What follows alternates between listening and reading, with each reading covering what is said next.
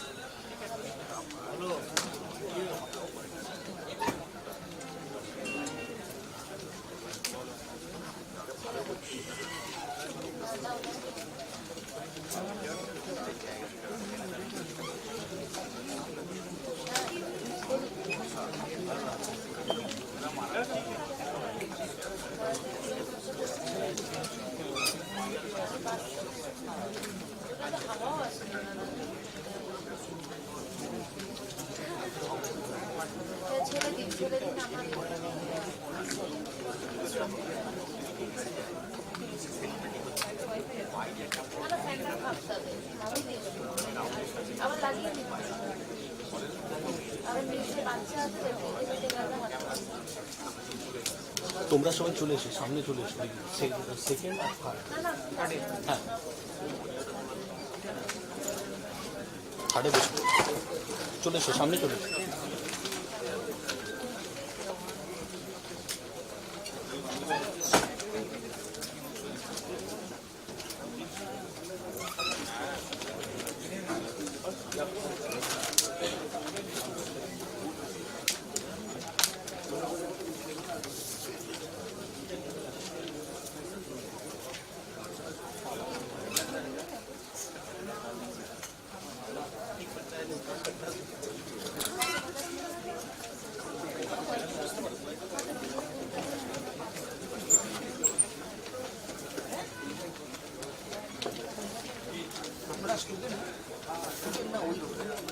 না না ওনাদের বলেছি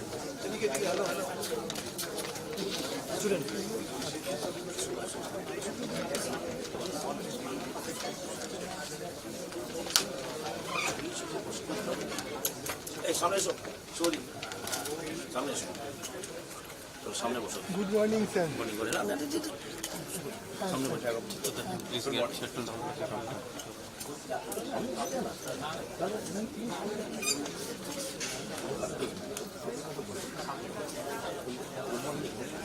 গুড মর্নিং স্যার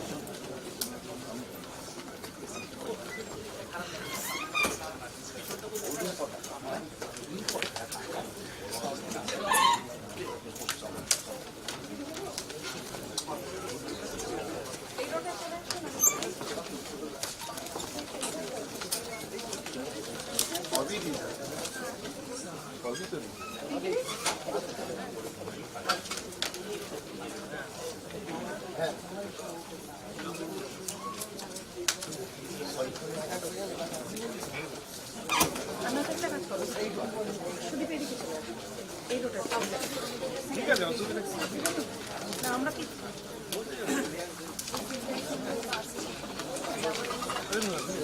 এই একটা সিট অসুস্থ শিফট না আমাদের হয়ে যাবে তিনটা না তিনজনের হয়ে যাবে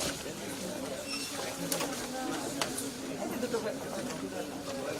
হয়ে গেল চলো চলে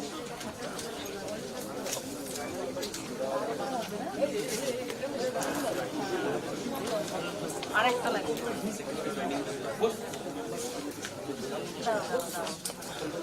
হয়ে গেছে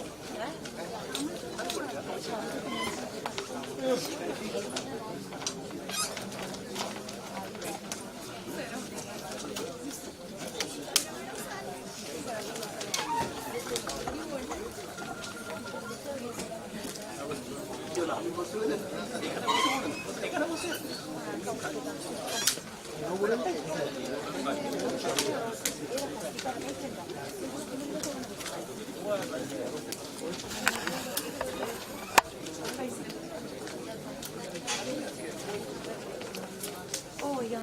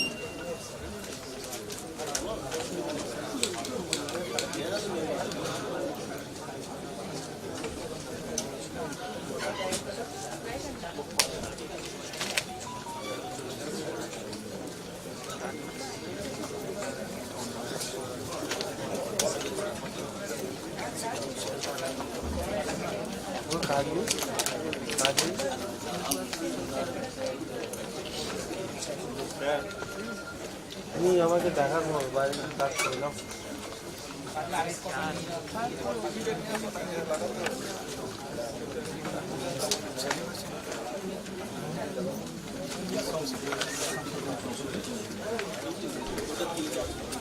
Good morning, everyone. Good morning, everyone.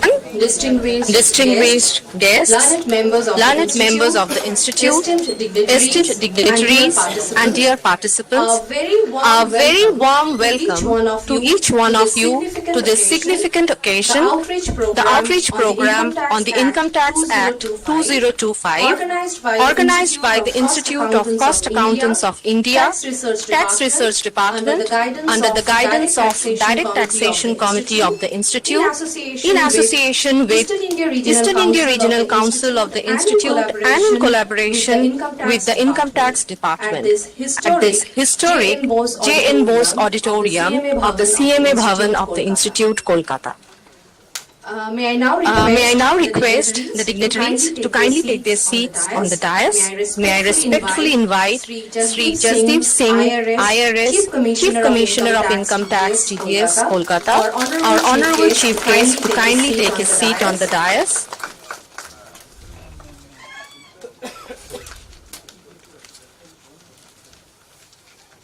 May I now request Sri Amita Sen, IRS, Additional Commissioner, Vigilance, Income Tax Department, Kolkata, guest of honor, to kindly take his seats on the dais. May I now request CMA Rajendra Singh Bhatti Sir, Chairman of Direct Taxation Committee of our Institute, to kindly take his seat on the dais. May I now request CMA Dr. V. Murali Sir, Council Member of our Institute, to kindly take his seat on the dais. May I now request CMA Chittaranjan Chattopadhyay Sir, Council Member of our Institute, to kindly take his seat on the dais. May I now request CMA Aruti Ganguly Madam, Chairperson of Eastern India Regional Council of our Institute, to kindly take her seat on the dais.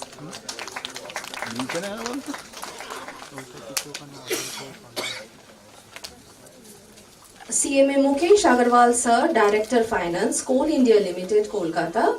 Our guest of honor will be joining us shortly. He will be joining us shortly.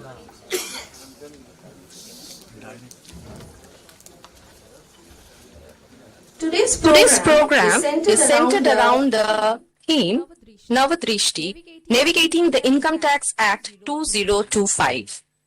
The word Navadrishti beautifully symbolizes newness, progress, and a forward-looking approach.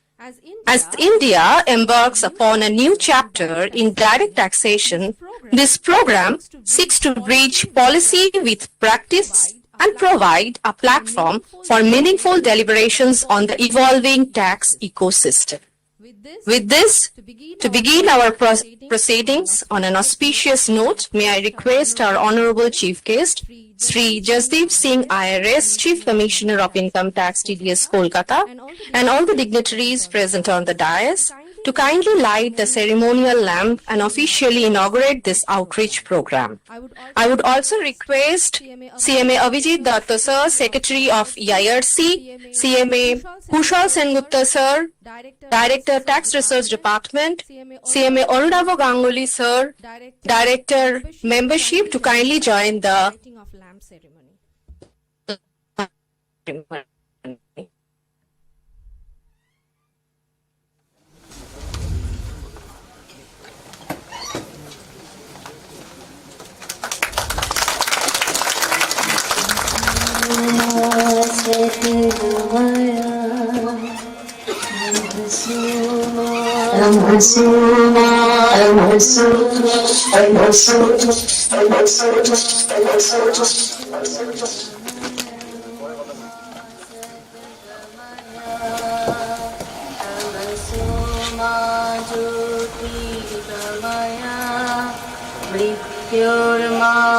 Mritam Gamaya Asato Ma Sadgamaya Tamaso Majyurgamaya Mrityurma Mritam Gamaya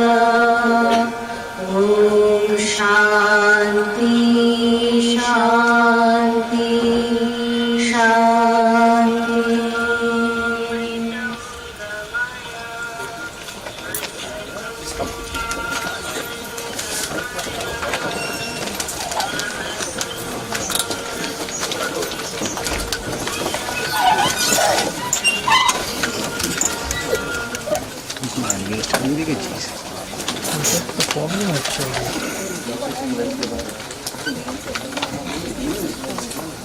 হ্যাঁ ব্যাগটা রেখে দিন না একটা স্ট্যান্ডে লাগবে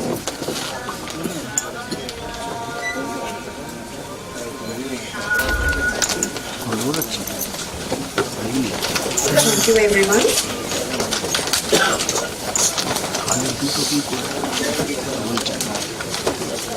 দুটোকে করে দিচ্ছি তো কিন্তু প্রবলেমটা হচ্ছে আগে পরে হচ্ছে তার সামনে না আমি এটা যদি ডাইরেক্ট অডিওটাকে যদি নাই তাহলে ওইটাকে এইটার মতোই করে দেয় মানে দুটোই সেম করে দেবো লিঙ্কটাই এই ডাইরেক্ট অডিওতে কী প্রবলেম হচ্ছে সেটাই কোনোটা ক্যাশ হচ্ছে আর সেকেন্ড হচ্ছে পরে আসছে Thank you everyone. May I now invite CMA Rajendra Singh Bhatti sir, Chairman of Direct Taxation Committee of our institute, to kindly deliver the welcome address and set the context for today's program. ঠিক হয়ে গেল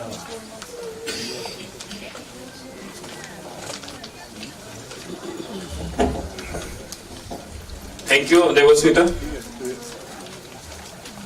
Good afternoon. केमन आছেন? इतना ही आता है मेरे को Bengali, not more than that. Somebody is saying that is enough. So from this we will start something new to have a learn more of a Bengali.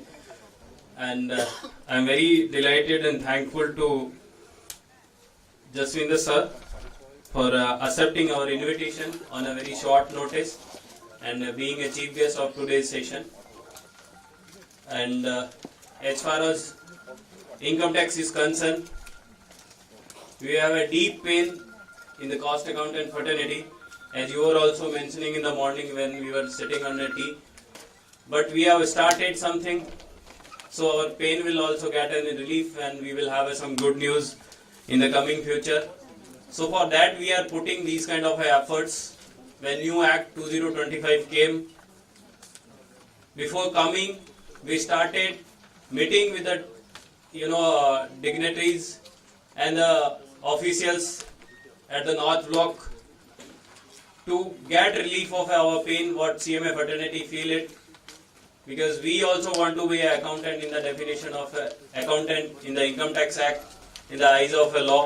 So our council started meeting all the people, and then we met also, we appeared before the select committee for the new law, but that report doesn't came. So act is the same and the old law in the new form, but it has a lot of changes came in this Act 2025, which today we have a learned speaker, they will deliberate on this. As far as the institute is concerned, TRD is concerned, I am very thankful to my team in TRD who is conducting this kind of a program, income tax outreach program on the Income Tax Act 2025. This is the 21st program physically in all over India where we are holding these kind of a program. We are thankful to the CBDT who trusted us to do these kind of a program in the form of a stakeholder. You might have seen this time, first time when then the this Prarambh started by the Honorable Finance Minister in the Vigyan Bhawan. Then also they told you should reach to the unreached area and conduct these kind of a program. So they have included us, ICMI, as a stakeholder, and we have conducted a lot of program. And I am thankful my TRD teams they have conducted a webinar where more than 10,000 people have attended. Every Tuesday we are having these kind of a program where everybody attends. So as of now, from this campaign is up to 30th June. So we are holding these kind of a program, and we are calling each one of the officers from the different zone. So immediately DOT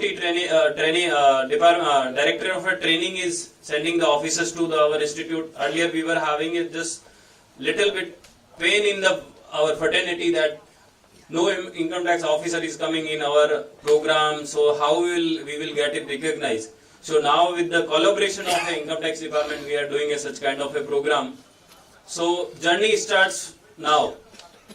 So from here we are doing these kind of a program. This is not only up to the 30th June. After that also our department will have a lot of, they have frame the curriculum in like ready reckoner for the Income Tax Act, specifically the tax planning things and all. So I am very thankful to the people who are sitting in the TRD. They have came with a new app for the members and something. So they are on the verge of making that app for the readiness of the Income Tax Act 2025. The day and night they are working. And from the institute concern, we are holding these kind of a program at every corner of our country. And you might have seen in 2025 advanced pricing agreement and all, where the cost accountant is specifically recognized. So we have a huge role, because you might have seen that earlier law was something like written in that form.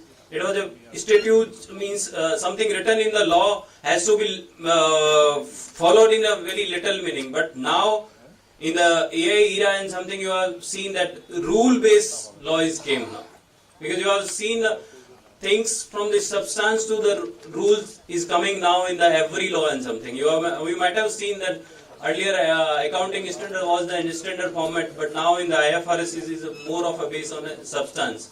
So now in the Income Tax Act also, things are changing towards the real judgment, rule base, and the professional expertise should come in that sort of a, interpretation. So for that, this act from the old law, means very old law, where the IT can't help to interpret it and all. Because earlier, when you read the Income Tax Act, you have to, your eyes should be on the 4 and 5 limbs of that particular section, where, the prompt cannot go to the AI in a very proper manner, so judgment is not coming. So that was the one of the lacuna faced by the new old act. So then it came for the new act. You might have seen earlier there was a very like section 115, BB, BBA and all sort of things here again and again getting embedded. So but now in the new act you will have a chronological order, only the numerical base of sections. So that is the beauty of this act.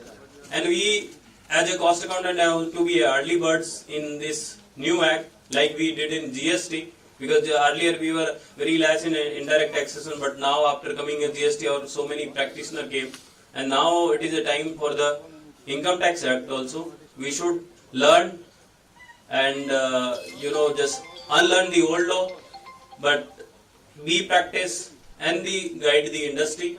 Because our role in the new Income Tax Act is you can't imagine. Because, see why? Because earlier the things were written in the law as a act, procedure were written in the act, but now that procedure whatever written in the old act is shifted to the rule. So when the things went to the rule, and for the the assessment things, like in the law if something is written, then you have to strictly follow that sort of a things. When it is written in a law rule, so where judgment comes. When judgment comes, then the role of a professional comes. So this way the role of a professional is coming in the part of evaluation. So who can be the good valuer? Nobody else than the cost accountant. Because we are the beyond balance sheet people. Balance sheet is written in a very standard format, but the costing is a science, who evaluate, who do the all sort of a thing. Because we conducted one program for the income tax officer in the Bhubaneswar on the inventory valuation, where our role came in 2 years back. So when we conducted in the CCIT, there he told, first time in my history in 25 years and something I was having a job, first time I came to know that this way we have to read the balance sheet. Because the cost accountancy who teach the balance sheet is in a different perspective. Because from the one room you can have a turnover of a 5,000 crore, but cost accountancy doesn't allow from one room to have a 5,000 crore turnover. Why? Because you have a capacity kind of a things in the cost accountancy. Does that room has a capacity to produce that sort of? Is there a practical capacity, theoretical capacity, and the capacity utilization is there or not? That report comes from the cost audit only, and then from the cost accountant only, not from the financial accountant only. because financial accounts only give the turnover, whereas cost accountant gives the product profitability. And then when you come to know about the product profitability, then whatever the things you are hiding from the authorities, that can come upon. So that way we started doing the training of our officer. Every officer was very happy because officers at the helm of in the income tax from the different background, they are not from the commerce background. So when we taught all sort of insights of all sort of things, they were asking for our contact number and something. They were telling, can you give hints to do the investigation? Some of the officers who were in the investigation, they were asking these sort of thing. Sir, we are also with the revenue or the government and development. Will definitely teach you the how we should interpret it and have a good governance in the income tax.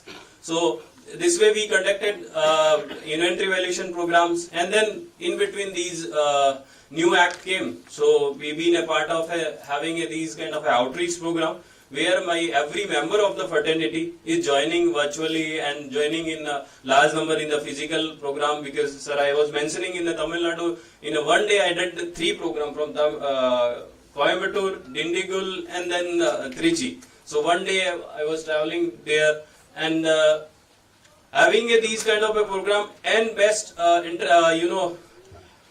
interest shown by the department with our institute. It is really for us heart touching, because our member earlier we were feeling that we are being escaped, but now officer has also recognized our value, and the day is not far where we will have a statutory recognition, because we are always putting our efforts to include cost accountant in accountant definition and other certification work also wherever needed. So by having your presence, we will always request the officer sitting at the helm of affair, because they are tomorrow going to reach to the CBDT and something, and they can take our voice to the higher authority. That is a small greed in our for having these kind of a program. But beyond greed, we are always with the nation to work hard for the better implementation of Income Tax Act 2025. This is only just a start. We will have a lot of seminars, workshops for the member and the fraternity as a whole for conducting these kind of outreach program. We are always there, sir. Institute is always for the help of a nation, because we have a motto, and you might have seen recently, sir, the role of a cost accountant has been recognized by the Honorable Modi in a very generic form. He requested every citizen of a country that kindly reduce the usage of the petrol and not to buy gold and so on. So as he generically told, our fraternity people who are sitting over here, wherever go in the organization, they tell the same things. But we have that concept, we have different technologies. By implementing that sort of a technology, our people tell, and then they are just working behind the, like a movie that the director nobody knows, but the hero everybody knows. So they are the director of this Indian economy. Definitely gradually in coming time they will have a good recognition, because now every person's efforts is being recognized in a digital era.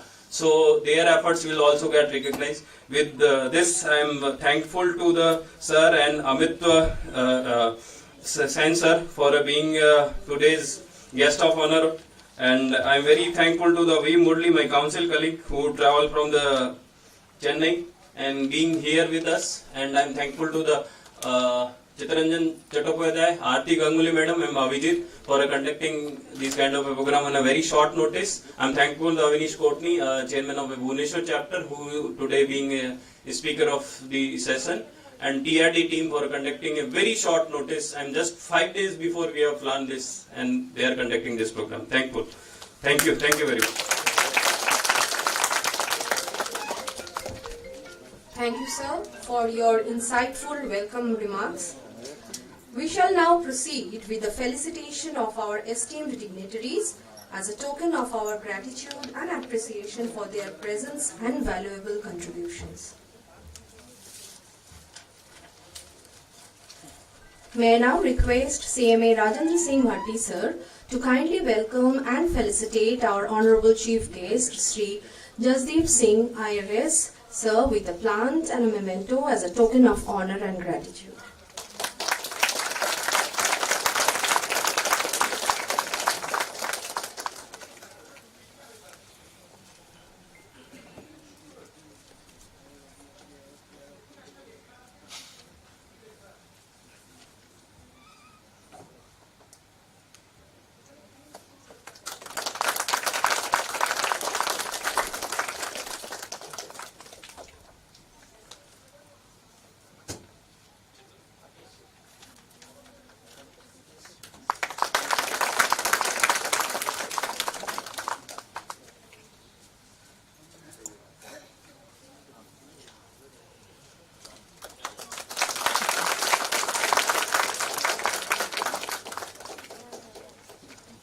Thank you, sir. May I now request CMA Dr.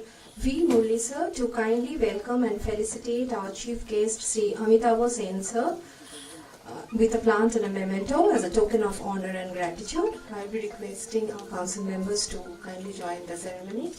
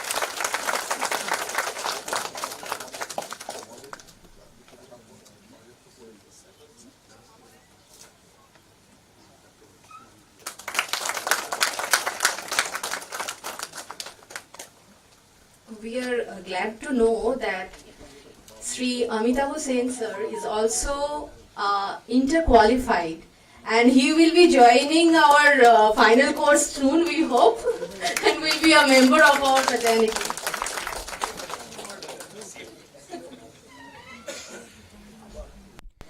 Thank you, sir. May I now request CMA Chittaranjan Chattopadhyay, sir, council member of our institute, to kindly address the August gathering.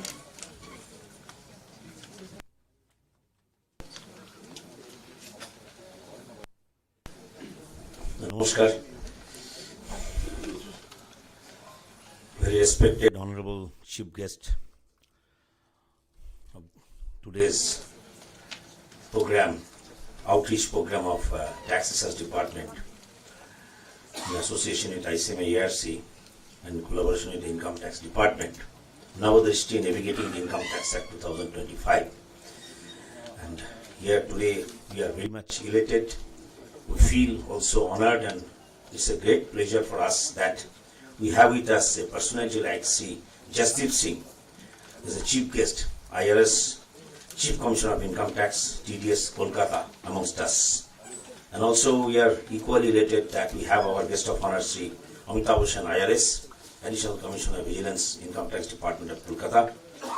And of course, our own very near and dear council member, chairman of this particular tax research department, who is navigating the entire department with his team in a very efficient manner, CMA, our Rajendra Singh Bhati, and our ever blossoming, ever young personality from our south, CMA Dr. V. Murli is with us. And of course, I must say that our Madam from EIRC, who is a chairperson, she is also very equally, efficiently holding many programs for dissemination of knowledge from EIRC, CM Arti Ganguly, a very young secretary, practicing cost and management accountant, CM Uji Datto, and other all my, of course I must say that everything is possible because of the entire support of the council under the leadership of our President of CMA TCS Prasad and our Vice President CMA Neeraj Joshi, and our all council members who are here in Eastern India. They are very much bogged with any other responsibilities. But today's session I am sure that is one of the very session where the two personalities are here. They will be in the technical session. They will be speaking. One of our own, very young, who is really having his tremendous quest for knowledge in the taxation areas. Same Avinash Katni from Bhubaneswar, who is the chairman also this year, and of course Sanjay Bhattacharya, as you have been, he's an advocate and he's a much known personality in the income tax arena. So my friends, today's session, and it's a really historic J.N. Bose Auditorium. I am also feeling always that it is a Tirtha Khetra for us, because Lal Bahadur Shastri has, he has laid the foundation of the stone of this building, and Dr. Sarvapalli Radhakrishnan has, inaugurated this building. So it's a Tirtha Khetra for us. We are very happy to receive you in this particular program. The new vision that represents a modernized legislative shift focused on digital-first administrative processes, rewritten regulatory compliance measures, and an updated framework for international taxations.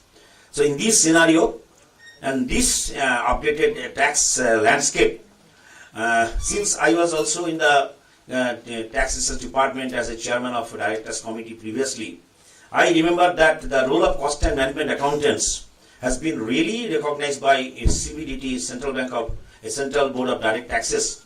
And whenever we have spoken to these officials, they have always expressed their that how significantly we can play the role, and they have placed us on absolute equal footing and platform with chartered accountants in core domains of statutory compliance, financial integrity, and strategic advisory. Our professional mandate has evolved from pure cost compliance to strategic tax governance. That is being clear now today. And of course, the valuation of inventory, as I remember that when I talked to the in the government CBDT department, when we met, we emphasized upon our efficiency, our skill in the inventory valuations, because in this country, our profession has been recognized for inventory valuation in many other areas, in the other sectors. So therefore, now we have been recognized. But still, I think that this actually has rather made us more, prominent before the CBDT. And of course, I understand that many orders are yet to come. Although we have been already empaneled, many members are having this there in mind.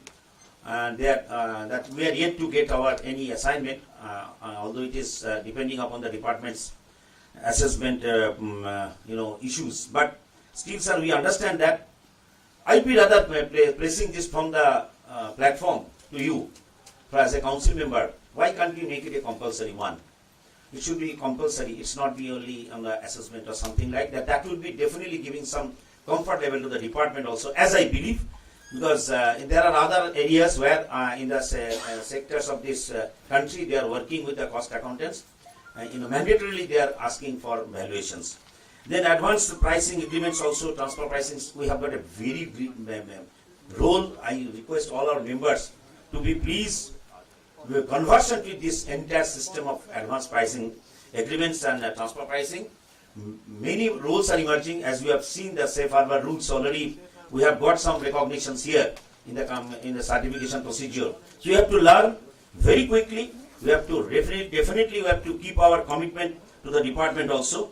And definitely I should say that this particular program will be giving a lot of food for thought for us. And my already chairman has spelled out a lot of things for how we should proceed, how we should get ourselves ready. So, in having said so, I just welcome you again, you all. And as the our timeless motto on our flower brightly reminds us, behind every successful business decision, there is always CMA. So let us utilize this platform to assert our equal rights, demonstrate our unparalleled professional excellence, and collaboratively navigate this new tax era. And I always remember one excellent line, excellent comments excellent, observation, excellent, advice by your Honorable Prime Minister Narendra Modi ji. The sabke saath, sabka vikas, sabka prayas. And I think here, this is important here also, that our prayas, our vikas should be also in the CBDT, in the entire income tax regime, through inclusion of the word accountant in the Income Tax Act. That's our aim. I request, now I will tell you everybody that on 27th, this month, that means day after tomorrow, International MSME Day, our institute is organizing here itself. I request everybody to please come, because this is being it's a collaborative program with the Logo Uddhag Bharati. Kindly join in mass, and I'm sure you will be enjoying that program also like today. Thank you. Thank you, sir. May I now request CMA Kushal Sengupta, sir, to Director Tax Research Department of our institute, to kindly felicitate CMA Rajendra Singh Bhati, sir, Chairman of Direct Taxation Committee of our institute.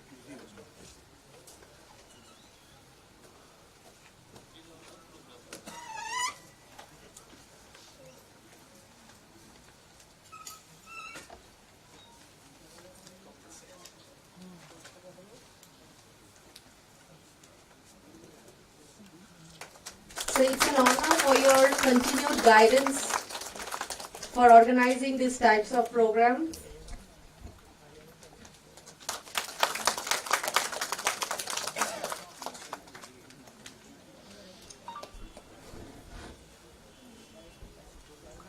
May I now request Sushil Parekh, sir, Director Examination, to kindly felicitate CMA Dr. V. Murli, sir.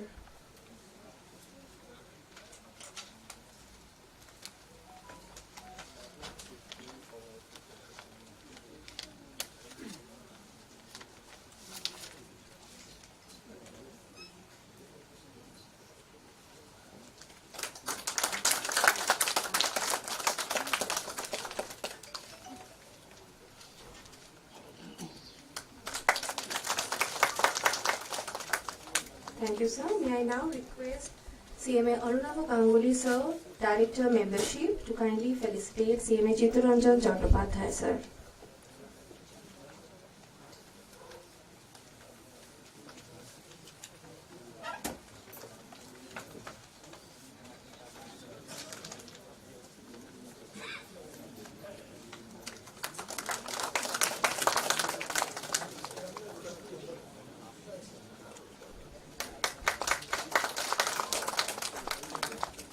May I now request CMA Tinku Bose to kindly felicitate CMA Aruti Ganguly, Madam, Chairperson of EIRC.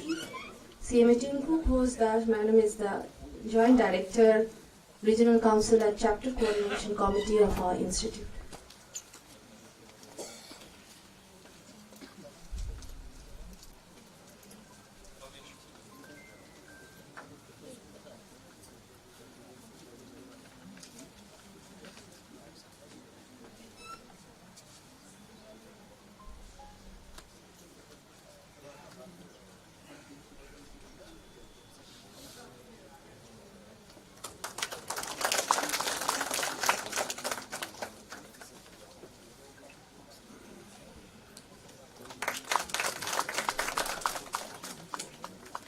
Thank you, ma'am.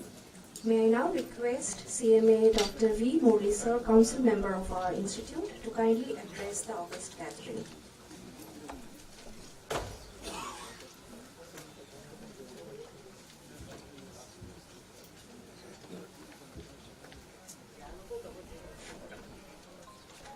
Respected Chief Guest, Shri Jasdeep Singh, IRS Chief Commissioner of Income Tax, TDS, Kolkata. Shri Amitabh Sen, IRS Additional Commissioner Vigilance, Income Tax, Kolkata. And the Chairman of the Direct Tax, Dynamic Chairman, CMA Rajendra Singh Bhati, and local hero, CMA Chitranjan Chattopadhyay, Council Member of ICMAI, and Aarti Ganguly Madam, symbol of women empowerment, Chairperson ICMA ARC, we have with us CMA Amitav Datta, Secretary, and the speakers CMA Avinash Kotniji and Sanjay Bhattacharya. Respected Secretary Kushal Singh Sengupta, he is a very hard-working secretary of this Direct Taxation Committee. Senior members of the profession, invitees, guests and dear friends. It's a very interesting outreach program where we have the Chief Commissioner of Income Tax, Jasdeep Singh. I know him very well. He was there in Central CIT. For him, positions are ornamental, friendship is sentimental. That is the sort of a person he is. And thank you very much, sir. Your presence and Additional Commissioner Vigilance presence elevated the program, sir. It gives you a lot of credibility to the entire proceedings. And of course, I have to mention here the sheet anchor role always played by CMA Rajendra Singh Bhatiji. He always takes it as a, this particular committee with a, fire in the belly. This is what it is said. That fire is there. That is very, very important. That fire is an infectious one, the infectious enthusiasm. Yesterday he called me, had another program today. He said, sir, you have to come, sir is coming. Then immediately I booked the last flight and reached here at 1:30 from Chennai to participate in this because that is the infectious enthusiasm and leadership. This is what is important. Of course, our local hero, always Chittaranjan Chattopadhyay, full of energy. That energy is the very positive enthusiasm. I always like in him. Wherever, whichever region, it is not the eastern region alone. In southern region also he is very popular. We always worry he should not change his, candidate from east to south. We used to worry because he will get more votes. In Kerala, everywhere he used to travel. That is the sort of person with enthusiasm. He is also organizing this program. We are living in a knowledge era. Knowledge is power, idea is power. It is a high time we get into various emerging areas. Sometimes it may appear the traditional areas of practice showing signs of drying down, but there are many new emerging areas. One such thing is income tax, I want to tell you. And you have insolvency, bankruptcy code, valuation, alternate dispute resolution, GST. So our Honorable Prime Minister ensured any new act which is coming, it is open to members of all the three institutes. So it is up to us. The autonomous, status has been given, and we have to play our role to perfection. And here, when it comes to the act, what we are talking about, our Honorable Finance Minister made it a point to simplify the whole thing. The Income Tax Act, the new act has simplified, demystified the provisions, unnecessary clauses, complicated clauses. You know pretty well the professionals thrive on complications. Now the average taxpayer will be able to understand. The technology is able to play a role. When you are filing a return, already the data is appearing. You have AIS, you have TS, so many things are there, the technology, it is able to take the transaction. Those days when you file the return for our assessees, they have to get that copy of the bank statement, now not required. Everything is there. That fellow would have got transferred from Assam to Chennai. Where you will go to Assam and get a bank statement, sir, I have written, sir, it has not appeared, sir, and all that. We have to write 80L, one provision was there. Interest. Sir, how to put it unless until you get the copy. That was the situation. Now everything is appearing. He comes to know from the department what his interest is earned, sir. This is the reality today. The technology is playing such a role. So, the simplification and lose it. That is what is important. Lose it. So earlier it used to be very complicated one. A professor was taking a contract class. Contract. So he is telling the student, when you have to give an orange to your friend, how you will give? He will say, sir, this is a very good orange, good fruit, very healthy fruit. Please take it. This is how I will give. See, you are going to be a future lawyer, man. You are giving just like that an orange. Take the orange you are giving. You talk in a legal language. You think like a leading lawyer and speak. How you will give an orange? Then he said, sir, do you want to have how to give a legal interpretation to the whole thing, and he is telling the student to the professor and the entire class, I hereby convey, grant to you, all and singular, my estate, interest, rights, claim, title, advantages of, and in the said orange, together with all its rind, skin, juice, pulp, and seeds, all rights and advantages, with full power to bite, cut, freeze, and otherwise eat the same, or give the same away, in whole or in part, with or without the pulp, juice, rind, skin, seeds, anything herein before or herein after, or in any deed or deeds, instruments of whatever nature or kind, whatsoever, anyways, notwithstanding. Enough, sir, you will be a great lawyer. See, the idea is, it's a very simple one. You are giving an orange. This is a simple way to communicate. How it is there, so much is there. Actually, now they said it is enough. The number of pages, number of letters, number of arrangements, number of annexures, everything, otherwise class, subclass. We ran out from A to Z. That is the scenario. They said you should not. So the certification work, all those things also will be there, and I am telling you, the CMAs will have a greater role into it. While we are studying the income tax, all the three institutes had income tax, sir. We studied income tax here also as such, and I cleared my CMA first. Then only I cleared the other courses. This has given the foundation for me to face the world with confidence. My father-in-law, he has given his daughter after seeing my CMA degree, because the others took some time. Betrothal happened based on the CMA, so it has so much fond and affection is there. So when we talk about income tax, those days Guru Raja Ubadhyaya used to take, is a very tall personality there in Chennai. When he attends classes, there will be so much crowd will be there. So there used to be, say, each provision, like the clubbing provision under section 64, he used to, give a small story so that we will reinforce the point. So he was telling section 64 clubbing provision, whatever you are transferring, the income from the transferred assets will be continued to be assessed in the transferor's hands. That is the thing. So a person who is going to get married, he is telling his friend, sir, kindly recommend me a good auditor. I want to tax plan my whole thing. You want to tax plan? I have one person, good professional, I will take you. So he has taken him to that auditor. He says, you are to get married. What do? You transfer all your assets to your fiancée. Because in the act, the husband and wife relationship should subsist at the time of making the gift to make the clubbing provision. Now she is a fiancée. Transfer all the assets so that her file will be healthy, her capital is created, your income will be continued to be there, the fiancée's file will be very, very healthy, and clubbing provision will not be attracted.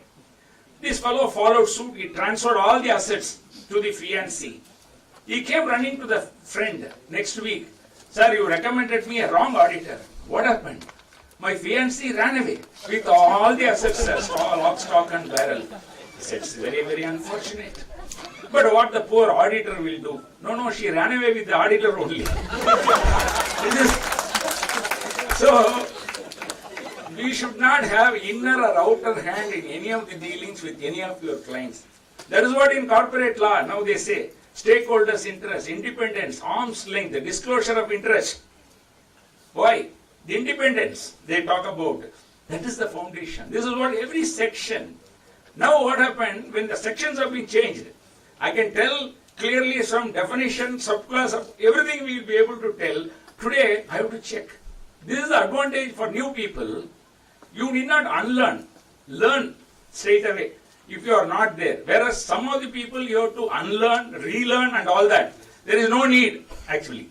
So another thing is in the income tax gives you a wider scope. Your neighbor, when you are brushing your teeth in the garden, the neighbor will ask, sir, what is the last date for filing the return, sir? I am doing small business. 31st July or 31st August. He will ask you. So what is last date? Carry forward of loss will not be there, sir. What about the thing which already done, sir? Depreciation, sir. So many things, small things. Not big. Actually, that is how files are given. It is not necessarily only the assurance services. It is a question of expanding your reach through this tax. Whereas in our field, it has to be notified, They will say turnover. So many things are there. Cost accountants are playing a great role, sir, in pricing, so many things. Adi Gadre said in the AGM, sales is vanity, profit is sanity, cash is the reality, he said. Sales is important, market force. How much market you are commanding. To know the sales or billings is important, revenue is important. But then if there is no profit, what is the use of your billing? What is the use of your billing? That's why he said sales is vanity, profit is sanity. But then more important is that positive cash flows. I have profit, but my profit is lying in on my asset side of the balance sheet as receivables, work in progress, sundry debtors, finished goods lying in the stockist. What will happen? Everything, no. This is a mismatch. In COVID, many people with a strong profit base, they have lost it. One of my clients, it was purchased by Reliance, sir, at a song, because he has got a deeper package. This person could not withstand. Otherwise, it's a good business model, good profitability model. So what is important is cash flow. Who will do all these things? Inventory control, budget, going concern concept, cost accountants. The future belongs to cost accountants. The future belongs to those who believe in the beauty of the dreams. Cost accountants are big dreamers, not daydreamers. So when the chairman of the direct tax, he said about the nation side, what is the positive role we play? Today, if Modi ji is able to reduce the cost of the anti-cancer drugs, life-saving drugs, the stunt cost, some of them 70% discount, 70% of the ruling price, still the same fellow is continuing, the same supplier. What was his margin then? That's why the cost accountants playing the nation interest. It's not a simple a businessman's thing, sir. How the expenses behave, how the cost is behave, whether it is fixed, variable, semi-fixed. What happened in COVID? The people made huge. The control was not there because saving the life is important. Everybody made billions of money, US dollars. How? The reason is whatever your R&D, research and development, it was amortized, absorbed, continue to be absorbed. Even after the entire fixed overheads have been absorbed. You know pretty well, once a fixed overhead is absorbed, the entire contribution goes to profit. As a cost component, you know. So what is sunk cost, what is opportunity cost, what is alternative cost, what is the measurable advantage foregone, everything we know, we study. That is the basis. Today, the consumer has to get the benefit at an affordable rate. The drug should be available to him. The stunt should be available. Because so many heart issue today. Heart suddenly, one gentleman is going there to purchase provision stores, a person is going. Sir, what is the cost of the, what do you call, Ulundu we call, Udur, this doll, you know, he goes to provision, Udur doll, what is the cost? After seeing the cost, this fellow gets a heart attack, actually. He died. Certificate. Again, other professional thing. Doctor only has to give, then only burial, then only death and all that it will follow. So doctor, sir, why the heart attack? Heart attack triggered by pulse rate. Increase in pulse rate caused this thing. This is the certificate. I am telling you, sir, the certification work, assurance services should come to cost accountants also. All the new acts it has started coming, sir, actually. So our role, we roll to perfection. Only thing is you have to create awareness. Don't think of empowering yourself alone. You doing the job, you must empower the nation. This is very important. John F. Kennedy, our privileges are no greater than our obligations. The protection of our rights can endure no longer than the performance of the duties of the society. So you have to care the people. You have to create awareness to the people. This is very important. Assessees, they will become client or not, awareness creation. This is important. You have to spread the awareness. You have to tell them precautions and pitfalls. While filing the return, what is the thing? Two-way communication. Even if the act is there, you have to go there every year before the budget is there. Pre-budget memorandum they are asking. After passing post-budget memorandum, any unintended hits, who has to say? Because all the TV debates are political people are taking already the stand they have taken. Today, how Congress representative is there, how you will behave, you know. How the communist will do, you know. Then who will give an independent opinion about the reality to the people? Only the professionals like cost accountants. That's why the awareness creation, precaution, pinpointing the precautions, that's very, very important. When you do that, the nation will recognize. People don't care about how much you know until they know how much you care. So care is important. So in this inaugural session, in the presence of our Principal Chief Commissioner, my message is that aware, beware, care, share, dare, be fair, because you are very rare. How many cost accountants in the total population? Small percentage. So you are a rare. So the rare commodity, rare gem you are all Kohinoor diamond. So empower yourself also and listen. Two speakers are there, experienced speakers are there. So you have to listen. The final success, what is important, observe, absorb, assimilate, and then apply. The fourth stage is application. The first three stages, unless and until it is correct, fourth will not be perfect. So observe today, entire thing. Absorb, assimilate, it should become part of your DNA. Then you apply. This is the ultimate thing for success. Learn the law first. Empower yourself. For that, learning is very important. As such, this is an excellent opportunity. The taxation gives you the fund flow. When I say Adi Gadraj, why I said, if you want to have a positive cash flows, you must improve your client base if you are in practice. And if you increase it, automatically cash flow will be there. That is a sure way to success, because fund is very, very important. I always say this, in a bus, if the conductor sleeps, you need not take the ticket. If the driver sleeps, everyone has to take the ticket to the ultimate heaven. So from that angle, the nation should be forewarned. Sir, this you have to do, this you cannot do, this you have to do. All these things is very important, and sometimes we have to market ourselves is also why marketing, why lobbying. People say, yes, I am there, sir. I am there, sir. You have to tell. You have to go and meet people. The networking, they say, the power of networking.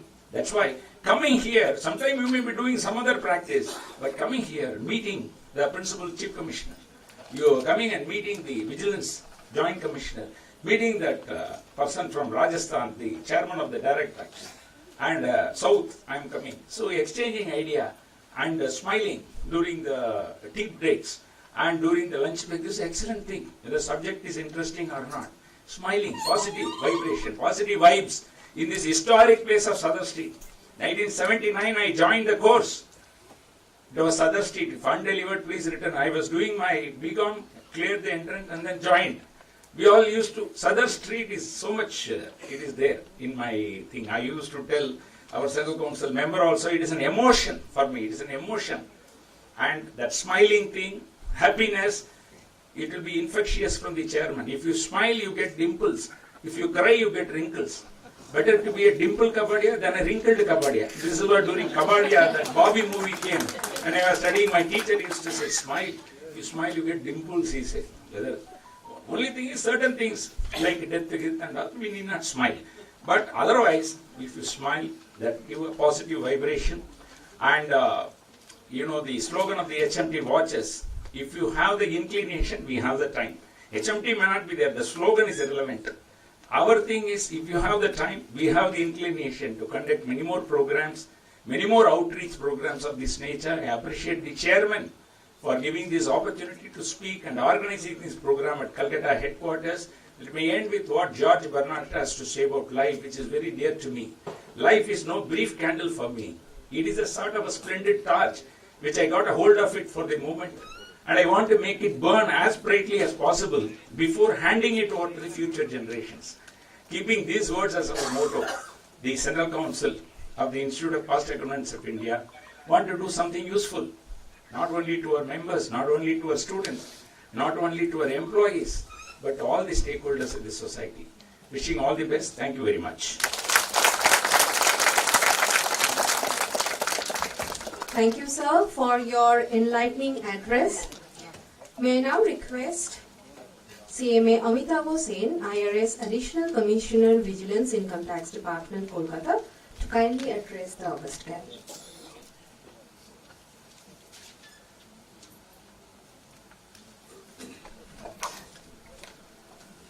Sri Jasprit Singh, sir, IRS Chief Commissioner of Income Tax.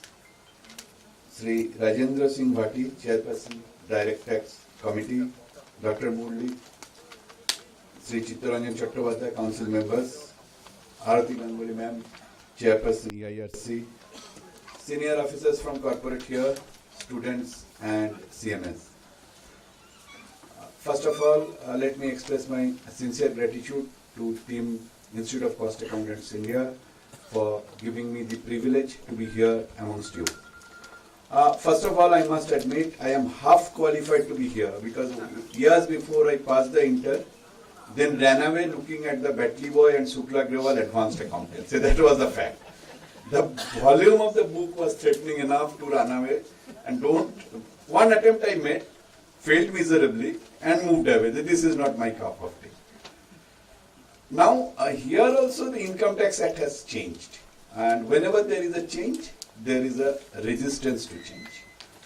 So, it's not only the professionals, but from the department also, we had an apprehension that over the years, many sections has already stabilized. They are settled issues. We have Supreme Court judgments.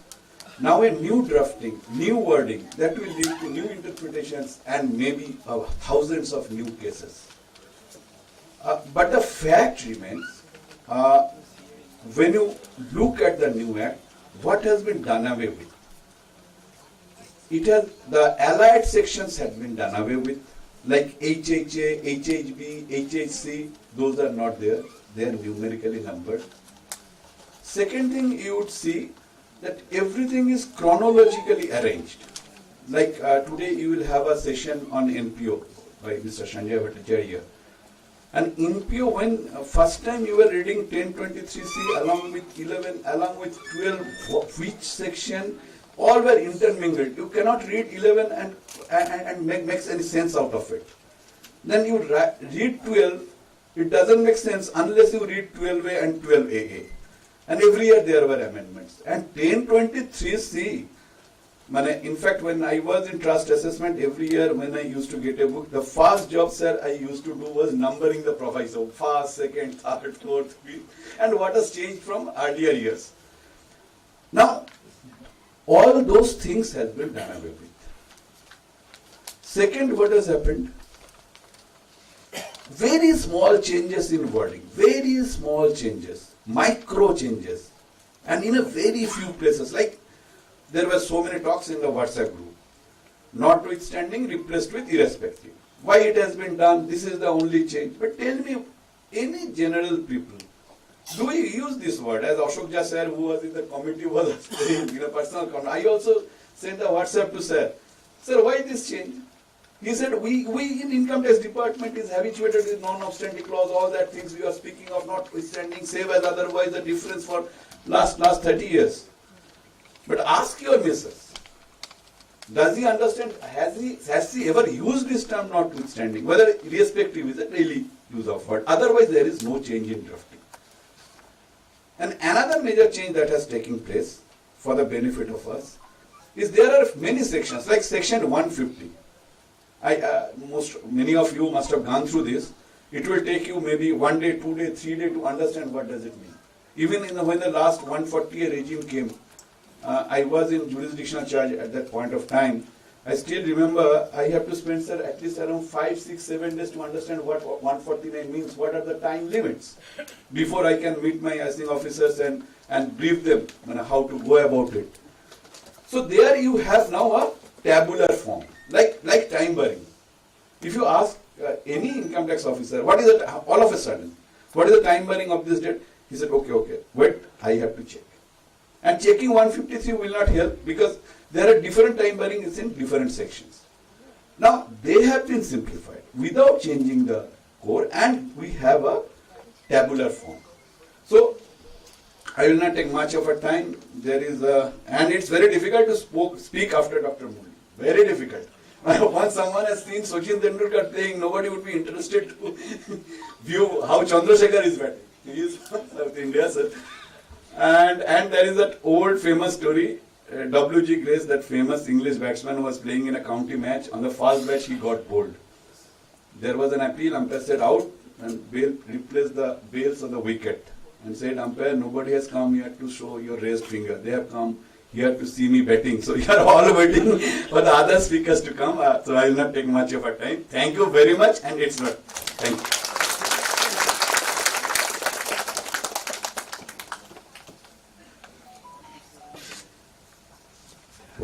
Thank you, sir. It is now our privilege to invite our Honorable Chief Guest, Sri Jasdeep Singh, Sir, IRS, Chief Commissioner of Income Tax, TDS, to address the gathering and share his valuable insights on the evolving tax landscape under the Income Tax Act 2025. Sir, please.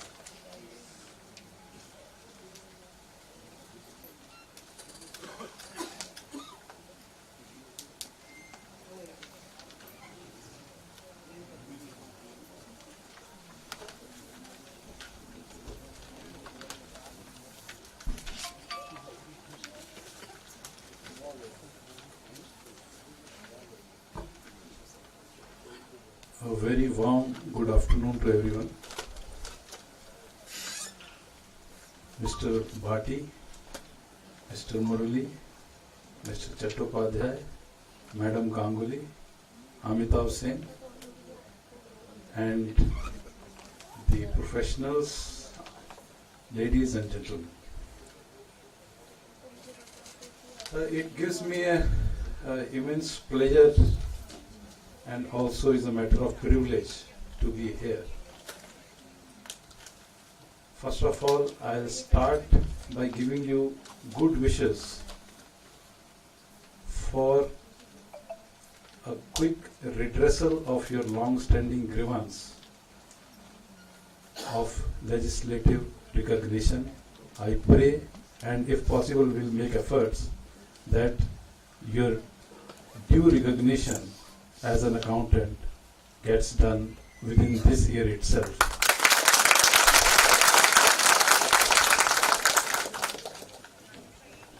Secondly, I will congratulate the Institute for organizing this. Am I audible? Yes. For organizing this program, which is very timely and quite relevant. Timely in the sense that this is the first tax year which is unfolding under the aegis of the new Income Tax Act 2025. And we are in the third month of, I think this is the third only, yes, the first quarter of the 2025. And there must be some teething problems, some clarification concerns which need to be addressed. And if not possible to be addressed, then at least they should reach those quarters who can address and redress those issues. The Income Tax Act 2025 represents one of the most significant reforms in India's direct tax architecture in recent decades. While tax law must necessarily evolve with changing economic realities, every major reform also presents an opportunity to re-examine our approach to tax administration, compliance issues, and stakeholders' engagement. You see, prior to this act, the 1961 Act was there. It was an act of a last century. So once we have moved to a 21st century, so law has also to evolve. But 1961 Act has also stood us in good stead. And it was a call of that time. Now this act is a call of this time. 1961 Act was in an era when ours was a nascent economy, it was a closed economy, it has its sections which were relevant for that stage of economic stage and economic journey. But over a period of time, India has taken good strides forward, and we have moved from a closed economy to a liberal economy, and there has been a paradigm shift, and the seminal year was 1993 when that LPG, liberalization and globalization, privatization, that has happened. And with the opening of the economy and also with the advent of the technological revolution, you see what has happened, the business models have changed. The international transactions have changed. The density of that transaction, the frequency of that transactions have changed. The society has also undergone change, and economy also has followed that. And so therefore the law also has to be in sync with the times that are existing. The 1961 Act had become quite voluminous because of lot of provisos, notwithstanding explanations and all, as my colleague Mr. Sen was referring to the labyrinthine interpretations and ways of those various subclauses of Section 1023C. I remember 80 HHC also used to be and that plethora of that 80 HHC, D, B, and all kind of these things have been there. So those have been there, they have outlived their time. So there was a call for this simplification, and as Mr. Murli was saying, that complexities only help the professionals to thrive. Now with this simplification coming, I think the thunder is starting. So with this simplification coming, it is not likely that the role of professionals will lessen, because as Murliji also referred to that simple orange thing. So even if an orange is there, the lawyer can complicate it to the extent possible. Mr. Murli has quite rightly pointed out. So whatever simplification we may come up with, so it depends upon the acumen and the intelligence of the lawyer who is across the table, that how he can invent the definition or how he can interpret it. It depends upon the deftness and the dexterity of that particular professional. So, but anyway, still there is an attempt to make the thing simple. And here I am reminded of the quote of Honorable Rabindranath Tagore, that though he said that it is very simple to be happy, but being simple is very difficult. So this is an attempt at simplification. We have done away with, as Mr. Amitabh Sen has pointed out, done away with a lot of explanatory notes and all, and have renumbered everything. And for example, the TDS provisions used to, there was an entire chapter on that, and from after definitions and salary and all kind of A, B, C, D was there, 192, 4, L, and all kind of. So now we have simplified it. We have made it in a simple table, which is very, very specific, and you have to just go through the table and see whatever is the relevant rate and whatever is the relevant provisions and whatever the relevant income which is subject to deduction.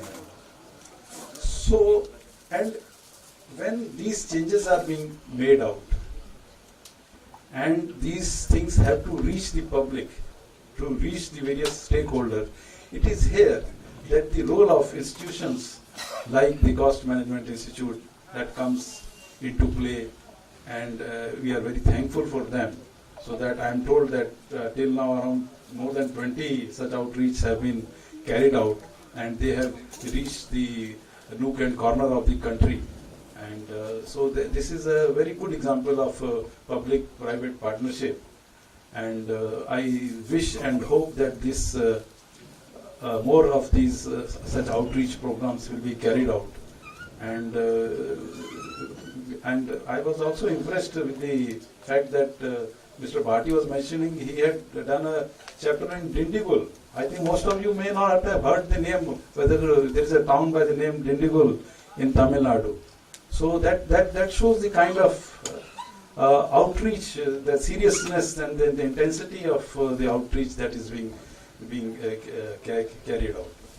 So I wish the Institute all the success, and I am very happy to see that there is one session on TDS also today, and the deliberations in that session, I am hopeful that it will be quite extensive, and people will come out with problems if they are there, and we'll try to sort them also. So it is very important that in this century, when India is on the cusp of a new era, and economy is also going by big strides, so that we should come together and build a relation of trust, which is very much required, because all said and done, the laws will come, laws will go, but unless and until there is an establishment of relationship of trust and confidence in each other, the law will not serve its purpose. You see, the law has to inspire the confidence and trust, and that responsibility is on us as a department and also on the professionals, so that we can take everybody along. As Murli ji also said, and Modi ji has always been saying, that sabka saath, sabka vikas and sabka prayas. So this is also a time for us, so that we can also follow this motto and lead a path from darkness to enlightenment, as your motto is there, Tamso Ma Jyotirgamaya. Thank you very much. All good.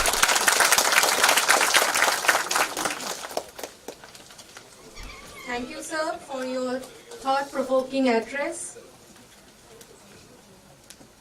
We are glad to inform you all that the Tax Research Department has come up with 2 new publications, and that is the Income Tax Ready Reckoner Tax Year 2026-27 and Handbook on Tax Planning on Business Restructuring. May I request Sri Jasdeep Singh sir to kindly release the publication on Income Tax Ready Reckoner. Kushal sir, please join.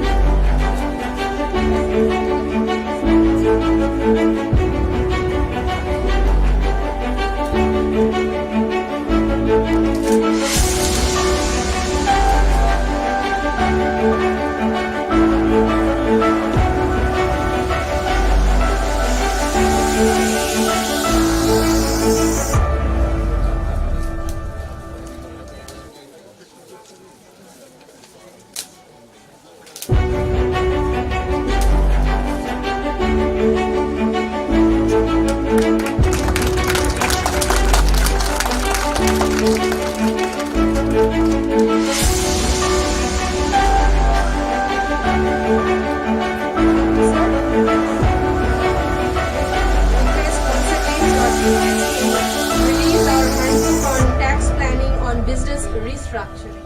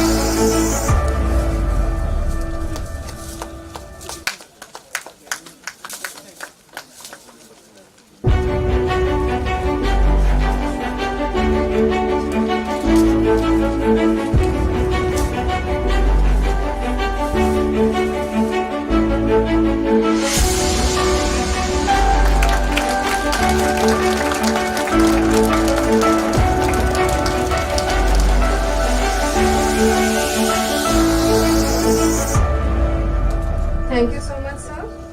The Tax Research Department, under the guidance of Direct Taxation Committee, is glad to release the PowerPoint presentation on the Income Tax Act 2025, which will serve as an important knowledge resource for professionals and stakeholders.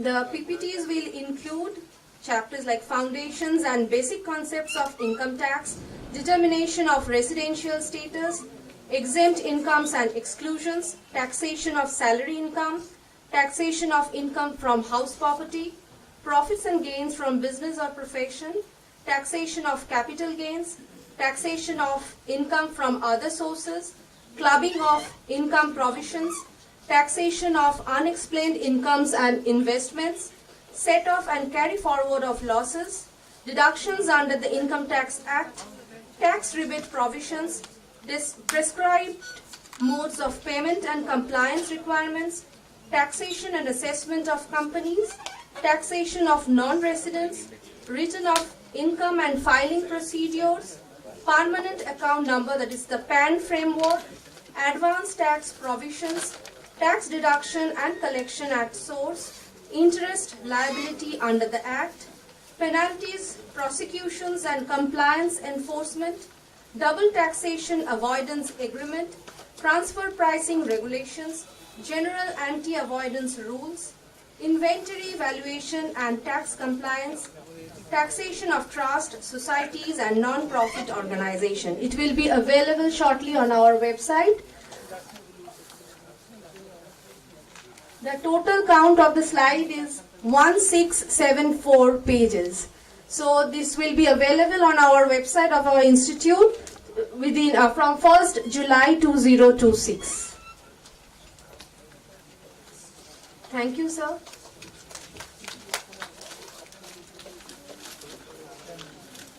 We will be having a group photo, so please. Since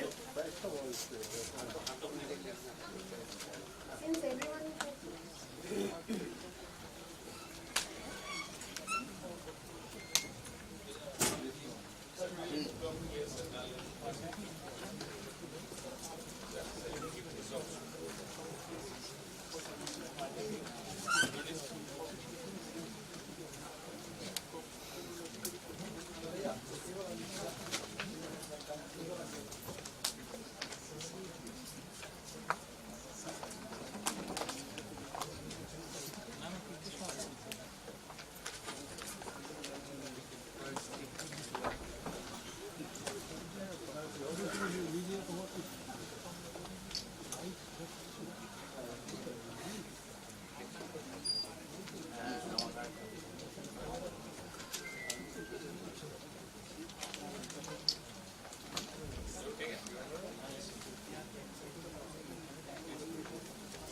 Thank you, everyone. May I now request CMA Aruti Ganguly, Madam, Chairperson of Eastern India Regional Council of our Institute, to kindly propose the vote of thanks.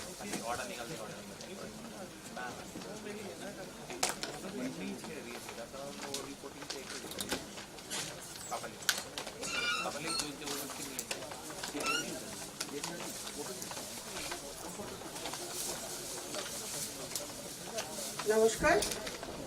Very warm good afternoon to all of you. Respected Chief Guest, Shri Jasdeep Singh Sir, Chief Commissioner of Income Tax, TDS, Kolkata, Guest of Honor, Shri Amitav Hussain Sir, Additional Commissioner Vigilance, Income Tax Kolkata, CMA Mukesh Agarwal, Director Finance CIL in absentia. He is a shining example of CMA. President CMA TCS Sinamar Prasad Sir and Vice President CMA Niroj D. Joshi Sir in absentia of our institute. CMA Vibhuti Bhushan Nayak, he is the Chairman of the Task Force of Income Tax Bill Act 2025. CMA Rajendra Singh Bhatti Sir, Chairman, Direct Taxation Committee. CMA Dr. V. Murali Sir, CCM, and CMA C.R. Chattopadhyay Sir, CCM, present here. My council colleague Abhijit Datto, Secretary of EIRC, present here. Distinguished Speaker, CMA Avinash Kotni. He is also the Chairman of Bhubaneswar Chapter, a very young and bright professional. Sri Sanjay Bhattacharya, reputed advocate in Kolkata. He will come shortly. Dignitaries from Income Tax Department, esteemed members of the profession, dear students and respected participants. And directors from this office, Kolkata office, and also the employees of ICMI and EIRC. It gives me immense pleasure to stand here to extend formal vote of thanks all of you to this significant outreach program on Income Tax Act 2025 under the inspiring theme Navodrishti, Navigating the Income Tax Act 2025. Chief Guest Sir, we are waiting for that day when we will include as an accountant. We, the entire family of CMA, is waiting for that day, sir. This theme beautifully reflects the spirit of transformation, a new orientation, a new perspective, and a renewed approach towards taxation in India. Today's program, organized by the Tax Research Department of ICMI in association with EIRC and also in collaboration with the Income Tax Department, demonstrate the shared commitment of professional institutions and regulators towards eradicating awareness, strengthening compliance, and promoting informed interpretation of emerging tax provisions. I believe this program is both timely and relevant. The carefully curated technical sessions will offer practical insights and valuable learning opportunities to all of you. In a rapidly changing regulatory environment, knowledge is no longer static, it must continuously evolve. When taxation becomes clearer, governance becomes stronger, and when professionals lead with knowledge, transformation becomes sustainable.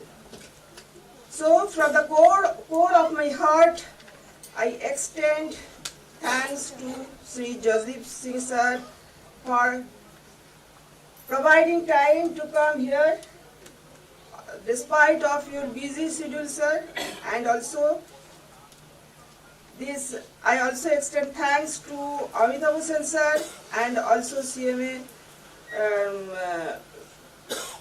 V. Murali sir, CMA Bhatti sir for their presence. They have come long way from, one from Rajasthan, one from Chennai. I'm also from Asansol, but little short distance. I have also come last night at about 12, but the train was very late. And also the participants, directors, TRD department, who have also materialized we have requested TRD department, and they have materialized all the things very nicely.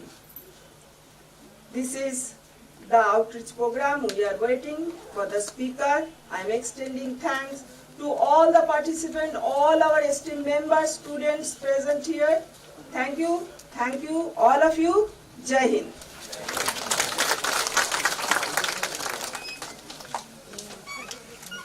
Thank you, ma'am. With this, we conclude the inaugural session, and we will be starting our technical session now. So,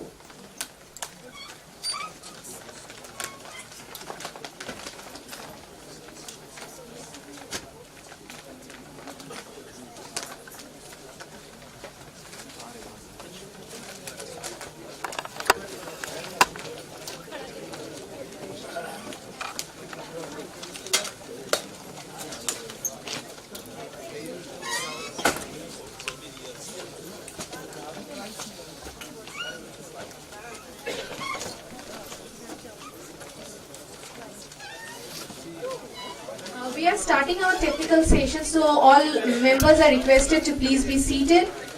We are starting our technical session 1, so members are requested to please settle down.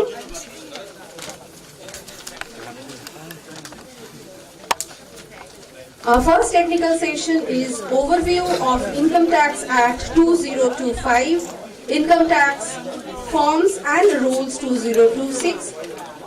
Members are requested to please settle down. We are going to start our technical session 1.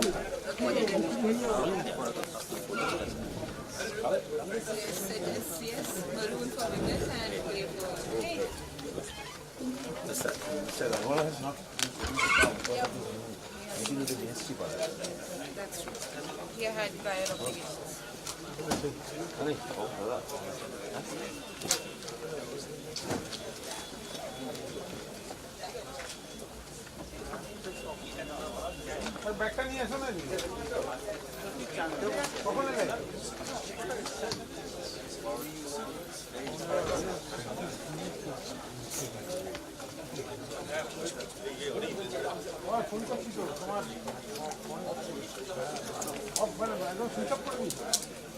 জলে ডুবে দাও তোমার ওনার দুপুরে রাখতে হবে আগে তো late আসবে জলে আগে একটা 11টা জলে ডুবে দাও আরে কি করবো তুমি কাছে আছো মেট্রোতে ঢুকে গেলে আর আমরা আসছি গরমে পড়তে উঠে গেছি ও তো অনেক আগে হয়েছে না আমি তার একটা কাজে গেছি না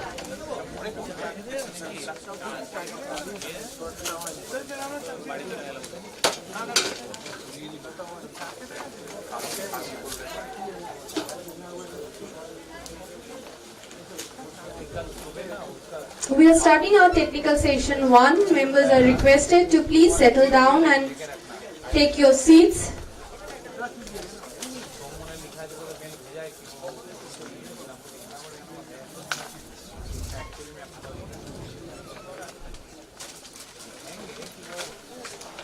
बोलने से तो कोई हम मेरे ऊपर ही आएगा डाइटी था इसके वजह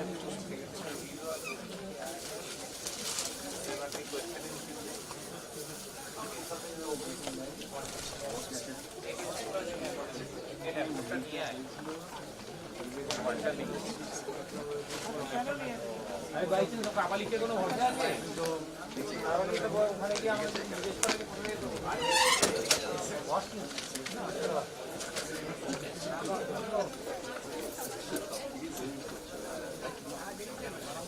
খালি হয়ে গেল কটা হবে 11:30 পরে Members are requested to please come inside the auditorium. We are going to start the technical session 1.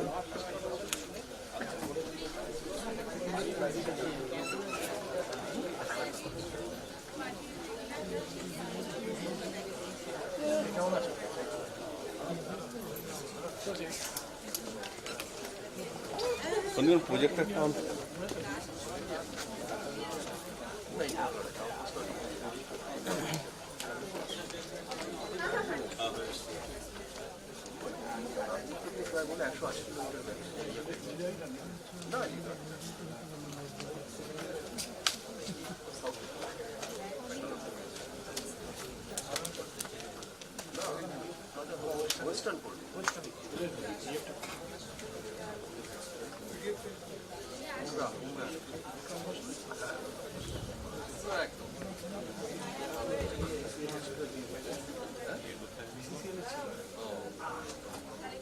ভালো আছে? এই তো এখন তো আপনি অ্যাডভান্সে আছেন, তো আমাদের অ্যাডভান্স করে নিয়ে যাবেন, অ্যাডভান্স সব জায়গায় অ্যাডভান্স হয়ে না ট্যাক্স রিসার্চ ডিপার্টমেন্ট আমি অ্যাডভান্সটা দিয়েছি। ও দুটোই আছে।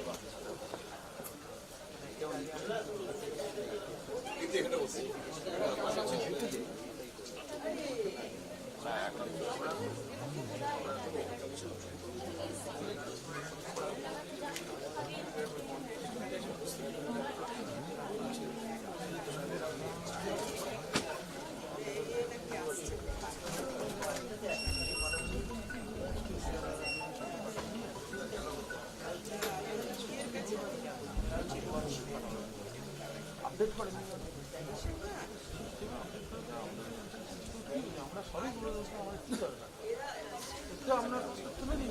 হ্যাঁ হ্যাঁ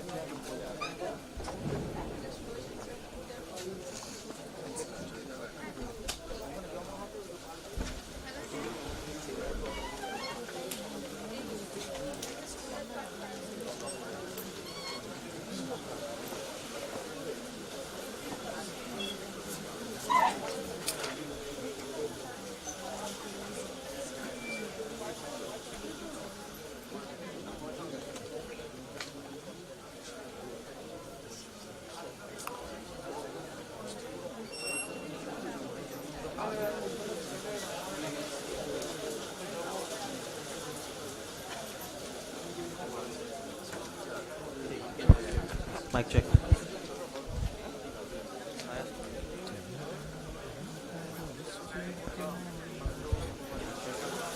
Mic check. Mic check. Mic check.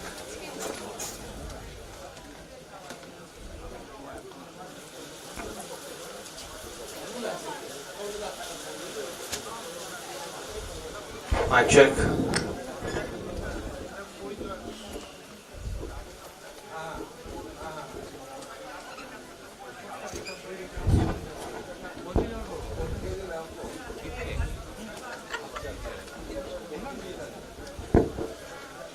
So good afternoon, everyone. Yeah. Fine.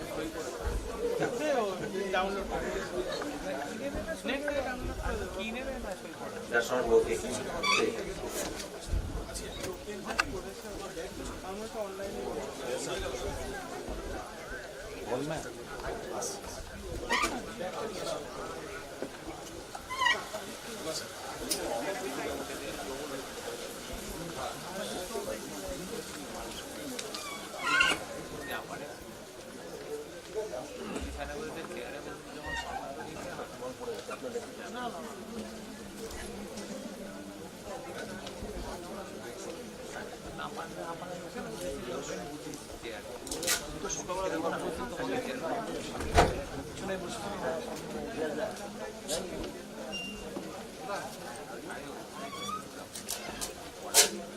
नहीं हो रहा है हिंदी একটা জিনিস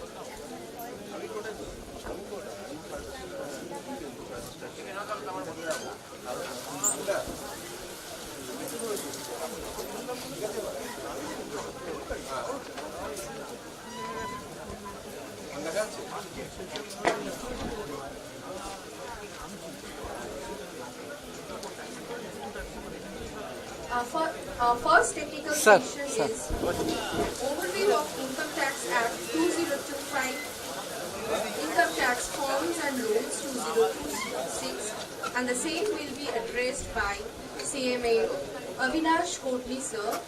He is a tax consultant and also the chairman of Bhubaneswar chapter. May I now request CMA Aruti Ganguly, Madam Chairperson of EIRC, to kindly felicitate CMA Avinash Kotli, sir.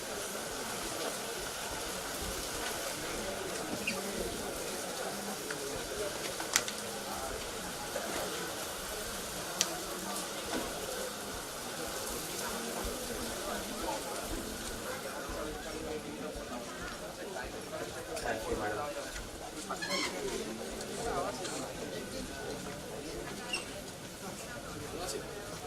Thank you so much. Thank you. Thank you. Thank you so much.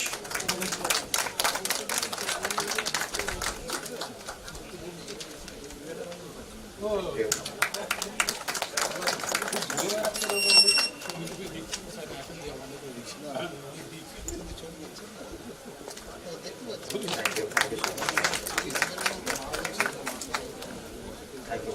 Thank you, sir. Thank you, ma'am. CMA Avinash Kotli is a business consultant and finance professional with more than 15 years of experience in consulting, professional training and mentorship. Through his consulting practice, he has advised businesses, entrepreneurs and organizations on financial strategy, compliance, taxation and sustainable business growth.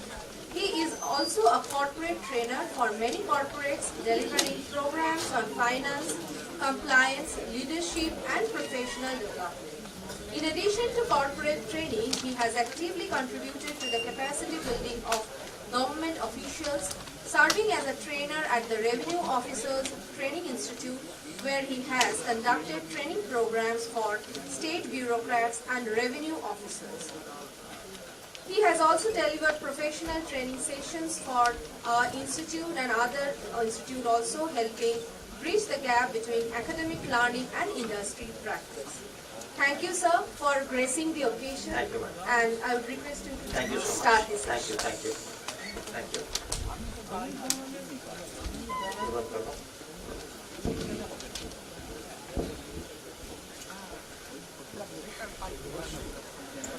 So good afternoon, everyone.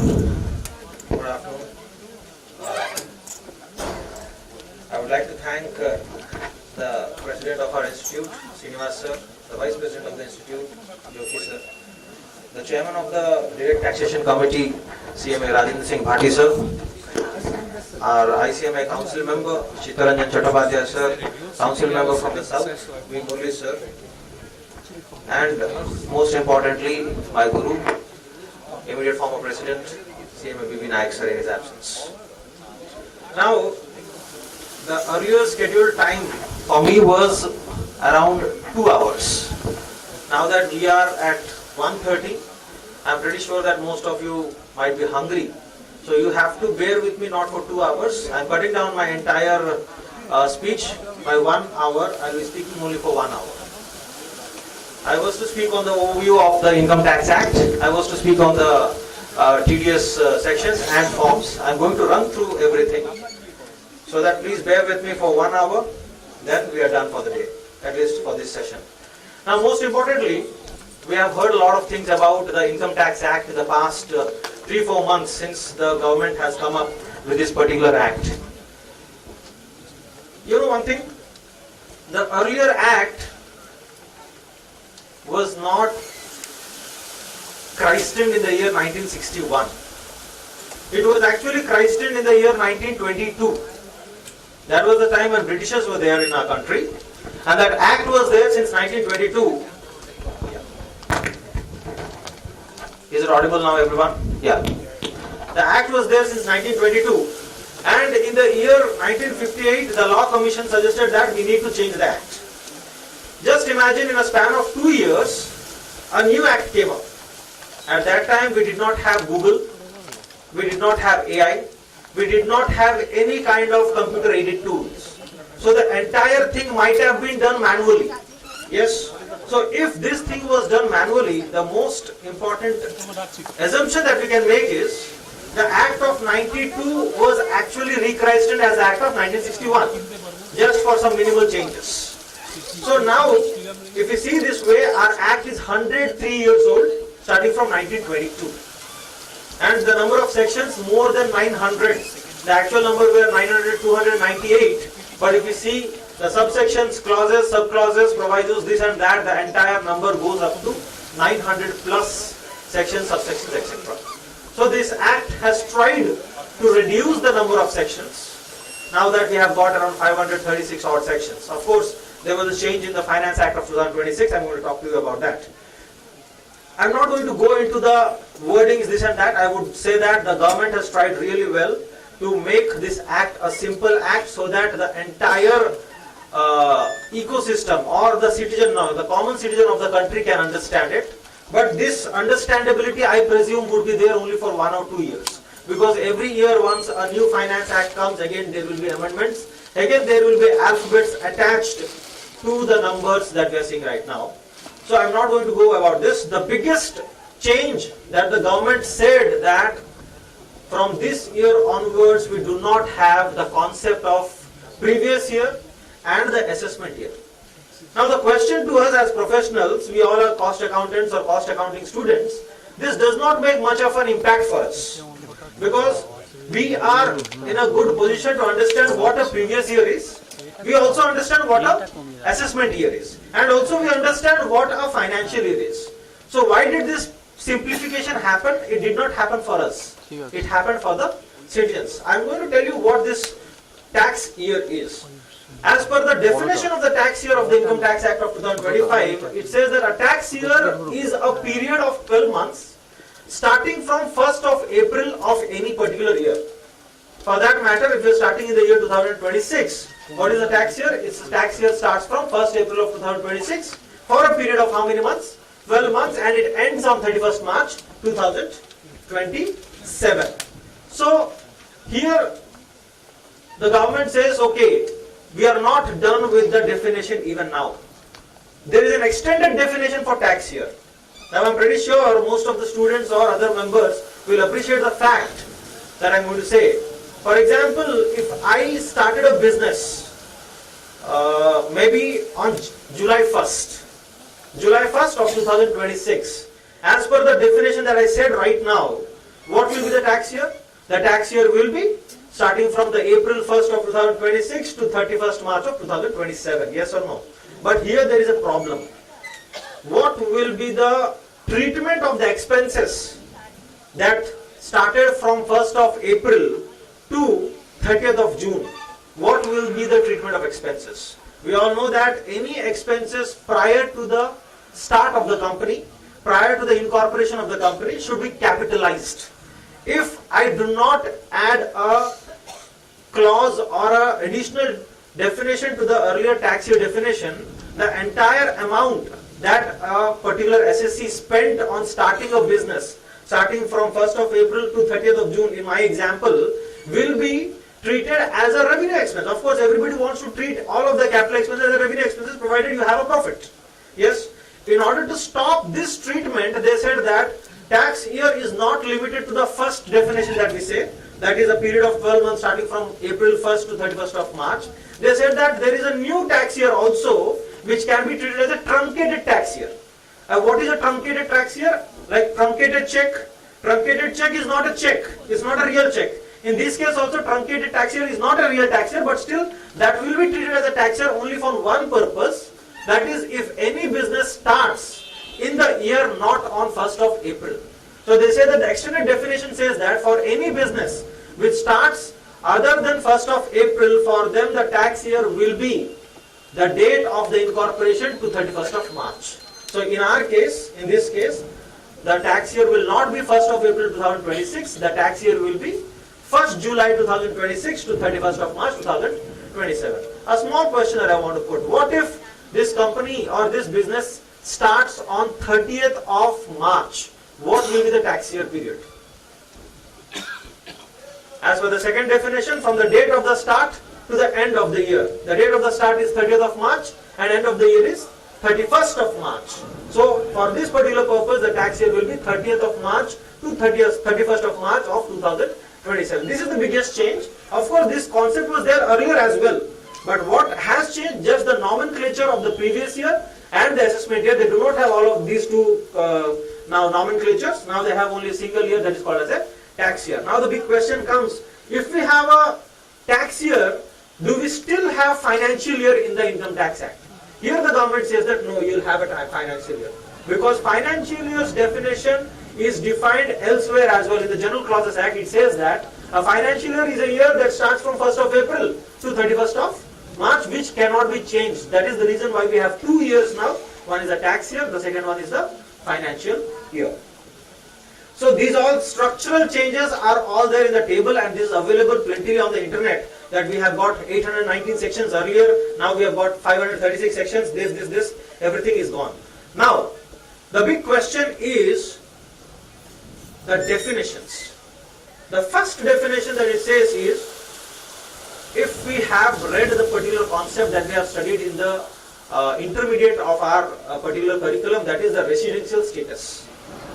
Anybody in India who is living in India and earning in India, except for everything else, for the taxation purpose, they all want to be an NR. Yes or no? Because if you are an NR, your amount of income will not be taxed. So I'll go by the definition of what a resident is. Here see, this act has done many good things. This act also has left scope for a lot of litigation. And here is the first thing that I think. Like, any person who stays in India for a period of 182 days will be treated as a resident. Everybody knows it. If I say the definition as per the earlier Act of 1961, it says that if you stay in India for a period or periods, if you stay in India for a period or periods of 182 days, you will be treated as a resident. Other sections, other conditions are there. But as per the new Act, it says that if you stay in India for a period of 182 days, you will be treated as a resident. So do you find any difference over here? If you go by a normal layman's understanding, you say that okay, there is no change except for the fact that some words have been eliminated. Eliminating a single word made a problem of litigation that might come up in future. The definition of period as per the Supreme Court order, one of the orders of Supreme Court says that a period means a continued period. A continued period without any break. So earlier definition as per the 1961 Act, it said if you are a resident, you will be treated as a resident if you stayed in India for a period or periods of 182 days. Even if there is a breakage in the periods, you will be treated as a resident if the cumulative period is how much? 182. But if you go by the actual language of what it is written in the Act, here it is said that only a single period. And the definition of period is, you have to be, there should be a stretch of time without any break. So here you can see there is a grey area. If I do not want to be a resident for the purpose of taxation, what will I do? I'll stay in India for a period of 181 days. I'll just go to either Nepal or Bangladesh for 1 day, again I'll come back on the 3rd day. So here I am able to deviate this particular provision. So these things, like we saw, the days calculation, it's there, but still I do not know when this particular thing will come up. Then second thing that we see is the virtual digital assets. We have heard about derivatives. Derivatives are not assets.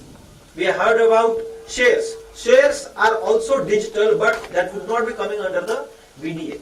Here what they mean by VDA is that those coins that we see on internet, the cryptocurrencies that we see, the non-fungible tokens that we see, those all are covered under virtual digital asset. Of course, in the coming slides, I will be telling you about the taxation of this thing. Heads of income. I am pretty sure if many of you are employees over here, this will be an important slide for you. The first one is salary. Here, this time what we have seen is the major change that happened in the head of salary, which we all wanted for so many years. The first thing that they did was the computation. How is the computation of salary happening? If you guys can remember, what is the number of deductions we had earlier for salary? The compulsory deductions, not the section 80 deductions I am talking about. The compulsory deductions applicable for every SSC, if you are a salaried SSC, what were those? We had only 3. The first one was standard deduction. The second one is the entertainment allowance. And the third one is the professional tax. These 3 were there. So there were other deductions what people were doing. For example, I am getting a gratuity of 20 lakhs and gratuity exemption for the private company employees is 20 lakhs. So net figure is how much? 0. So this was not added into the gross income. If I am getting leave encashment, I am actually quitting my company or I am retiring from my company, I get leave encashment or the sale of leave. So let us assume you are getting 25 lakhs as the leave encashment. And last year or last 2 years back, the amount of exemption of the leave encashment has increased from 3 lakhs to 25 lakhs. So now again, if I deduct the deduction that I got from leave encashment, again the net income that will be charged to salary is how much? 0. So this was how we were actually computing tax, and we were actually showing in this way the net taxable component of these incomes. Now what they say that irrespective of what you get, what exemption you have, all the gross figures should be added into salary.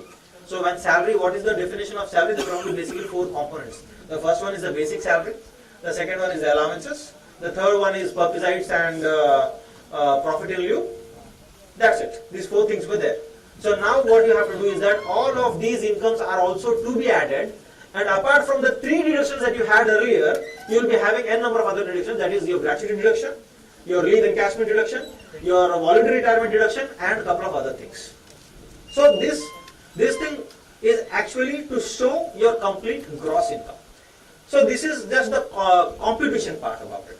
But here, this year what happened is, there is one important thing that everybody actually appreciated. I'm going to show you this thing. Yeah. The allowances. I can, everybody can see it. Just imagine, before 2025, children education allowance, the amount was eligible for deduction was how much? 100 rupees per child, maximum up to 2 children. Yes or no? Now, 100 rupees mein kya hota? Even the government schools are charging more than 100 these days. Monthly if you see. If you go for a hostel expenditure, they say that it's 300 rupees, and we have been crying that when is that the ministry is going to increase. Now they have given a gift to us in the form of this deductions. They say that now because of the rates of inflation and the consumption pattern of the country and the prices, they say that now this won't be 100 anymore. We are giving a gift to you. Now you can take how much as exemption? 3,000 per child up to 2 children. 9,000 if it's for hostel up to 2 children. This is a good thing. Second one is a meal voucher. Earlier, if you are working in any company and your employer provides meals, meals should be ideally free. Yes, because if you go to Google and other places, those things are free. Now the government says that irrespective of whether the employer charges money or not, we are going to charge tax on the number of meals that you receive. So there will be a valuation of the meals. They said that if the employer provides you meals or meal vouchers, irrespective of what it is, if the meal cost is less than 50 in the canteen, or if they are providing vouchers less than 50, then there will be an exemption. If it's more than 50, we will be limiting the exemption to 50 rupees. Just imagine in the year 2025, March 31st, even in Calcutta, you do not get any meal for 50 rupees. So now they said that, okay, now we have heard a lot. Now we say 200 rupees per meal is exempt. Then comes non-cash gifts. Earlier that was 5,000, now it is 15,000. Here there is a catch. The transport allowance for disabled people, because you know disabled people normally they want help in case of transportation. So many companies give them transport allowance. So the government wanted that the transport allowance given to the disabled people should not be taxed. So how much amount should not be taxed? They said that earlier that was 3,200 rupees. Now what they have done, instead of 3,200 rupees, they have increased it to 15,000 rupees if it's a metro and 8,000 rupees if it's a non-metro. But the best part is that apart from this 15,000 and 8,000, they have also included DA to it. And as of now, I think the central government's DA is around 53% or something like that. So let us, for the sake of easier calculation, I am thinking that the DA portion is 50%. So in this case, what will be the transport allowance that will be exempt? That is 15,000 plus 50% of 15,000, that is 22,500 if you are staying in metro. And if you are not staying in a metro, it would be 12,000 rupees, 8,000 plus 4,000.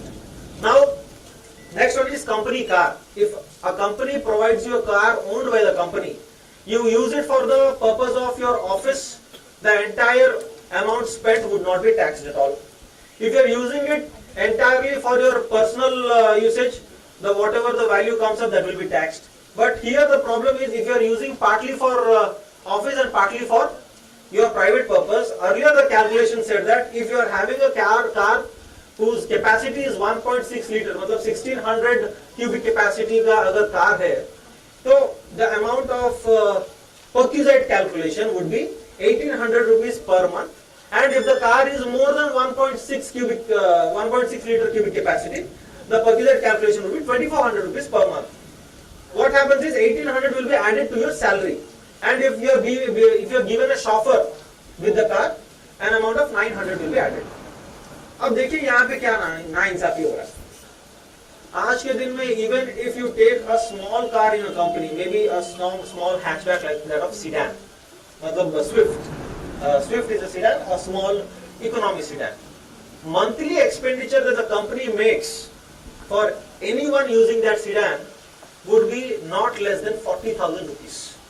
40,000 रुपए का monthly expenditure normally आता है, because 900 to 1,000 rupees is your daily rent that they have to pay. Apart from that, the petrol expenditure. तो ऐसे देखेंगे तो आपका 40,000 के आसपास खर्चा हो रहा है. अब देखिए 40,000 का खर्चा कंपनी कर रही है for your transport, और उसका ऊपर there was no perquisite, मतलब perquisite was really less. कितना है? 1,800 रुपया और 2,400 रुपया. तो कंपनी अभी सरकार बोलती है नहीं भाई 1,800 और 2,400 इज वेरी ओल्ड एज, अभी हम इसको बढ़ा देते हैं. कितना बढ़ा है? अगर 1.6 क्यूबिक कैपेसिटी है तो फिर इट्स 5,000 रुपीज. अगर मोर देन 1.6 है, it is how much? 7,000 rupees. And software is given, तो instead of 900 that would be 3,000. यहां तक भी ठीक लगा मेरे को. अब देखिए यहाँ पे सवाल आता है, सर क्यूबिक कैपेसिटी का मतलब है आइस इंजन जो आपका पेट्रोल या डीजल यूज करता है. What about EVs? यस, अब EVs was earlier not there in the finance act of 2020, sorry the income tax act of 2025. अब फाइनेंस एक्ट 2026 में वो लोग ईवी को इंक्लूड किया और बोलते हैं कि जो भी बंदा को ईवी मिलता है from a company for his office and residence purpose, for the purpose of valuation of perquisite, the amount would be how much? 5,000. अब यहाँ पे देखो एक catch, we all are finance people know. अब अर्लियर द लॉजिक क्या था कि भाई एक जन अगर छोटा गाड़ी ले रहा है 5,000 रुपया, बड़ा गाड़ी ले रहा है 7,000 रुपया. वी ऑल नो दैट बड़ा गाड़ी किसको मिलता है? बड़ा ऑफिसर को मिलता है. छोटा गाड़ी किसको मिलता है? छोटा ऑफिसर को मिलता है. तो बड़ा ऑफिसर को ज्यादा टैक्स होना चाहिए, छोटा ऑफिसर को कम टैक्स होना चाहिए. अब सोचिए ईवी का बात आ रहा है. टाटा हैरियर ईवी, उसका प्राइस क्या है? Around 27 lakhs to 28 lakhs. Yes. Tata Tiago EV, उसका प्राइस क्या है? Around 7 to 8 lakhs. अब देखिए वो क्या बोला है फाइनेंस एक्ट में, जो भी गाड़ी दिया जाता है to an employee and which is EV, अगर टाटा टियागो भी होगा कितना रुपया? 5,000 रुपया will be valued as a perquisite. अगर टाटा हैरियर भी होगा कितना रुपया वैल्यू हो रहा है? 5,000 रुपया. तो यहाँ पे हमारा जो progressive form of taxation defeat हो गया. तो अगर सोचो छोटा एम्प्लॉय को 5,000 रुपये का गाड़ी मिल रहा है, मतलब छोटा गाड़ी मिल रहा है, बड़ा एम्प्लॉय को बड़ा गाड़ी मिल रहा है. लेकिन यहाँ पे देखिए आपका टैक्सेशन कितना हो रहा है? 5,000, जो कि यहाँ पे this is the grey area. अब दूसरा एक बढ़िया चीज सबको मिला है एज ए गिफ्ट. अर्लियर अगर आपको कोई भी प्रकार का इंटरेस्ट फ्री लोन मिलता था कंपनी से, इंटरेस्ट फ्री लोन या डिस्काउंटेड इंटरेस्ट लोन जो भी होगा, तो if the amount of loan is more than 20,000 rupees per year, then that loan का जो इंटरेस्ट आपको बेनिफिट मिला है, that will be treated as a perquisite for the purpose of salary. अब सोचिए 20,000 रुपए का लोन, ये कब का था? मतलब आज के दिन में 20,000 में कुछ आता भी है? नथिंग. कोई लोन भी क्यों लेगा 20,000 रुपए का? तो इस बार वो क्या किया 2025 में, भाई ठीक है 20,000 रुपए का लोन नहीं करते अभी, अब उसका वैल्यू बढ़ा देते हैं. कितना?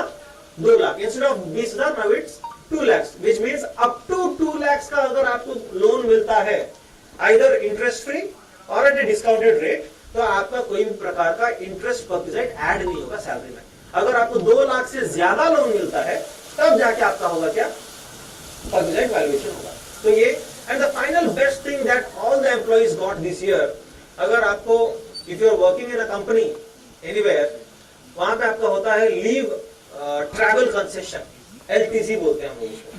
लीव ट्रैवल कंसेशन का मतलब if you go to bank, अगर कोई भी पब्लिक सेक्टर बैंक है वो लोग हर 3 साल में आपको देंगे घूमने के लिए पैसा, और कुछ और कंपनीज वो लोग 10 साल के लिए देते हैं और कुछ और कंपनीज 5 साल में देते हैं. अब देखिए you work in a company for 5 years, आपको वो लोग बोले कि you can go with your family, मतलब योर फैमिली मतलब your dependents as per the company's policy on a trip to let us assume Goa गया. गोवा में you go to Goa, you spend around 1 lakh rupees as airfare, mother, father and you, ठीक है.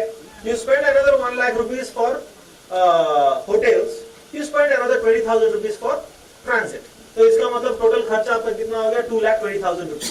Hotel में 1 लाख रुपया, transit में 20,000 रुपया and airfare में कितना 1 लाख रुपया. अब वो क्या बोला, एयरफेयर में हाँ airfare is 1 lakh. Earlier the rule of deduction for leave travel was, if you are traveling in a business class or first class or economy class, whatever class you travel, the maximum amount of deduction that will be given to you will be the price of the economy class fare. अगर let us assume for the purpose of this example, आप गए किस पे business class में, business class में the airfare is how much 1 lakh rupees. और उस दिन जिस दिन आप गए या फिर जिस दिन आप बुक किए, उस दिन का इकोनॉमिक क्लास का फेयर वाज 20,000 रुपीज. 20,000. तो आपको डिडक्शन तो मिल रहा है, लेकिन कितना मिल रहा है 20,000. इसका मतलब सर जो बाकी खर्चा मेरे लिए मेरा कंपनी किया, क्या क्या 80,000 का एयरफेयर, 1 लाख का आपका होटल एंड 20,000 का ट्रांजिट, ये सारा का सारा क्या हो गया आपका taxable in the form of a perquisite. तो इस बार वो क्या बोले, नहीं भाई यहाँ पे लॉजिकली मेरे को ठीक नहीं लग रहा है, we are going to change this. वो बोले now irrespective of what class you travel, business हो, इकोनॉमी हो, आपका फर्स्ट क्लास हो और व्हाटएवर क्लास यू ट्रैवल, वो बोलते हैं whatever entitlement you have from the company. For example you are a company's director और उस कंपनी का डायरेक्टर का entitlement from the company is business class. तो आपका जो भी एंटाइटलमेंट है, that money, that amount or the amount spent whichever is lower.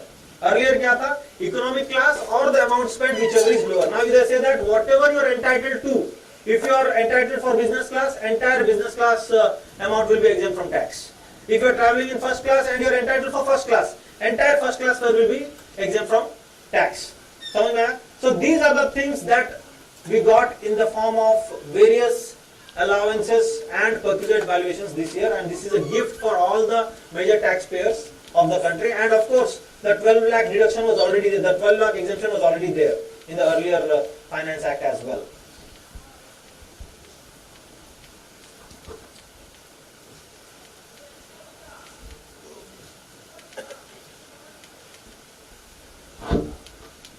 Okay. Now, and one more thing, professional tax, some of the states have already abolished that. For example, I come from a state of one thing I like to ask you, this deduction will not be available in the new tax regime? Which one? This deduction of 3,000, 5,000, 7,000 will not be available in the new tax regime? In new tax you wouldn't get anything. Yes. No. These all things are for the old tax. Mentioned in your lecture, sir. That was my bad then. So in new tax they say that the slab rates have increased. Yes. So irrespective of what you claim, that won't be available. Yeah. That was actually the thing that was already there earlier. That did not happen with the Finance Act of 2025 or the Income Tax Act of 2025. That was there earlier. That's the reason I did not say that. Choice belongs to the Yes, absolutely. And like that sir said, there are two regimes. Just for the sake of clarification over here, the two regimes are the new tax regime, as per the earlier Act of 1961, and that has been continued in the Finance Act and the Income Tax Act of 2025. And the default regime is the new tax regime. And whatever deductions we are talking about is not available in the new tax regime. These all are available in the old tax regime.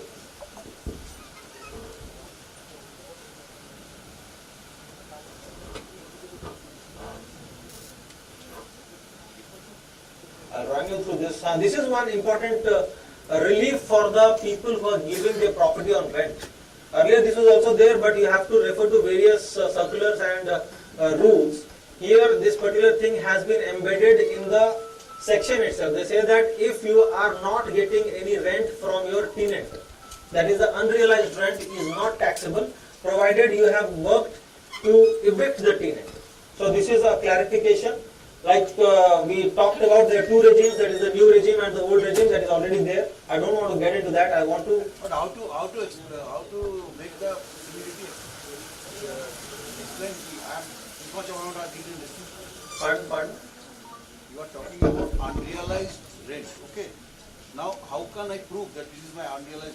Unrealized rent, how can you prove? For example, if you are taking rent every month, 20,000 rupees, and you are not getting it, you just have to show that, provided if you get the amount via any kind of a banking transaction, that's easier to prove. But if there is no banking transaction and there is no agreement, I may take in cash also. yeah, that's what I'm telling you, no.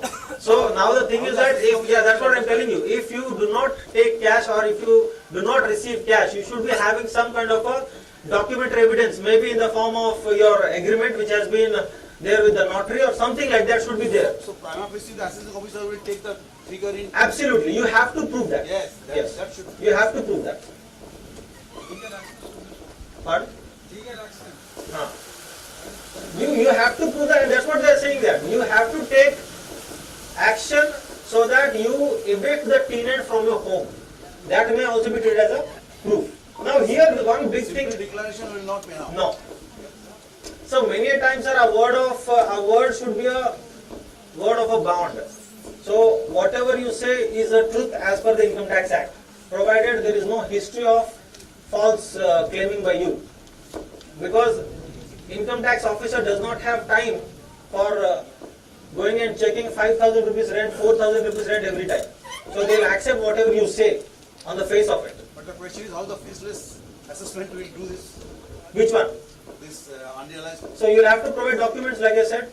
So nowadays many states are making laws. Like my state, it's already made a law for tenants. So every time a tenant comes to a house, it's mandatory to have a documentary proof like that of your agreement, and that should be stamped with the notary. So these things are there. So many times what happens is that the landlord does not make any kind of an agreement, because with the word of mouth it happens. So now you have to be careful. So now this comes video mining. I want to talk to you about the concept of video mining over here. We all heard about cryptocurrencies. Cryptocurrencies, we all people are from finance and accounts and costing. Normally cryptocurrencies, what we do is that we buy it, we sell it. Other than that, we do not do anything. And the second problem in India is that you cannot own a cryptocurrency. You just own the value of the cryptocurrency. For example, if you buy Bitcoin by using a platform called as maybe WazirX or CoinDCX, anybody, so you cannot own the cryptocurrency. You just have the value. What do I mean by not owning the cryptocurrency? You cannot make any payment with cryptocurrency. Yes. So now what they said, that if you are buying crypto and selling crypto, so that will be treated as capital gains, and the taxation percentage is 30%, that's for sure. But now what happens if you are a miner of crypto? Who is a miner? A person who is doing that particular business of mining. Many people are there in our country who are actually engineers. So if you are mining crypto and you get a crypto gain, you get one mining reward, maybe in the form of a currency or maybe anything else, what will be the taxability? The new act is very, very clear about this. It says that if you are a frequent miner or a professional miner, then your actual business is what? Mining.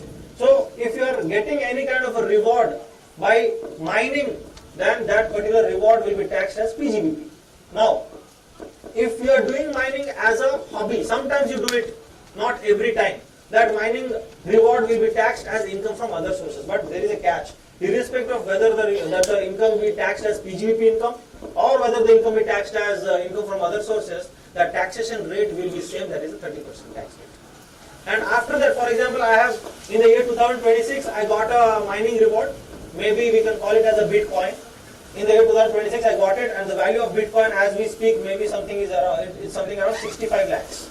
So entire 65 lakhs will be taxed as income from PGBP if I am a professional miner. Entire 65 lakhs will be taxed as income from other sources if I am not a professional miner. I kept the Bitcoin with me. I owned the Bitcoin for 2 years. After 2 years, let us assume in the year 2028, I am selling that Bitcoin. The value of Bitcoin in the year 2028 happens to be 1.2 crores. If it happens to be 1.2 crores, and the difference of 1.2 crores and 60 lakhs of 2026 will be taxed as capital gain. Again, here is a catch. Irrespective of what head of income that will be taxed, the pricing, the tax percentage is same across all the heads of income, that is 30%. This is one important, I would not say this as an amendment, but I would say that this is a clarification. Many times what happens, I am going to go back to our class 11, 12 studies or Ind AS 11, Ind AS 16 or AS 10. What is the valuation? What is the capitalization cost of a particular plant and machinery? We all know that whatever amount that is spent up till its first usage, entire amount should be capitalized. This is the normal logic that everybody knows. But earlier Act of 1961 did not clarify this thing, but this is logical. For example, I bought a machinery of worth 10 lakhs. I paid GST 20%, just for the sake of calculation, I'm taking it as 20%. So the GST amount happens to be how much? 2 lakhs. Now what is the amount of money that I spent on the machine? It's 12 lakhs. Yes or no? Now the big question comes up, what is the capitalized value of the machine? Some people say that it should be 12 lakhs. Some people say that it should be 10 lakhs because we can claim ITC. Yeah? Yes, that's what I'm telling. Yeah, that's what I'm telling. That is not the question. Question is you can also add the GST, you can deduct the GST also. Sir, that's what I'm telling you. Either there are cases sometimes where the capitalization cost can be 12 lakhs. There are some cases where the capitalization cost can be 10 lakhs. You have to follow how much depreciation is. That's what, no, please. Let me complete this. Let me complete this concept, then we will get back to you. I know you will get the answer after this. There are places or there are cases where the capitalization cost can be 12 lakhs, like you said, 10 lakhs is the cost of the machinery and 2 lakhs is the GST. There are cases where the capitalization cost happens to be how much? 10 lakhs because we take ITC credit. So this particular problem occurs every now and then. I am going to give you a very small example before we come up with a solution for this. For example, I got a machine.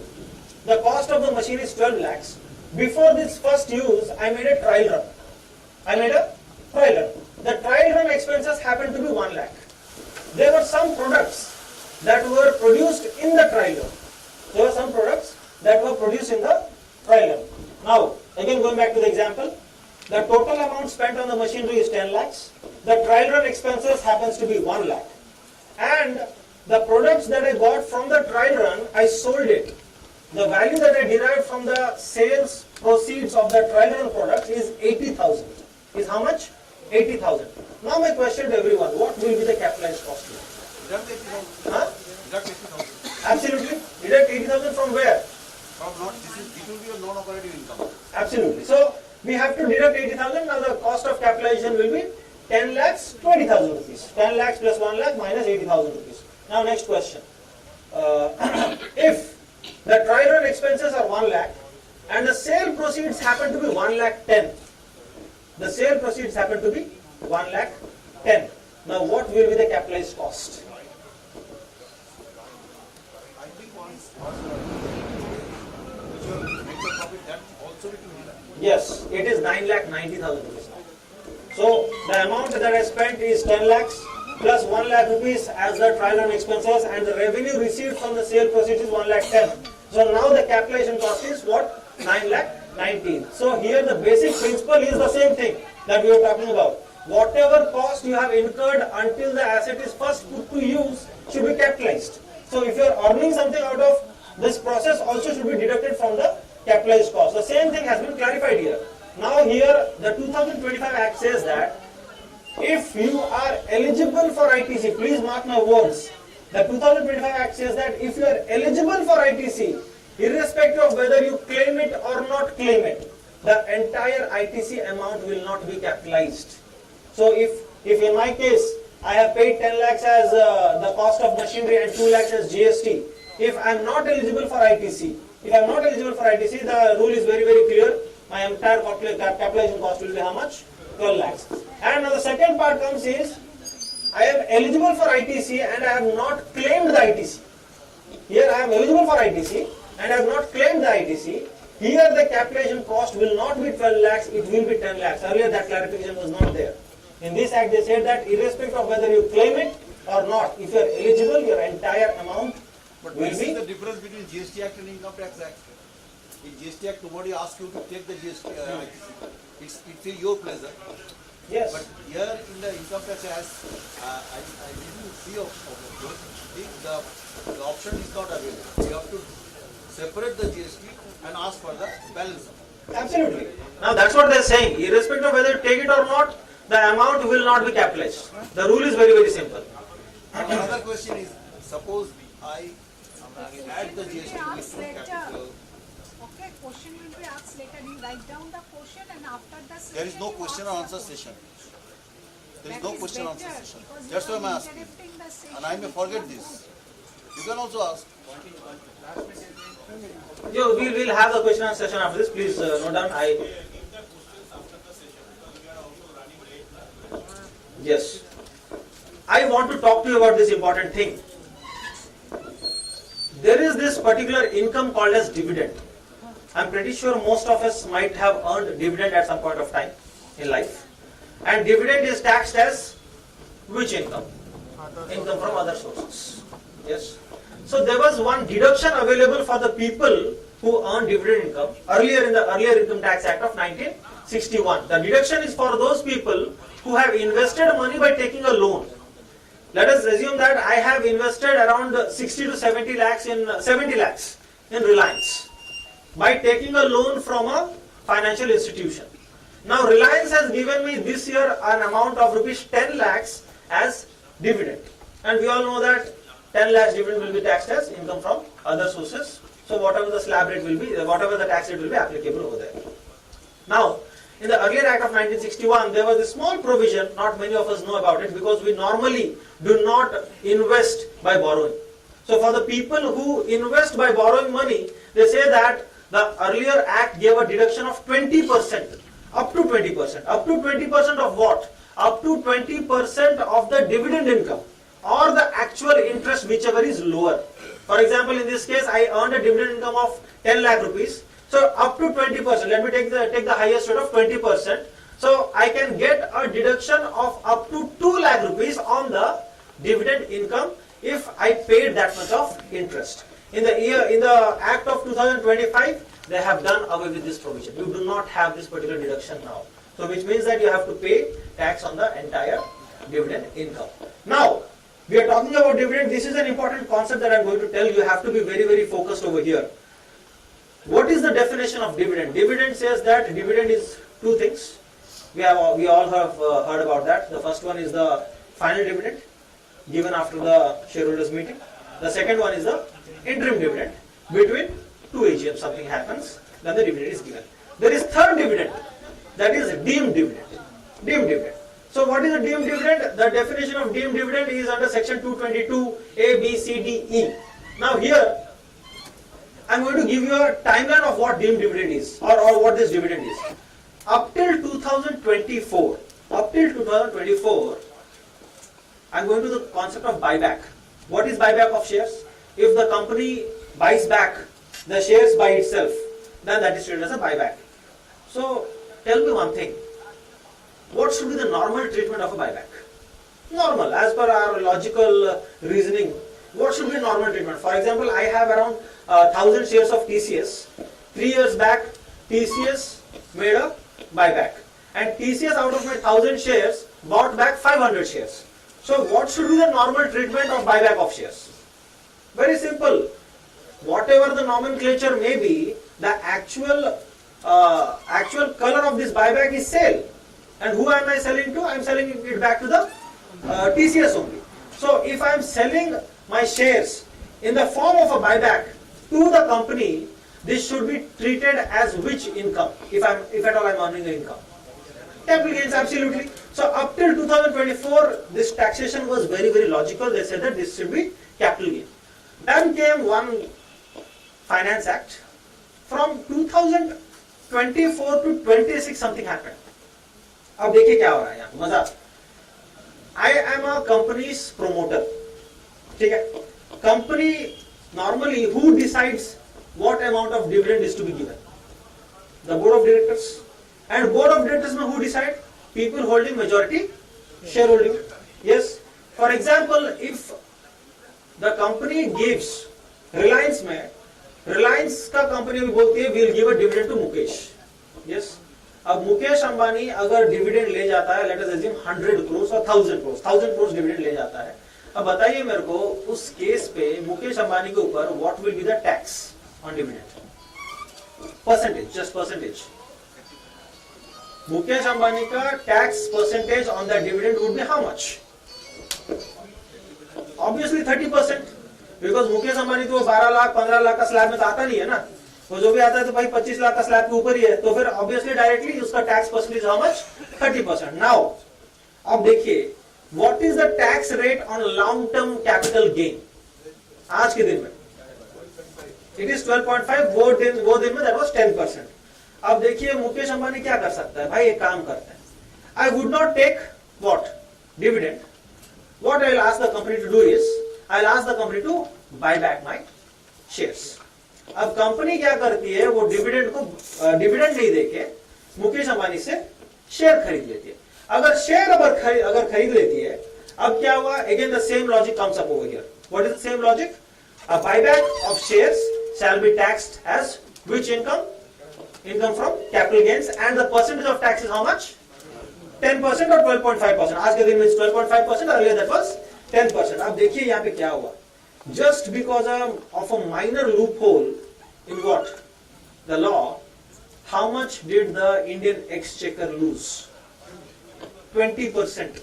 और आज के दिन में that would be, we can call it as 17.5%. अब ये देखिए, Indian exchequer को भी ये चीज समझ में आ गया, तो उसलिए वो बोले नहीं, अब से भाई from 2024 October onwards buyback of shares will not be treated as sale of shares, that will be treated as what? Dividend. अब डिविडेंड का मतलब तो वो नहीं हुआ, हम लोग उसको क्या माने? अभी डीम्ड डिविडेंड माने. अब डीम्ड डिविडेंड मान गए तो ऑब्वियसली टैक्सेशन कैसे होगा? अगेन द सेम परसेंटेज, आपका जो भी स्लैब है. अब देखिए Mukesh Ambani has the capacity to treat a dividend as a buyback or a buyback as a dividend. अब मैं a normal retail investor investing around 3 lakhs, 4 lakhs, 5 lakhs in any company, और वहां पे अब सोचिए वो कंपनी मेरे से बायबैक कर रही है, and because of the fact that some promoter who is holding more than 10%, अगर if it's a non-listed company, अगर listed company है तो जो भी जिसका भी नाम आपका जो सेबी का डॉक्यूमेंट में लिखा है as promoter, उनके पास पावर है, इसलिए they do it. I do not have power. I am bound by the rules made by the government for the powerful people. अब देखिए मेरे लिए तो वो इनकम टैक्स 10% ही लगता, बायबैक हो या नहीं? Yes, because that will be treated as what? Capital gains. Because of the fact that Mukesh Ambani और some other did this, तो मेरे लिए अभी कितना लग रहा है? 30% लग रहा है. तो गवर्नमेंट फिर से बोला नहीं. 2026 एक्ट में वो बोला नहीं ये वाला दिस इज नाइंसाफी फॉर द रिटेल इन्वेस्टर्स.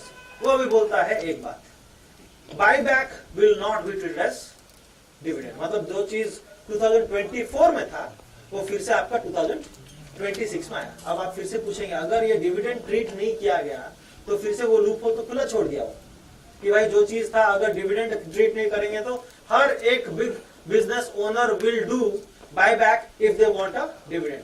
तो यहाँ पे वो लोग एक कैच दिया है. They say that if you are a promoter or if you are a person holding more than 10% in a closely held company. Closely held company is a company which is not listed. If you are a promoter, मतलब जिसका नाम लिखा है as promoter. If you are a promoter and buyback happens in your company, बाकी सब के लिए that will be treated as what? Capital gains. बाकी सब के लिए. But promoter के लिए वो वाला capital gains treat करेंगे. तो capital gain अगर treat किए, Mukesh Ambani being an individual, उसका कितना percentage tax होगा उसका ऊपर? 12.5%. तो फिर तो मेरा आई बीइंग एन एक्सचेकर तो मेरा लॉस हो रहा है, इंडियन गवर्नमेंट का लॉस हो रहा है. अभी वो क्या बोल रहा है? नहीं भाई अब से तुम्हारा 12.5% नहीं होगा, तुम्हारा 12.5% plus the balance of tax between 30% and 12.5% कितना हो गया? 17.5%. अब ये पूरा का पूरा उसका देना पड़ेगा. एंड वन मोर थिंग, उनको तो भाई आपको देना भी पड़ेगा एक 12% सरचार्ज. एग्जैक्टली. तो अब वो क्या किया, ये चीज वो 2024 में कर सकता था.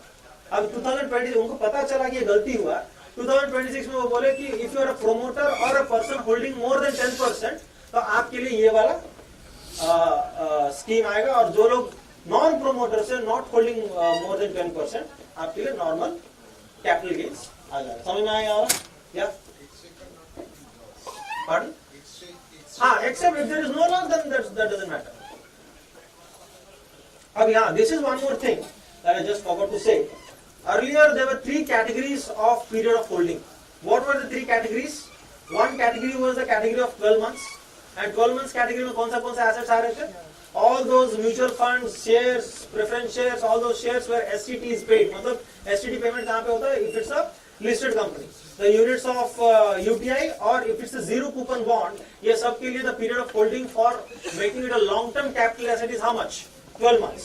Other than these, there were a couple of assets जो लोग को 24 months category में आ रहे थे. Those were your land and building, your plant and machinery, and other shares. Yeah, 24 months. Other than these, जितना भी बाकी assets है, for example, if you own a car, your car will be treated as a long-term capital asset if it is held for more than 36 months. तो वैसे कुछ भी है तो 36 मंथ्स का 3 पीरियड था, 12, 24 और 36. अब वो बोला भाई 3 तो पीरियड नहीं रख रहे हैं, इस साल से आपका 2 ही पीरियड ऑफ होल्डिंग होगा. One is 12 months for those 5 classes of assets. कौन सा? Shares listed, units of UTI, mutual funds listed, then comes your zero coupon bond. इतना, ये सारा चीज आपका आ जाएगी किस पे? 12 मंथ पीरियड में. एंड देन आपका 24 मंथ्स में बाकी सभी. आई डोंट हैव टाइम. आप सबको भूख लग रही है? हाँ,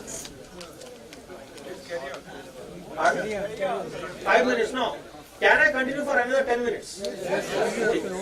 More than 10. More than 10 minutes. If you are not hungry, I am also not hungry. So this is one important thing. आप देखिए राइट साइड का जो बॉक्स है, सेक्शन 54 ऑफ द. अब देखिए, why am I not telling the new sections of the new act? Because मेरे को खुद को याद नहीं, तो मैं बस आपको कॉन्सेप्ट बता रहा हूँ. अब देखिए, अर्लियर क्या होता था, if you are selling any long term capital asset. अब यहाँ पे 2 चेंजेस इस बार आ गए. One is, if you want to claim the deduction of section group section 54F, जो भी उसका डिडक्शन क्लेम करना था, आपको क्या करना होता था? You have to invest your money, मतलब जो भी आपका सेल प्रोसीड्स आया, you have to invest your money either somewhere. REC bonds में हो गया, आपका एनएचआई का बॉन्ड्स में हो गया, या फिर तुम्हारा ये जो what is that called, any house या एनी लैंड, एनी फ्लैट, कुछ भी, ये सब में आप इन्वेस्ट करते थे.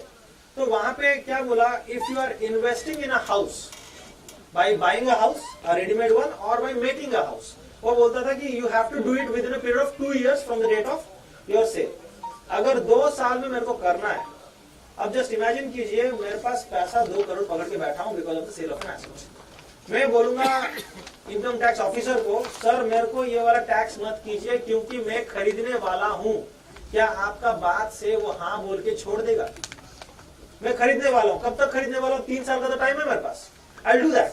सो यहाँ पे सोचिए 3 साल में क्या कुछ नहीं हो सकता है. तो इसलिए वो लोग बोले आप एक काम कीजिए, आप खरीदने वाले हैं, आप खोजिए घर, बट आप एक अकाउंट में उस पैसा को जमा कर दीजिए.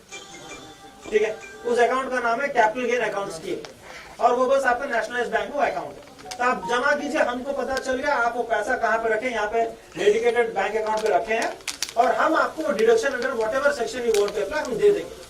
अब यहाँ पे एक बड़ा प्रॉब्लम था. तो बोला हाँ वो तो टैक्सेबल, हाँ वो तो टैक्सेबल, बस उस कैपिटल गेन बचाने का जो तरकीब है मैं बता रहा हूँ. अब देखिए यहाँ पे क्या हुआ, वो बोला अगर आप वो capital gain account scheme account में अगर पैसा डालते हैं, अर्लियर एक्ट बोला था आपको पैसा डालना है कब तक? Before the original date of filing of return. Original date of filing of return क्या था नॉर्मली हमारा? 31 July if it's an individual. अब देखिए मैं भूल गया रिटर्न भरना 31 जुलाई में, तो क्या मैं रिटर्न बाद में भर सकता हूँ कि नहीं भर सकता? ऑफ कोर्स बिलेटेड रिटर्न भरूंगा. I will give the penalty, I will give the interest, कोई दिक्कत है यहाँ पे? I abided the law. लेकिन अब सोचिए मेरे पास 2 करोड़ रुपए में पकड़ के बैठा हूँ, मैं ओरिजिनल डेट पे मैं फाइल नहीं कर पाया, मैं किया कब? 3 महीने बाद बिलेटेड रिटर्न. बस 3 महीने बाद में फाइल किया, मेरे को तो पहले आप पेनलाइज किए because of file belated return. फिर से ये वाला जो एग्जाम्पशन मेरे को मिलना था ये हट गया, बिकॉज अर्लियर एक्ट बोला था आपको बस मिलेगा तो कौन सा वाला मिलेगा? इफ यू हैव इन्वेस्टेड और deposited money before what? Before the due date, that is original due date. So Finance Act, sorry, Income Tax Act 2025 specifically says आप जो भी डेट पे आप रिटर्न भर रहे हैं, मे बी ओरिजिनल डेट पे ओरिजिनल रिटर्न या फिर आप बिलेटेड रिटर्न भर रहे हैं, आपको ये वाला एलिजिबिलिटी मिल जाएगा, because you can't be punished twice for the same mistake. Earlier that was happening, so here that is gone. अब यहाँ पे एक और चीज आया, because we are talking about section 54.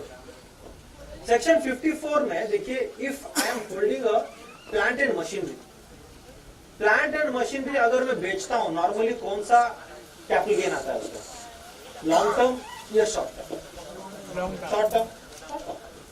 Normally if you sell plant and machinery where you claim depreciation on that, आपका हमेशा होता है क्या, शॉर्ट टर्म. वो डीमिंग फिक्शन है इसको. लेकिन सेक्शन 54F और H, I do not remember exactly which section it was, उसमें वो बोलता है if you have any asset, a long-term capital asset, you sell that and you are earning some kind of a gain, you can take the deduction of this section. अब देखिए यहाँ पे क्या हो रहा है प्रॉब्लम. मेरे पास एक प्लांट मशीनरी है, I use that plant machinery for 40 years. कितना साल?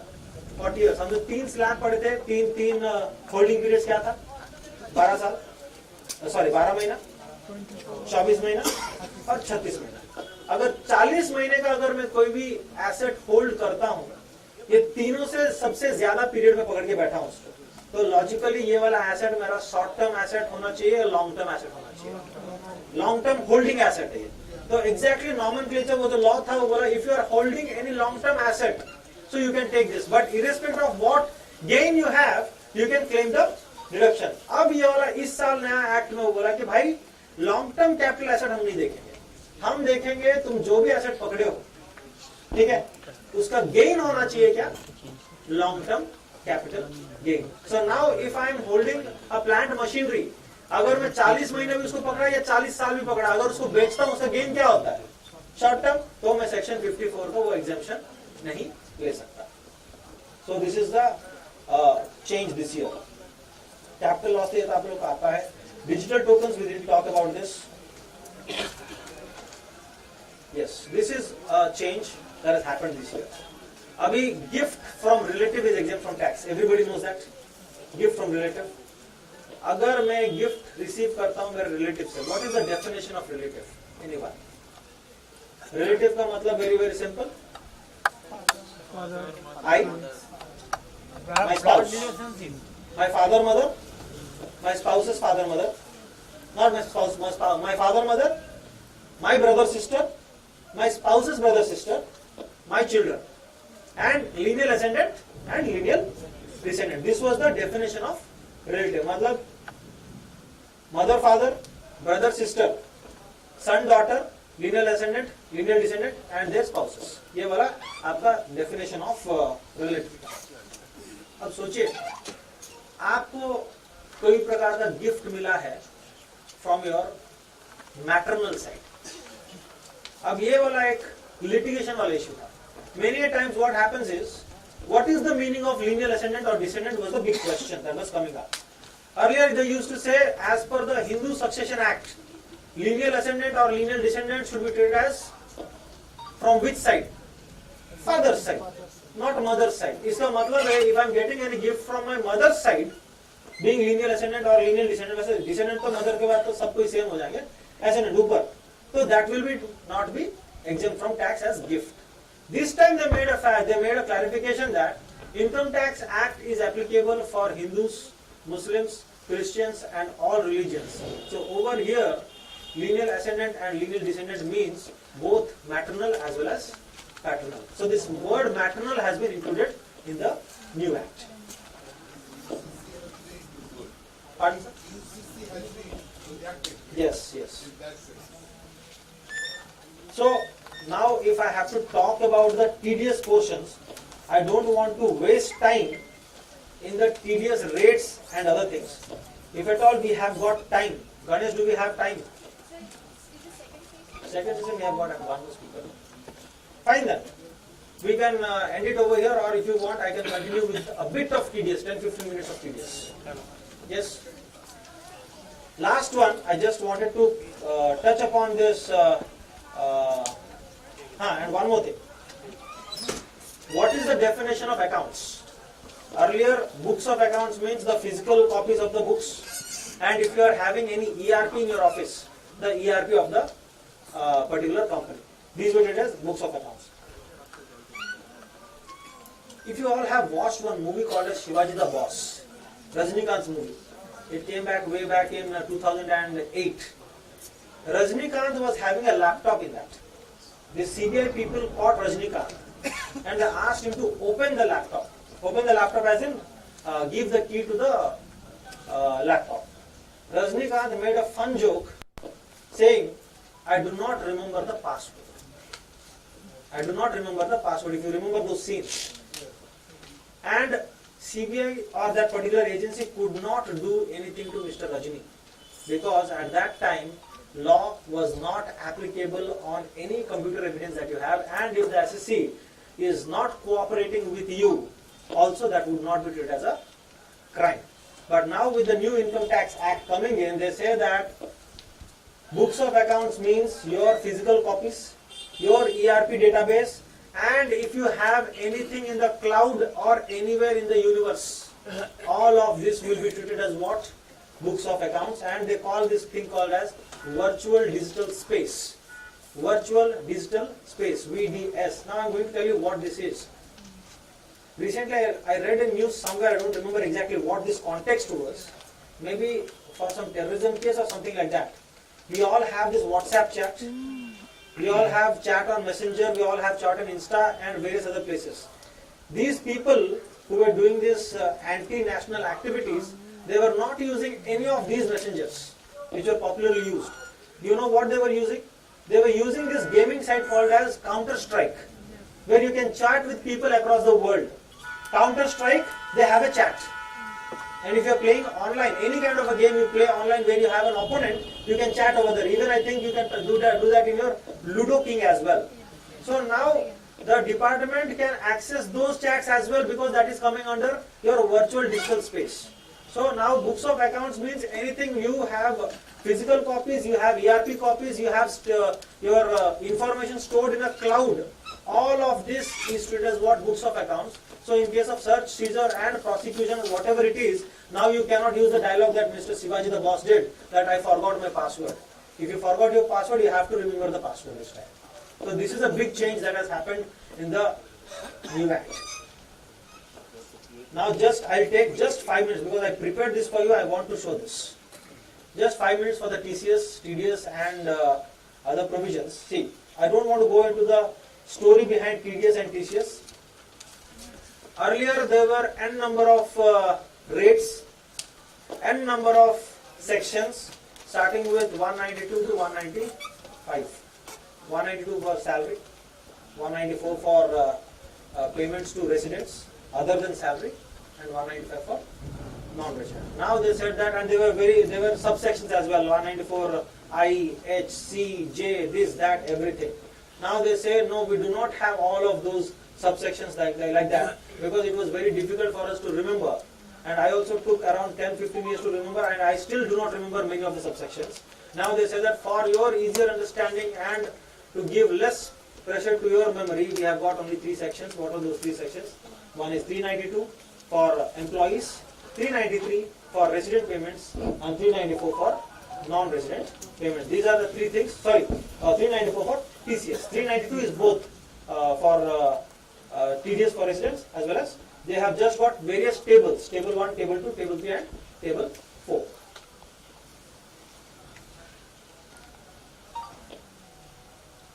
Now what they did is, they have actually rationalized the rates this time. Earlier what happened, they were in various TDS sections, they say that in some sections amount credited or amount received. They actually said it. In this case, it will be whenever you receive an amount, then there will be TCS. In this case, whenever you pay an amount, there will be TDS. And in some cases, they say that irrespective of whether you pay or you receive, if you have credited or debited in the books of accounts, there will be the applicability of this particular provision. Now they have said that there is a standard rule for TDS and TCS, irrespective of whether the amount is received or not, whether the amount is paid or not, or whether the amount is credited or whether the amount is debited. If any of these 4 happens, then this applicability of this particular section or sections will come up. So this is a big change that has happened. Now before we end, I just want to show you one important this is regarding TCS I'm going to talk about. Can you all see this thing? This particular information I got from the SIAM website. SIAM. This is the data of sale of cars in the year 2016 vis-a-vis 2025. Please check the data table once. In 2016 you see there are 10 cars that are sold. What is the car that is sold? What is the car that has highest number of sales? You can see it over there. One is Alto, the other one is Desire. But you see there is one car that I have marked, Hyundai Creta. Hyundai Creta is sold how many times? 92,926 times in the year 2016. This new rule of TCS came in that year. Why? They say that if you buy any car whose price is more than 10 lakhs, there will be a TCS of how much? 1%. There will be a TCS of how much? 1%. And that particular rule is even applicable today. Now why did they get that particular thing? Because at that time, many people were buying cars with cash without showing their income. If you are buying a car whose value is more than 10 lakhs, there will be TCS. And why TCS is collected? Once I am collecting 1% TCS, I can actually calculate the value of the car. If I collected 40,000 rupees, what is the value of the car? 40 lakhs, it's a Fortuner. If I collect 1 lakh rupees, what is the value of the car? It's 1 CR, maybe some other thing. So by this we could understand that what car was being sold to whom. Now just see 2025 data. All of the cars that you see, all of the cars except few, maybe Tata Punch or Tata Wagoner or Tata Desire, all of them the value is more than 10 lakhs. You can see this. Any car that you buy in 2025, normally we buy at least not the top end, maybe the end below that. The value or the price happens to be 10 lakhs. Now you see the intention behind having that 1% TCS earlier was people who were upper middle class or rich were only buying one thing. What is that? Car for their pleasure. But now literally everybody buys cars. Last year the number of cars bought in our country was 25 lakhs or something like that. 25 lakhs is a very big number. Every year 25 lakh cars are being sold. So which means that everybody has a car now, because if you pay 1.5 lakh as down payment, you get a car. So no longer this provision is actually redundant for the purpose of purchase of cars now. Now they say that this TCS of 1% will be applicable literally on any article that you buy if the value of the article is more than how much? 10 lakhs. For example, if you buy a suit, the value of the suit, if it is more than 10 lakhs, there will be what? TCS. If you buy a watch, if the watch value is more than 10 lakhs, there will be TCS. Even if you buy sunglasses, the value of the sunglasses is more than 10 lakhs, TCS. If you buy a bike, if the value is more than 10 lakhs, there will be TCS. Now the purpose of TCS has actually come in. And apart from this, if you are spending on your lifestyle, various lifestyle spendings, like if you go for foreign travel, this and that, there are places where TCS will be applicable. So I think we should end here. Any questions? Sir, you had some questions? We can have it now if you have. You have already had it. Actually, we could have had 1 more hour of discussion, but that did not happen. Thank you so much for your patient hearing, ladies and gentlemen. One thing I would like to discuss with you. Yeah. Suppose you have told the GST Act.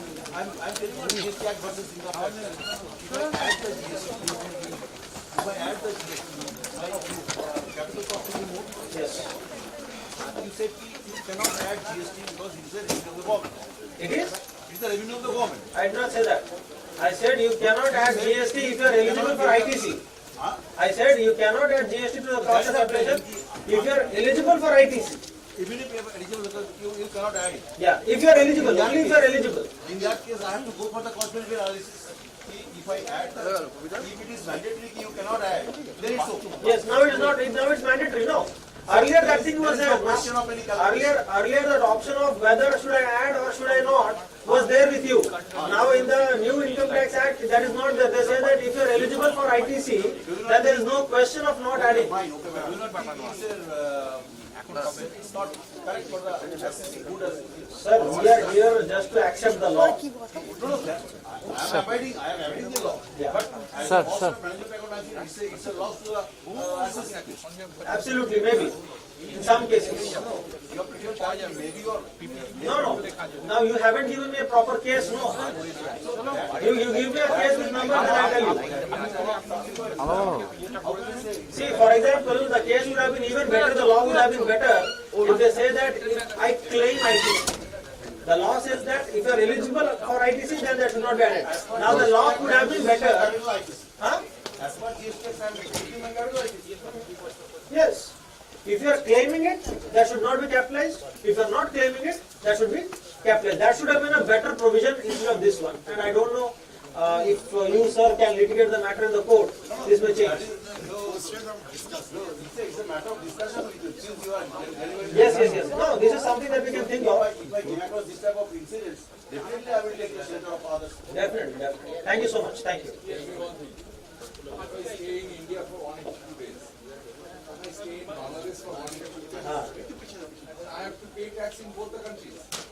That depends on what is the rule. No, you have to pay tax in India first. That is there. But I do not know the residency status of rule of Bangladesh.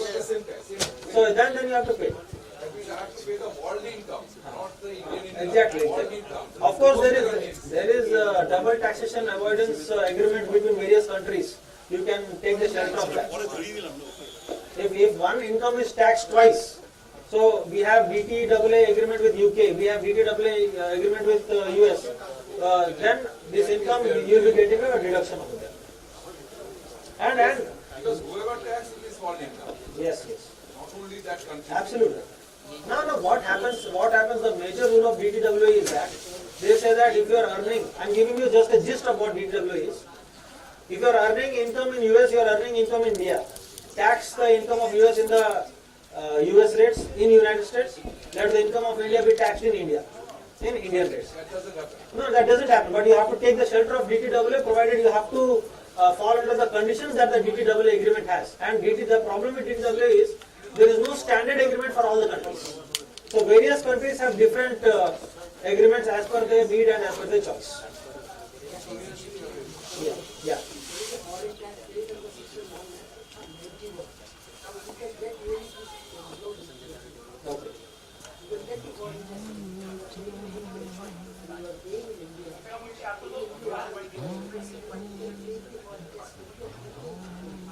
Yeah, that is also. Okay. Thank you, sir. Thank you so much. Thank you. Yeah.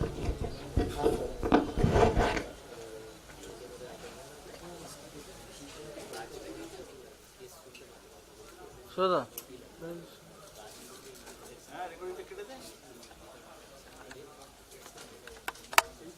Of করে দেবো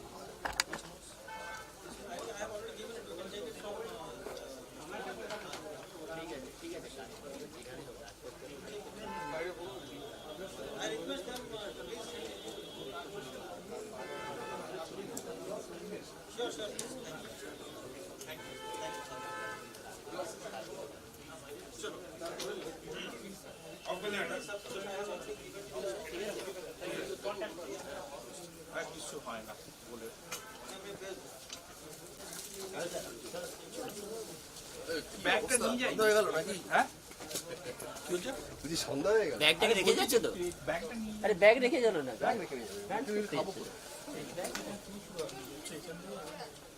technical session 2 শুরু হবে নাকি এরপর কাজ করেছো না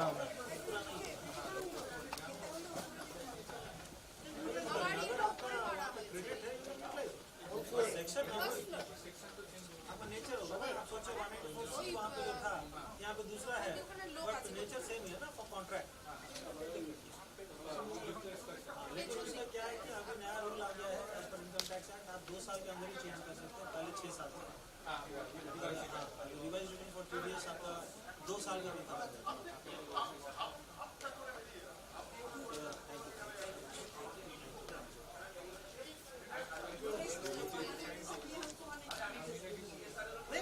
ये जो मजाक में वैसे कुछ है नहीं, मतलब वो जो लॉ है उसका अगर कोई भी अगर इंटरप्रेट कर सकता है वैसे कर सकता है। चलो विनाश खाना खाना है तो हाँ I will connect with you, I don't have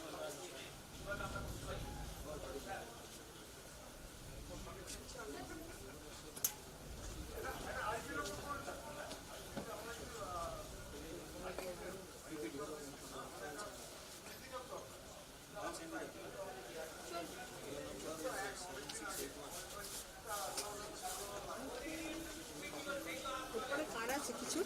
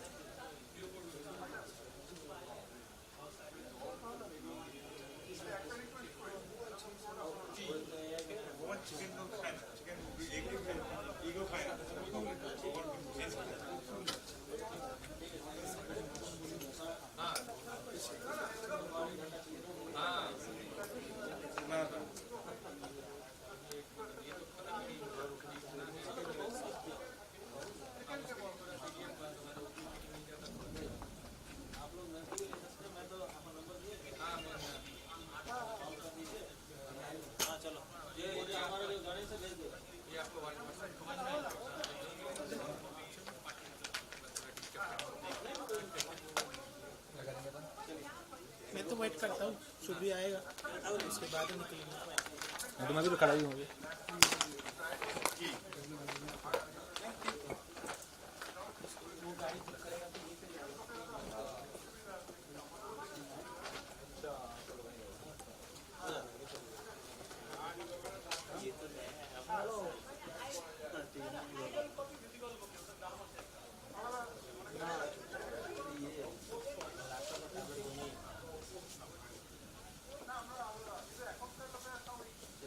practice करा सकते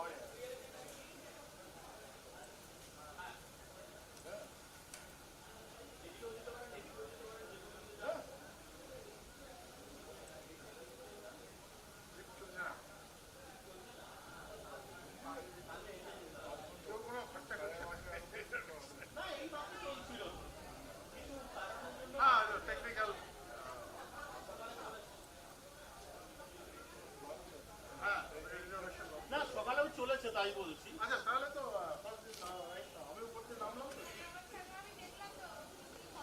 না, ভালো আছে।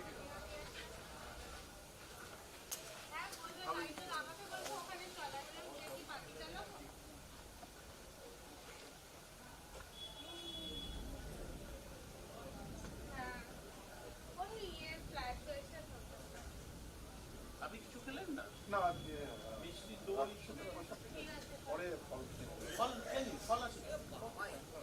ফল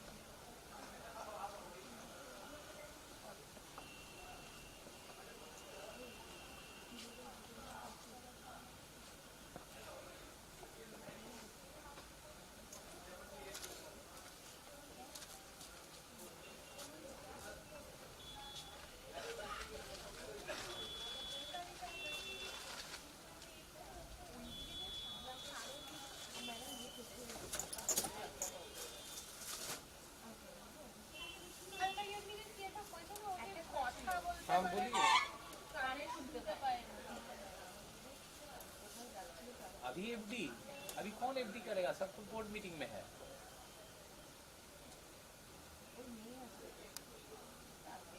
आज एफडी क्या मैच्योर हुआ, कल मैच्योर हुआ था,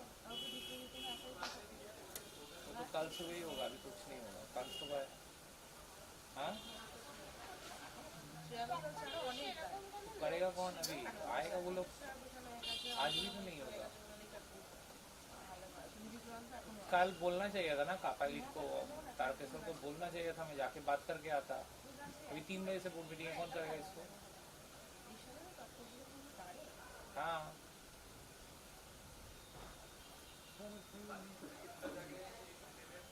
तारकेश्वर को शोकॉज कीजिए, और क्या करेंगे, उसको शोकॉज कीजिए। क्यों नहीं उठता, कल बोल के रखा, तो कल बोल के रखना चाहिए था उसको। फिलहाल ऑटोसिप आज मेल ऑटोसिप में भेज दीजिए, और क्या करेंगे। किसमें किसको दे रहे हैं, किसको।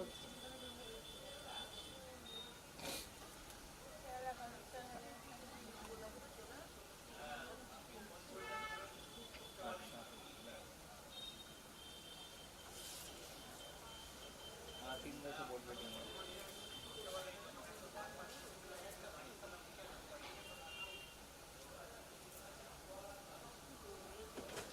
अच्छा नहीं, ऑटो सिर्फ कनाडा का नहीं है, कनाडा का कर दीजिए, फिर पोस्ट फैक्टर पोस्ट फैक्टर देंगे। मैं डीएफ को व्हाट्सएप कर देता हूँ, फिर आपको बताता हूँ, ठीक है।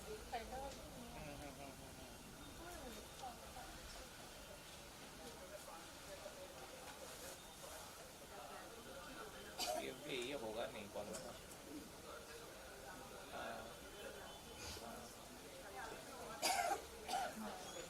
तो डिस्क हो जाएगा ना आपका। बाई चांस अगर वो एमएसपी आया तो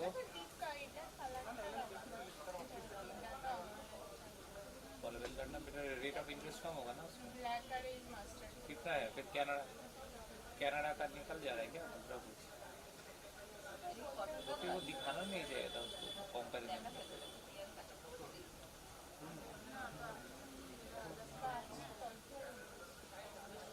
तो फ्यूचर में जो आएगा ना, फ्यूचर में मैसेज करके उसका देखेंगे।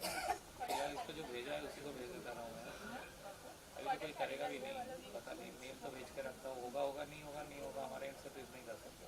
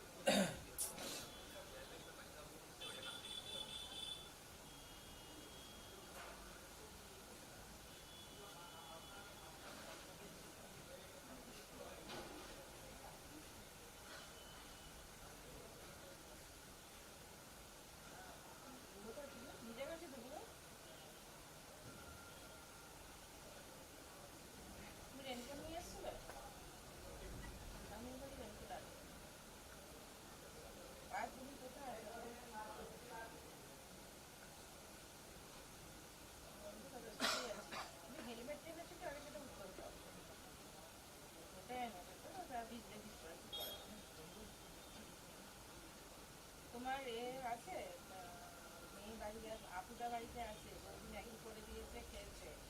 আর ওটা কি মুনির আবার জামা পরে দেবে, আবারও বললাম মুনির জামা জামা দেবো। আর ও যখন এটা লিখিত দিতে ছুটি হয় তখন বৃষ্টি হয়। এখন একটাই ছুটি হচ্ছে, এখন বৃষ্টিটা এখন কমে গেছে। মারাত্মক, আমাদের ইআইএসসি পুরো আলো ফালো উড়ে গেছে, আর লোডশেডিং পুরো। হ্যাঁ এটা ইআইএসসি আলো উড়ে গেছে, জল পুরো ভাসছে। আর সাদা সিট তো,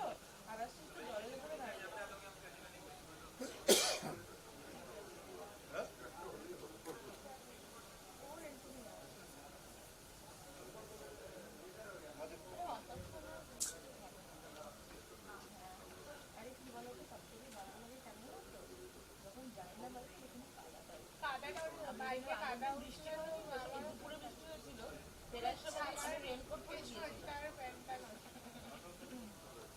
হ্যালো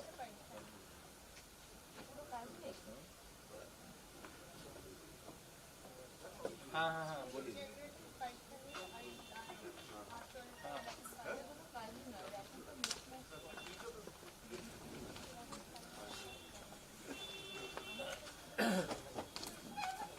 अच्छा कब आएंगे बोलिए मंडे को आ जाइए आप क्या हमको जल्दी इम्प्लीमेंट करना है ऑलरेडी बहुत डिले चल रहा है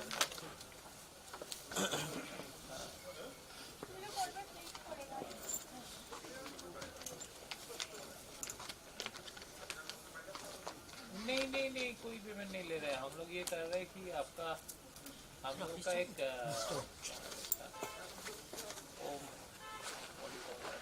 कोई पेमेंट वगैरह कुछ नहीं जाएगा इसमें खाली होगा कि ऑथेंटिकेट होगा कि आपका एनी ये नंबर अकाउंट नंबर है कि ये सही है कि नहीं वो जो क्या क्या एनईएफटी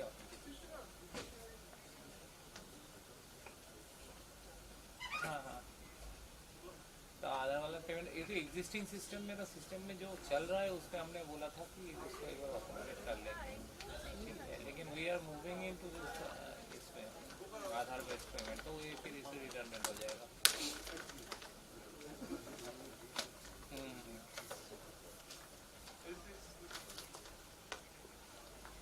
कोई पेमेंट नहीं जाएगा उसमें खाली फार्मर का अकाउंट नंबर जो है कंफर्म हो जाएगा खाली और कुछ नहीं है हाँ बस इतना ही नहीं ठीक है उसमें खाली फार्मर पेमेंट फार्मर जो बैंक अकाउंट मेरे पास रजिस्टर करता है ना तो अभी हमारे पास सिस्टम है कि उसको फिर बैंक मैनेजर से सर्टिफाई करा के लाता है और प्रेजेंट सिस्टम में आपका क्या होगा वो ऑटोमेटिकली वो एनईएफटी और जो हम लोग करेंगे उसमें बैंक अकाउंट आपका ऑटो सर्टिफाई हो जाएगा उसके लिए मांगा था हमने हाँ बात कर लीजिए हाँ कर लीजिए हमको अभी आधार बेस्ड पेमेंट करना है क्योंकि मैंने वो पालीलाई साहब को भेजा था कि कॉटन कॉर्पोरेशन कैसा खर्चा है हाँ हाँ हाँ ठीक है मंडे को विजिट कीजिए फिर हम लोग अकॉर्डिंग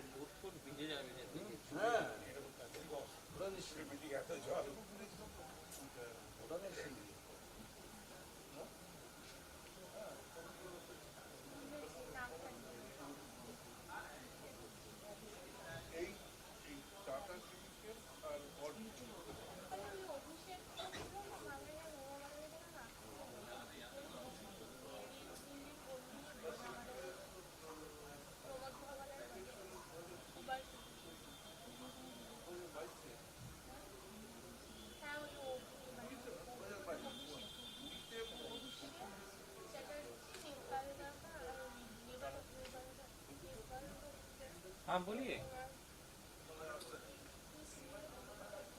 हाँ हाँ आ जाइए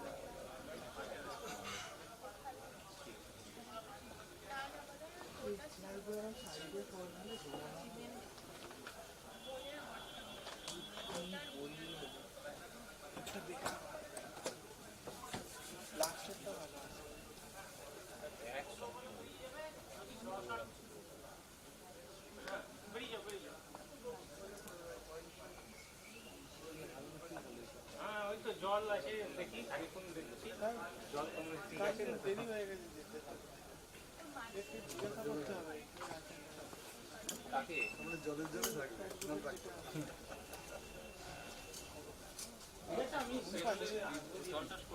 আপনাকে আজকে জানালাম কি জানাবে এখানে কালকে আমাদের সব জানিয়েছে এই কিছুতে সুবিধা গাড়ি নিয়ে দিলে হবেও না নাও হতে পারে ওখানে আর্ধেক ঘুরে তো যে মিটিংয়ে ডেকে দিলে সেক্ষেত্রে তখন আর চিন্তন শুরু করে ইন্ডিয়ায় যেহেতু ইন্ডিয়ায় জিডিপি না ধরে করতে গেলে না ফর্ম করতে যাবে এটা দেখেই ये मत আর এদিকে সবচেয়ে ভালো ফার্স্ট কাটিং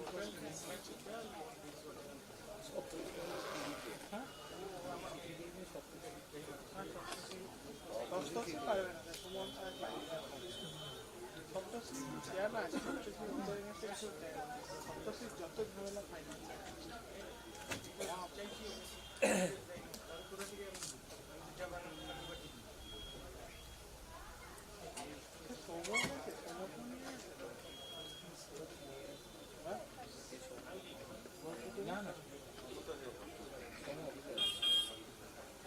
ऑफिस हो गया है ठीक है ना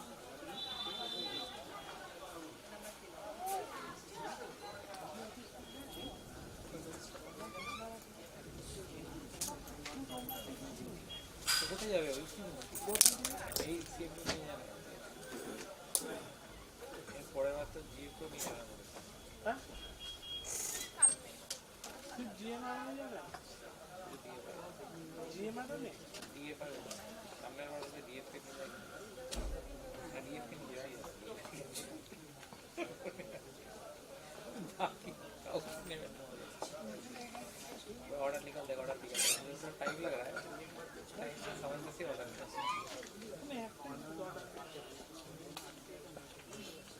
এই শুক্রবার এসে অর্ডার বের করে দেবে কিছু ট্রান্সফার হবে তোমাদের হবে না আপাতত হবে না আটকে দেবে তোমাদের এমনিতেও বলেনি ফাইন্যান্সও বলেনি এইচআর ক্যাটা চেঞ্জ এইচআর দিয়ে করবে এইচআর ক্যাটে পার্ট কেনা বেশ ডিএম বলেছে পার্ট কেনা বলছে কর্পোরেশনে টিচার বলে কোনো ক্যাডার নেই ফাইন্যান্সের ঘন্টা শিব মনে শিলিগুড়িতে পাঠিয়ে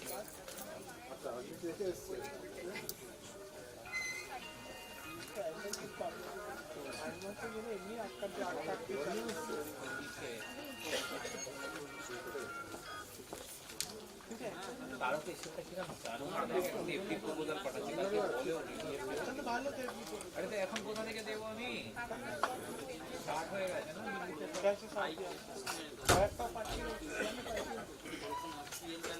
তুলেও দেখি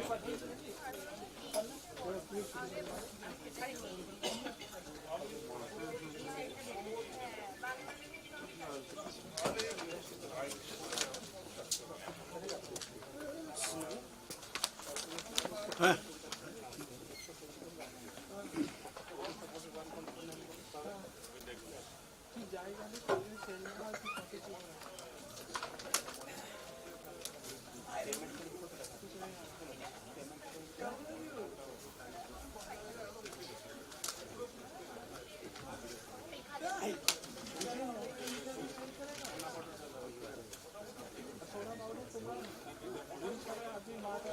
जहाँ भी जा रहा है खाना पाउडर बात मालूम हो जाएगा और तुम लोग तुम दूध का को बोल रहे जब हो रहा तब खुद के पसीने में आपको ज़्यादा डाल दिया अब तो कम डाल दिया लोगों को बच जाएगा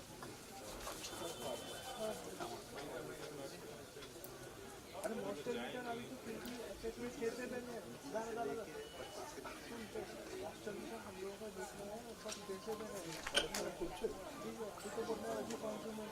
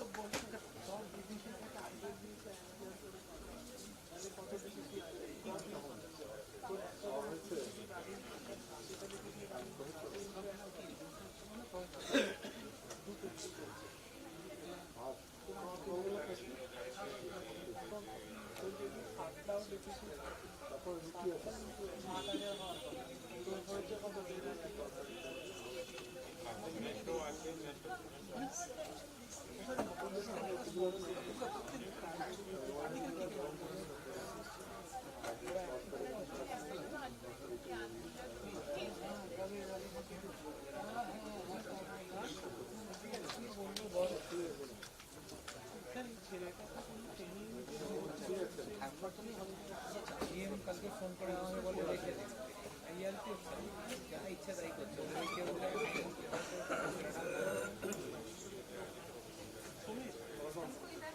কৌশিক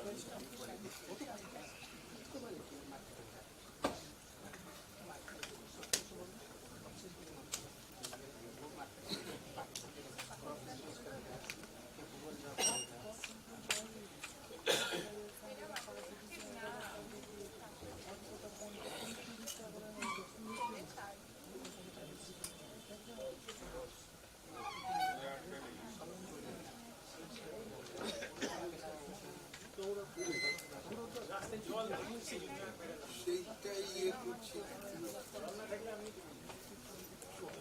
ওইখানেই দাঁড়িয়ে আছে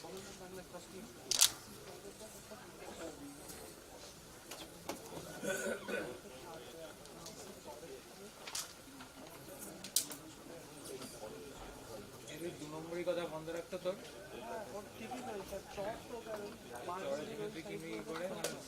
কোথা থেকে দেবে ওখানে তোর ওই এখন যে বলছে ভেরিফিকেশন হবে জমি কিনা না কোথা থেকে দেবে তো আধার ভেরিফিকেশন করবি কি করে ফার্মার থেকে তারা কিন্তু স্লট বুকিং আসবে কোথা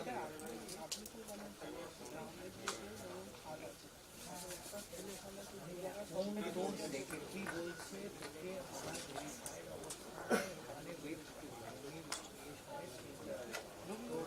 তোকে বলছে আর উইকস আগে ফোন করতে চাইছিলাম না যেটা এই যে তারকেশ্বর ও ডিএফটি আর একে বলবে মিটিং হচ্ছে কিনা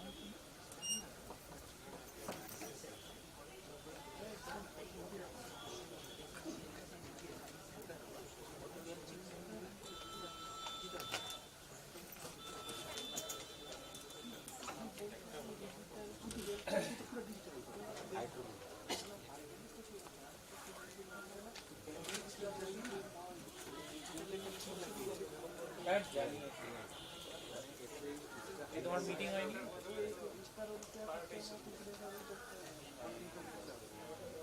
তোমার কি কি মিটিং হচ্ছে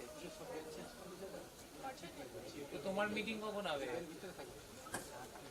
আচ্ছা না না ওই জন্য ওটা থেকে মিটিং করে আমি একটা এফডি প্রপোজাল পাঠিয়েছিলাম ওই জন্য ওটা বলার জন্য ফোন করলাম যে তোমার মিটিং চলছে কিনা বুঝতে পারছিলাম না হ্যাঁ ডিএফকে অ্যাপ্রুভ করতে হবে বলোটা কান্না এই দেখো সিএমডির সামনে বলো কালকে পরশু কালকে মহরমের ছুটি আছে মানে 3 দিন কিছু হবে না তাই জন্য পার্টি আছে ঠিক আছে জাস্ট এইটুকুনি বলে দিও ঠিক আছে এফডি সিএমডির সামনে যদি সিএমডি ভারবালিও বলে দেয় আমি করিয়ে দেবো না আজকে কিন্তু সিএমডি যেন ভারবালি বলে তো কাপালিকের পর কিন্তু জানে না ওই কাপালিকটা সিএমডি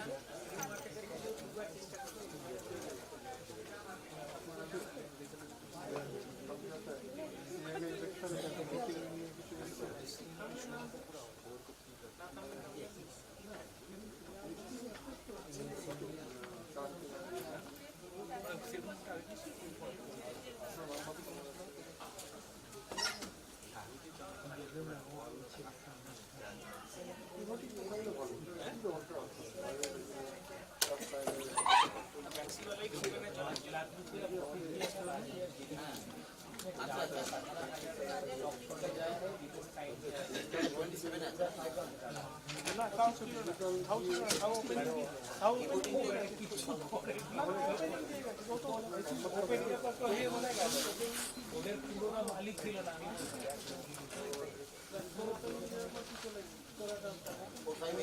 মিলে করেছে ওই দুজনে মিলে করেছে আর নাম বলছিলাম কোকো কোলা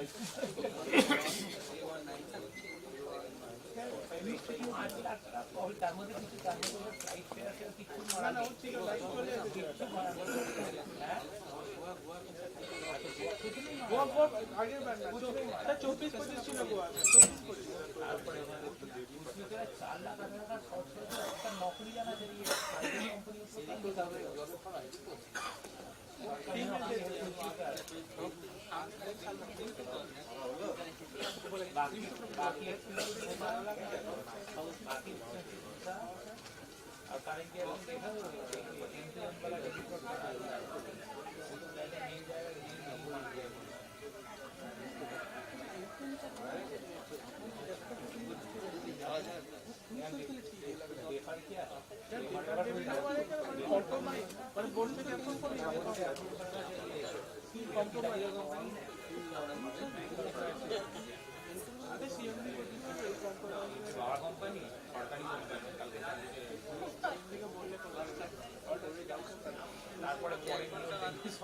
যত অর্ডার সব আটকে যাবে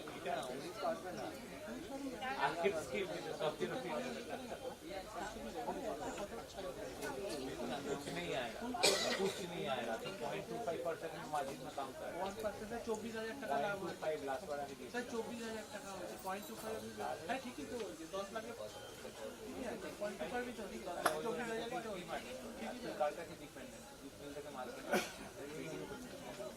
স্যার জুট মিল নিজেরা কেন ডাইরেক্টলি করছে না যদি ব্যবসা নেই বলেই তো করছে না দাদা এক্স্যাক্টলি এটা পারে ব্যবসা যদি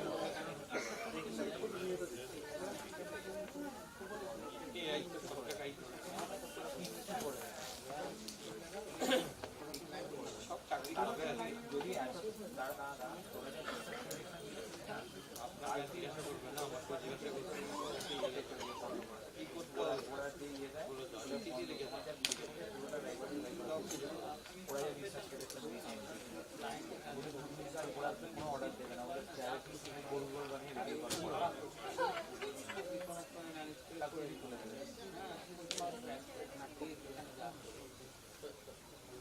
আপনি যদি কমপ্লেন না করেন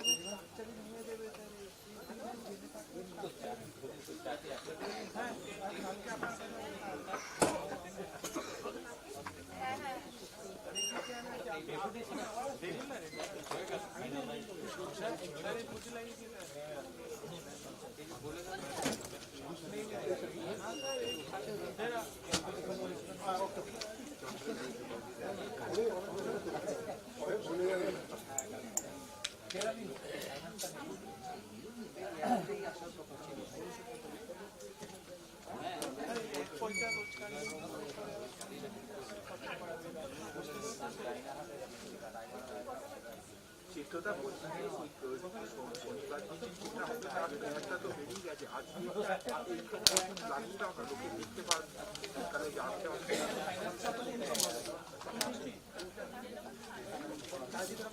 এখন যেটা তুমি ক্ষতি হয়েছে ওইটা একটা এখানে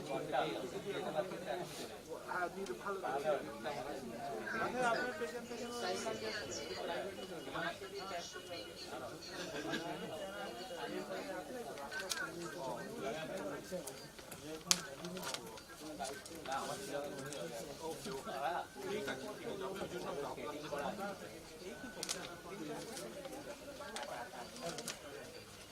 বলো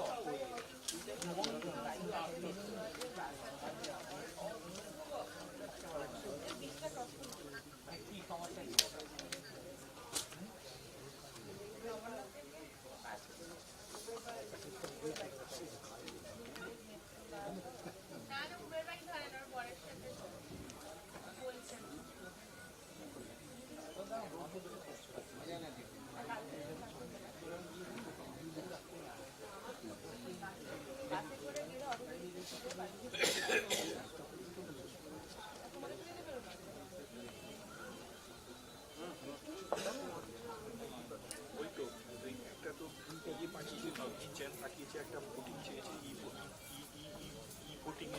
2027 ইলেকশনে আসবে ওটা শেয়ার করে আর এইটা পাঠালাম। আর অশোক দিনদার চিত্রটা ফোন করেছিল ফ্লেয়ারটা পাঠিয়ে দিয়েছে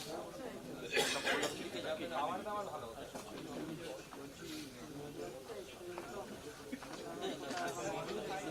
কাকে কাকে দেবে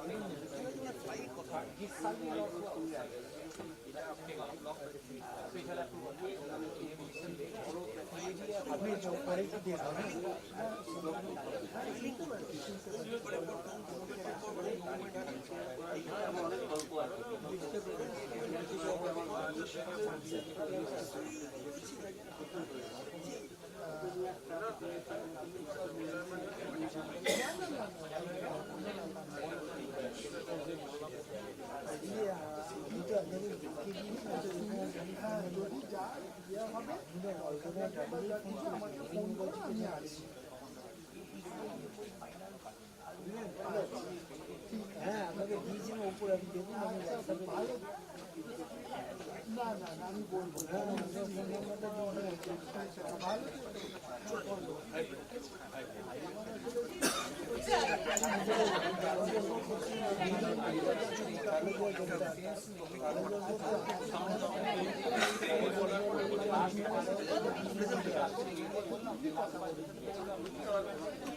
আপনি নিশ্চয় ভালো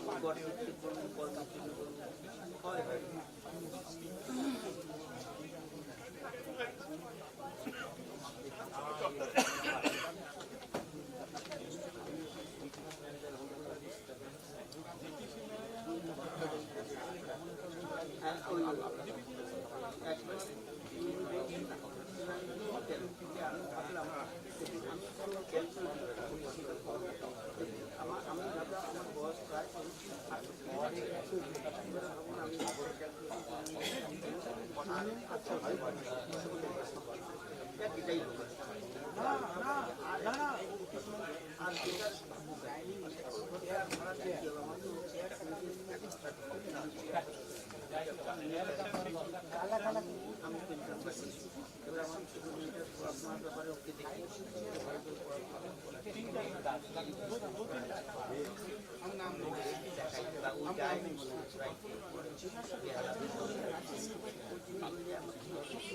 mistake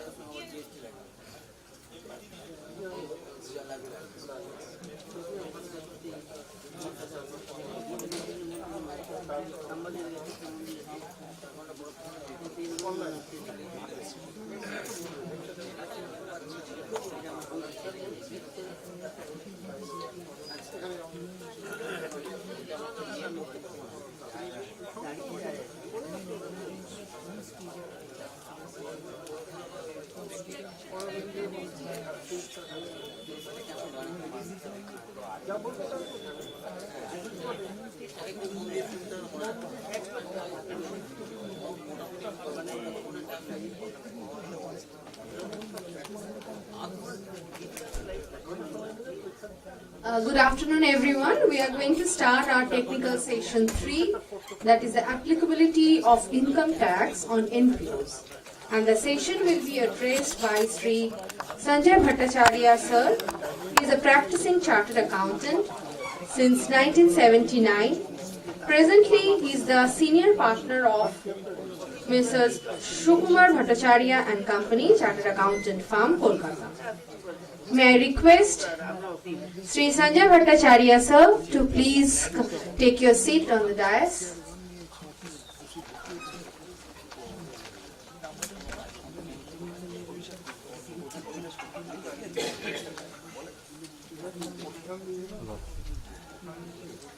May I now request CMA Abhijit Datta sir, Secretary of EIRC of ICMAI, to kindly felicitate sir.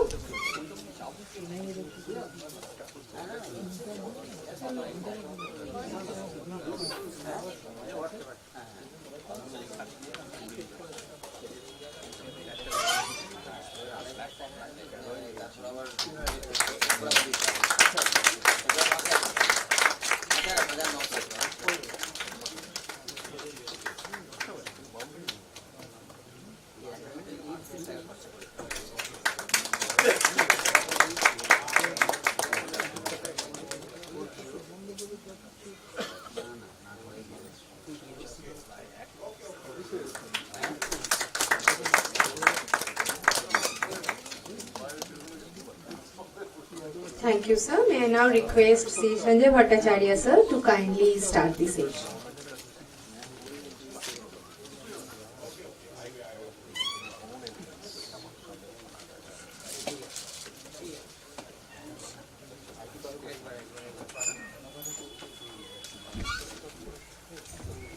Good afternoon. I'm thankful to the Institute of Cost and Works Accountants of India for giving me an opportunity of sharing my thoughts about the new Income Tax Act 2025.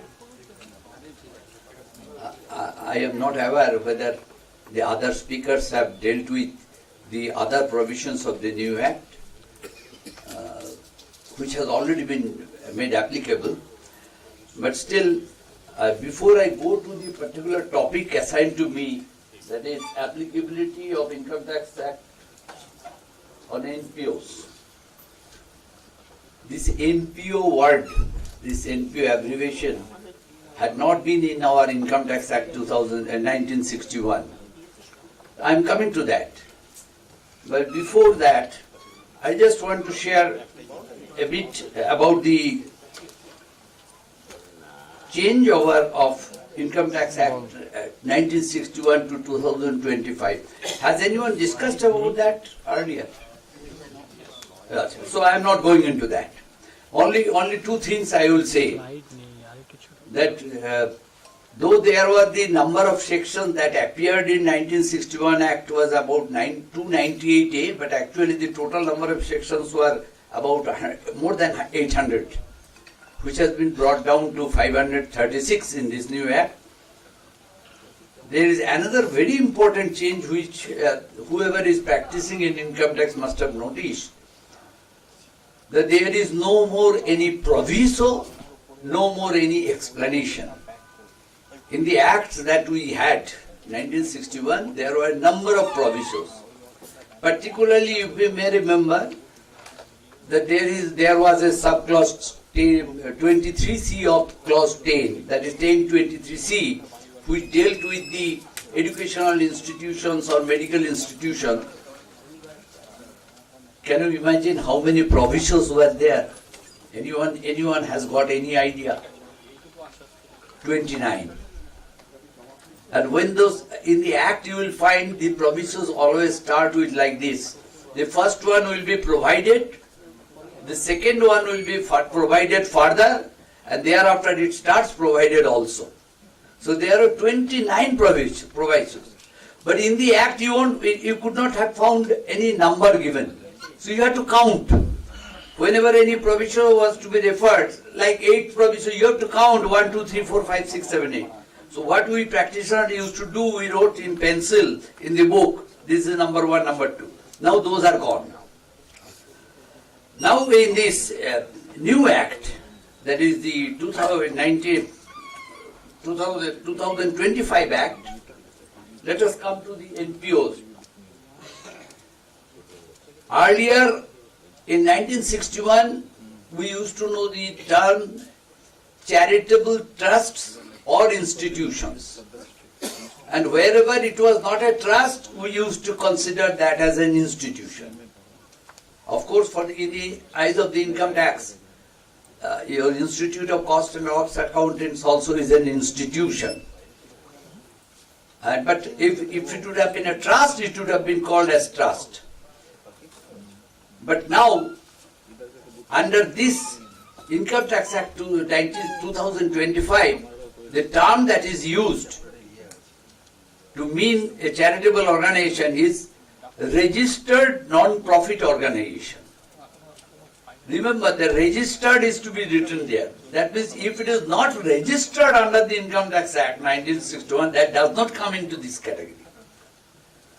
So for availing of the exemption, deductions, whatever you call, it must be registered. That had been the law under the old Act also.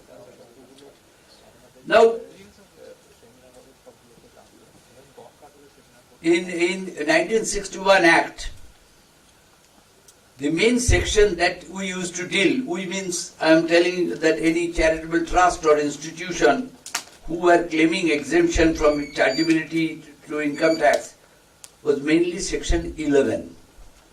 And the registration provisions were contained in section 12A, later on 12A, 12AA, 12AB. All these are now changed. Similar to the other provisions of the Act, whether it is salaries, business or capital gains or other sources or income from house properties, these numbers of sections have been changed. Now this Section 11 of the Income Tax Act 1961, that has been broken into several parts. And there was a purpose for that. The purpose was that all those provisions and explanations now they have been entered, they have been inserted in the Act as a statutory provision. That's why that Section 11 have been broken into about 16 sections plus one schedule. Now, will it help us? That might come to our mind. Of course it will help. At least at one place, these are all given. So it is not that you have to see this section, that section and all these things. So the main sections of 1961, just before I go into that particular provision of section 11, section 12, section 12A, 12AB, 12AC, 13, all these there I have told about 4, plus there was another section which I just referred about 5 minutes back, 1023C, where there were 29 provisions I told, which was for exclusive educational institution or exclusive medical institution or a hospital, which cannot have any other activity. Now that has also been merged here. So all these sections that we will find from section 332 to 355 all together. So if anyone is interested in that thing, if he goes through those sections, he will find all the relevant provisions plus Schedule 16 and also Schedule 7. The Schedule 7, there they have mentioned practically those institutions, those institutes or hospitals which were exempt under the erstwhile section 1023C. These are now all entered in Schedule 7 of the 2025 Act. And as I told, in these about 18 sections, all these provisions of section 11, 12, 12A, 12AB have been put together. Now, coming to the provisions, no change has been made. Whatever had been the provisions in 1961 Act, those have been kept as it is, only with certain change in the language. Most important change that I have noticed in the entire Income Tax Act 2025, that in 1961 Act, in some sections, those sections started with the word notwithstanding. That means even if somewhere it is written something else, that will be overridden. Here that use of notwithstanding change, what they have used now, irrespective of. Now whether it is simplification or not, that you have to decide. But still, in my view, a lot of simplification has been done. Now, a very important section is clause 15 of section 2 of 1961 Act, which we usually call as 215. That defines the charitable purpose. You know, charitable purpose has been defined to have 7 limbs: education, medical relief, poor relief, yoga, then conservation and heritage maintenance, and there is a 7th one, that is objects of other general public utility. Now this definition of section 215, clause 15 of section 2 has been inserted in the new act at section 346. But though they have changed the language, the definition is same. That means 6 plus 1. 6 specified and 1 is other. And when an organization is claiming to be having any of the specified objects, it does not have so much restrictions which are there for that 7th limb, which we call GPU. GPU stands for General Public Utility.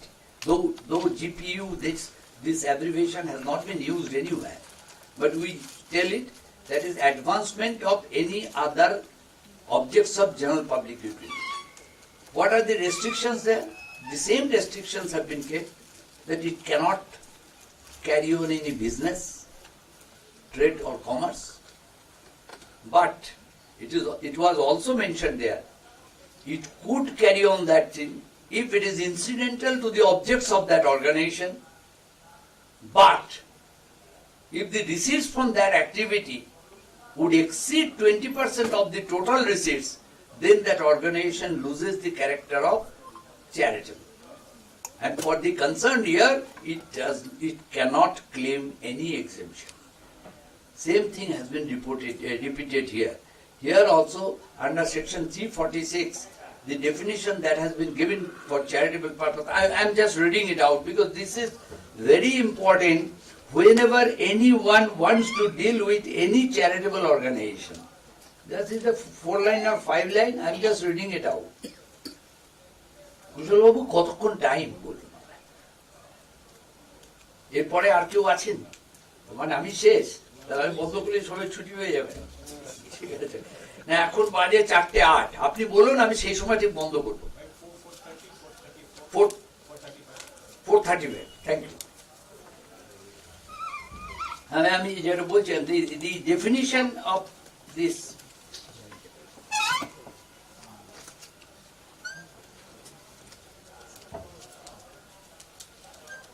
see here, specific definition of charitable purpose is not given, but this restriction has been pointed out in section 346. It is written, no registered non-profit organization carrying on advancement of any other object of general public utility shall carry on any commercial activity. This term commercial activity was not there in 61 Act. There it was used business, trade or commerce. But here they have defined also commercial activity to mean carrying on business, trade or commerce. Unless such commercial activity is undertaken in the course of actual carrying out of advancement of any object of general public utility, the aggregate receipts from such commercial activity or activities do not exceed 20% of the total receipts of such registered non-profit organization of the relevant past tax year, and separate books of accounts are maintained by such registered non-profit organization for such activity. So by way of a negative section, negative explanation, they have made that which will not be allowed to be considered as a non-profit, registered non-profit organization. Now what happens if any organization does it? if Institute of Cost and Works Accountants show that its exclusive activity is education, it is not HEAT. But if there be any organization which is running a school or a college or even a hospital, but also at the same time they are doing some other activities which may give rise to some income by way of fees or honorarium, whatever you call, and if that fee or honorarium, whatever is received from that particular activity or project, exceeds 20% of the total receipts of the year, then that particular organization will not be eligible for exemption from the Income Tax Act 2025. Now a question, maybe that you are all aware, one basic difference between a charitable organization or a non-profit organization and a commercial organization for income tax purposes is this, which is not written anywhere, but which I think that this is the understanding of mine. Then in case of a commercial organization, when we file our income tax return or when we compute our income, what do? We reduce the expenses incurred to earn that income from the income earned. If I have earned 1,000 rupees and I have spent 800 rupees, then I say that my gross income is 1,000, my expenses is 800, subject to the disallowances or anything as provided in there, and the net 200 is my income which is to be taxed. So there the deduction that is claimed is for the expenses incurred to earn that income. But in case of a charitable organization, now we call it as non-profit organization, it is not that. What is exempt? Then out of the income earned during the year, how much I have applied for my charitable objects. If I have got income 1,000 rupees, and if I have applied for my objects 800 rupees, that may be salary to staff, the rent for office, everything can be there. Then 1,000 minus 800, the 200 will be my surplus. Thereafter, because I am a registered non-profit organization or earlier charitable trust, I will be allowed some exemption. How that exemption works, that has not been changed from 1961 Act. That to the extent applications of income are made for the objects will be deducted, and whatever will be surplus, there a checking has to be done. If I have spent 85% or more towards my objects of my income, there cannot be any taxability. Because a 15% of the total income, to gross receipts, is being allowed to me, to the organization, to accumulate for future uses, without there being any restriction, without there being any compliances required. That thing has been kept as it is. But there were also two other way by which the organization could have got its income exempted. That is also followed here. First one, applications, whatever is made for the object, that will be totally reduced. Then it will be seen that of the total income, of the gross receipts, what comes 15%. If the surplus that is remaining less than 15%, no taxability. But if the surplus is more than 15%, the example that I told you, if my 1,000 is my gross receipt and I have applied 800, so there remains 200 surplus. 15% of 1,000 comes to 150 only, but I have got 50 rupees. That means if I don't take any action as provided in the Income Tax Act 61 or 25, then that 50 rupees will be taxable in my hand. But there are two provisions for that. One is this, we call deemed application.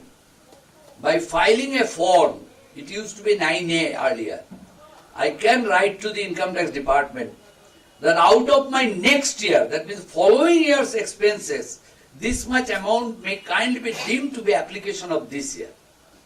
So if I exercise that option for 50 rupees, then out of this 250 will go, 150 will remain, which will be 15%. There is another clause that we call accumulation. The first one we call permissible accumulation, for which no action has to be taken. But the second one, for this action has to be taken. That what is the that I told you that exercise the option of next year's deemed application, and the other one is accumulation, which used to be under section 11(2). I think this institute had also to do that. What is that? The governing body of that organization, be it executive committee or board of governors or whatever it is, council, they have to decide that out of the income of this year, so much amount will be accumulated for future purposes. That purpose has to be specified. And it will be utilized within a period of 5 years from the end of the year. And for that, a form which used to be form number 10 had to be filed. There the amount would be written. So for example, I am telling you that my gross income is 1 lakh of rupees. I have spent 60,000 rupees. So 40,000 rupees is my surplus. And out of 1 lakh, I am allowed permissible accumulation of 15%. So 60,000 plus 15,000 will go, but still there will remain 25,000.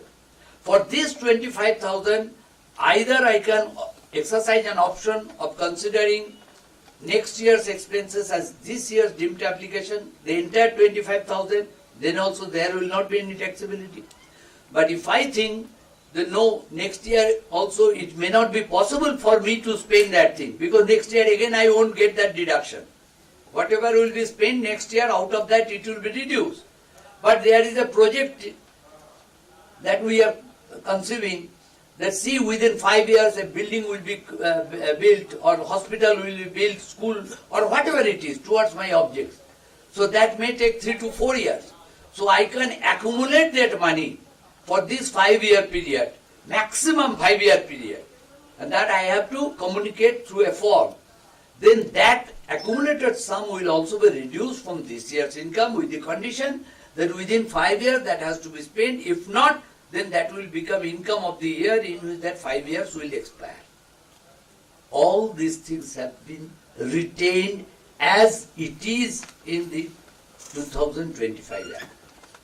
Because these are the things which are mainly required when we consider preparation of the return of income, or even the auditor when they issue the audit report in 10B or 10BB. There is another thing. There is no change in this also. But since I don't have to point out that this section has become that section, that will not serve any purpose. In the Income Tax Rules 1962, which was framed in accordance with the Income Tax Act 1961, there was a rule numbered 17AA. That 17AA required what types of books of accounts and what types of documents have to be maintained by an organization to claim the deduction, claim the exemption from Income Tax Act. Very often when I talk about the charitable organization or audit of charitable organizations, I always ask, without asking the answer to be given by the audience, but I just always ask so that the audience keep that in mind. If any of the persons present here also wants to practice in income tax specifically for these NPOs, that rule 17AA, which has now become which number of rule, I don't remember, but that has been retained as a list of things have been given that what are to be maintained for a charitable trust or institution, now a registered non-profit organization, so that its income become exempt. And the auditor of that organization has to report in the audit report whether that has been complied with completely or not. I am just making references to some of the requirements of that. Each and every receipt, as well as each and every payment, irrespective of the amount, must be supported by certain voucher and must have some documented supporting for that. The auditor who is required to audit the accounts has to write whether it has been done or not. So at many places I have been asked, sir, I have come in a taxi. What type of voucher I will give? I just told that you make a self-made voucher, but see that the organization, someone senior must sign it. But don't say that I have paid 80 rupees as taxi fare. To claim any expense as an application of your income towards charitable objects, this supporting is a must. Many organizations I have gone through, I have found that they don't care about it. But if there be any assessment made of that, and if mistakes are found there, not only that organization, but the particular chartered accountant who has signed that certificate may lose his certificate. That's why I always tell, whenever I talk of tax audit, that if a tax audit assignment under section 44AB of the Income Tax Act comes to you, think twice and then accept. But if a tax audit under section 12A, that is for the charitable organization, comes before you, think 10 times, then you accept. First of all, the responsibility. Number two, you cannot have the same remuneration which you could have got for a commercial organization, because they are not at par. It is not possible. The government wants the chartered accountants or whoever is auditing to make the charities by way of not raising their fees. And that we are doing. Whatever it is. And also there is another very important point. This applies to this institute also. That if that particular organization has got more than one office in India, and if any books of account is maintained in any office other than the registered office,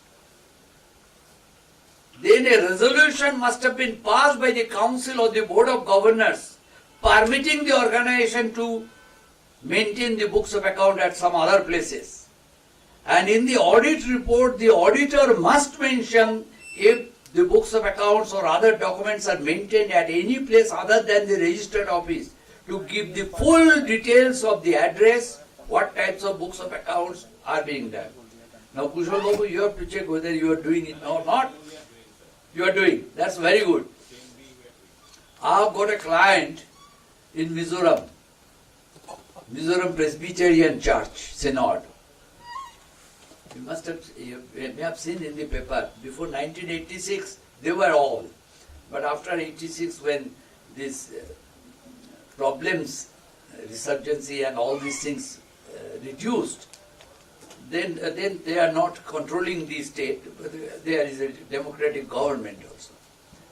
They have got 40 or 42 units all over India and more than 1,050 churches. When I asked them, they told, are you mad? Those villages, these churches are there, they don't understand, they only know what is money. They receive the money, they collect the money and they pay too. I told, but in the audit report, then what shall I write?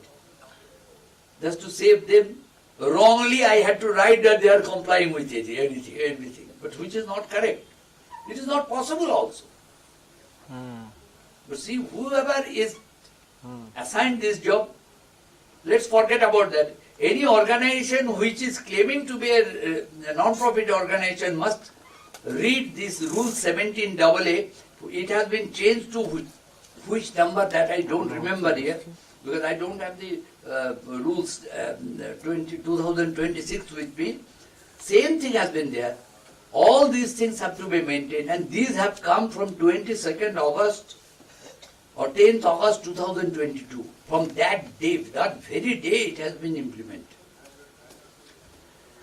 Friends, in section 2023C of the 1961 Act, it was mentioned that if there be any educational institution and if it is financed by the government substantially, what do you mean by substantially? That the government clarified afterwards. That means more than 50% of its income come through government grants. Then it's any income, and if it is existing solely for education, then its income is exempt.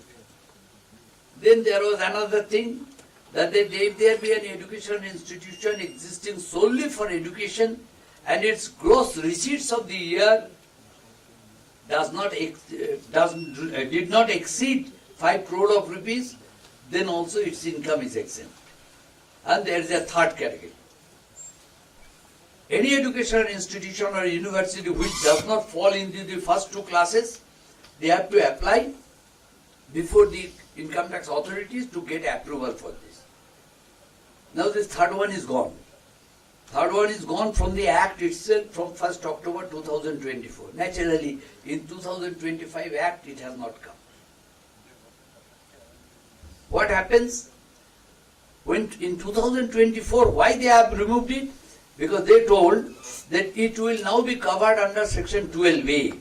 That means under 61 Act there was only one section under which this charitable trust or institution could have availed of exemption, other than those two classes that I told you, if it is government funded or its gross receipts are less than 5 crore of rupees.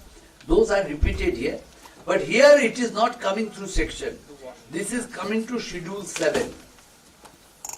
So many things they have made to put it together at one place. They have put all this particular information in schedules to the Income Tax Act 2025.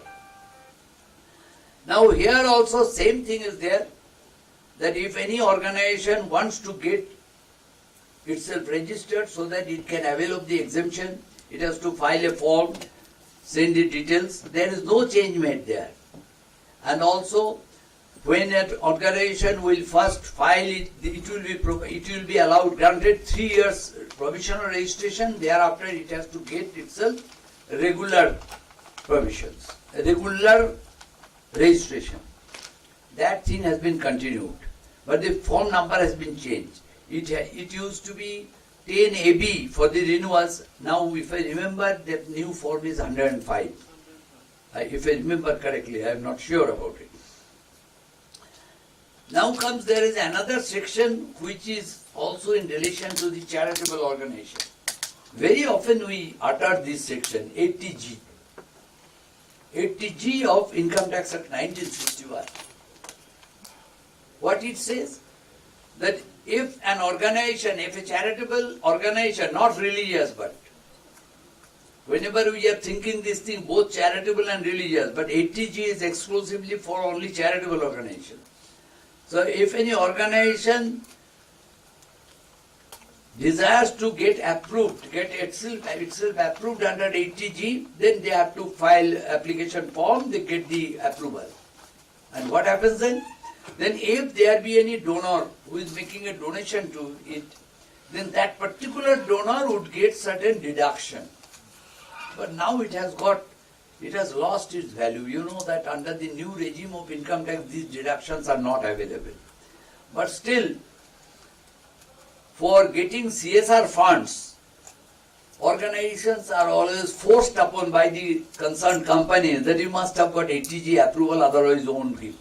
But that is not a must. But still, but for this 80G, whatever it was there, this section 80G has now been made in 133, 332, 354, 355. All these 4 sections you have to go through. That how it is to be applied with and what are the formalities to be complied with. Then you get it. There also same thing. Firstly, you will be given 3 years provisional approval. Thereafter, you will get it for a 5 years approval.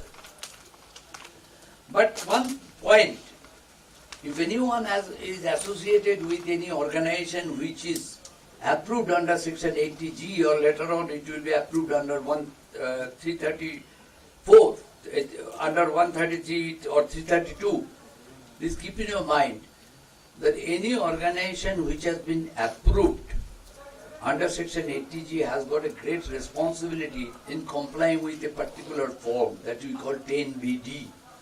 And that has to be complied with within 31st May. That means 2 months, within 2 months from the end of the concerned year. 3 days failure means 3 into 400, 1200 rupees fees. 30 days failure, 12,000 rupees. There are two separate fees charged. One for not filing 10BD and also for not granting form number 10B to the donor. So, we always advise all the organizations which desire to have 80G, they first be sure that you will be able to comply with this requirement, then only go for this 80G, otherwise don't go. Because this is not for your benefit. But there only I found that some are telling that, sir, if we don't get the 80G approval, the CSR grants we cannot receive. That's a different thing. I can't say on that. Friends, number 13 we usually call it unlucky one. It is really, number 13 is unlucky for the Income Tax Act 1961. Because that section contains wherever, how an organization will be denied, how an organization will be denied the exemption under section 11. Some examples: if the committee members or their relatives are given any benefits, if for some particular religious communities certain benefits are given, all these things are there. Then also, if the organization has got certain property and that has been lent out to any committee member or his relative at a lesser rent which could have been received, and also vice versa. That if a committee member or his relative has got some property which has been lent to the organization, normal rent may be 30,000, but he is charging 80,000 and getting it, that also. Those things are all kept as it is in this 2025 Act. Then comes the question of filing of return, furnishing of return. Same thing again. All non-profit, registered non-profit organizations are required to get their accounts audited if their gross receipts of the year without considering this exemption section exceed the maximum amount not chargeable to tax, which is 250,000 now. And if that audit is not done and audit report is not uploaded, then the exemption will not be allowed. And also the furnishing of the return within the due date. That is also a must. These are the points mainly, I think, concern the non-profit organization. As I have told, no change from the earlier section, only change is this. Numbers have been changed. And of course, there is one change which is applicable for all types of income tax provision. That is the only change that this 1961 Act has been changed to this 2025 Act is the concept of the year. That is same year. It is tax year. That means from 1st April 2026, whatever financial year has started, for income tax purposes, it is tax year. That's why for this 2026-27, we have two types of year. One is assessment year 2026-27, which will be relevant for the financial year 2025-26, for which the returns are due the July, October, September, October and November. And there will be a tax year 2026-27, which will be relevant for the financial year 2026-27. This is the only change that I have seen, that which is totally different from the concept of 61 Act. I don't have to say anything more here because I don't find anything more here. If anyone has got any query in regard to the non-profit organization, you can raise subject to this. Yes. Sir, can you come here because I would be able to hear what you are telling.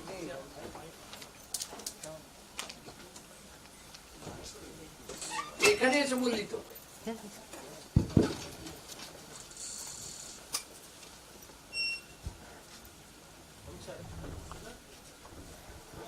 Sir, we have a PF trust which is covered under 1025(3) of the It has income got tax. no connection with NPO. Okay, so we have But not still required. you can ask the question. We have not required to, as per my understanding, we are not required to obtain certificate under Form 105 for that. No. That is only for non-profit organization Okay. which is going to carry on the charitable organ. What you are talking about, that is a provident fund. Recognized provident fund, Recognized income tax fund. That has and got no RPF. connection with here. Okay. No. That way, but still, since you have told it, shall I? Yes, sir. This has got no connection with it. But this is a point whenever I talk about this 2025 Act, I give this reference. Because it is now on a specific issue that's why I did not think it. But since it's a recognized provident fund, when your recognition was given? It's probably in 1980. That means before 31st March of 2006. Yes, sir. Did you comply with the requirement? Yes, after sir. that? Yes, sir. Yes, sir. You filed a fresh application? No, sir. Then you are telling yes, again no. No, we have not filed any application, but we have been exempted under CBDT Order 4/2002 CBDT circular. It's clearly stated that any fund set up under section 1025(3) of the Income Tax Act is exempted. Unconditionally, their income is unconditionally exempted. My query is that it was written on the old section, okay? The CBDT order, whether the CBDT order automatically apply. Absolutely. Anything there will apply here. But what I asked you that you could not answer, let me tell you, your organization, as per the law, as per the existing law, if you go through the Income Tax Rules 1962, you will find, I think it is 78 or 77, that if any provident fund has been recognized prior to 31/03/2006, please hear it and please check your fund details. And after that, it has not obtained from the Provident Fund Commissioner, Regional Provident Fund Commissioner, a certificate under Section 17 and filed it with the Income Tax Department and filed a fresh application. You finish your writing, then you will see what will happen. It has already happened in your case. Your recognition is supposed to have been withdrawn from 1st April 2014. You know the consequence. All the persons that are holding the money, all the employers' contribution will be charged to tax when they retire. In this income tax rules 2026, they have specified.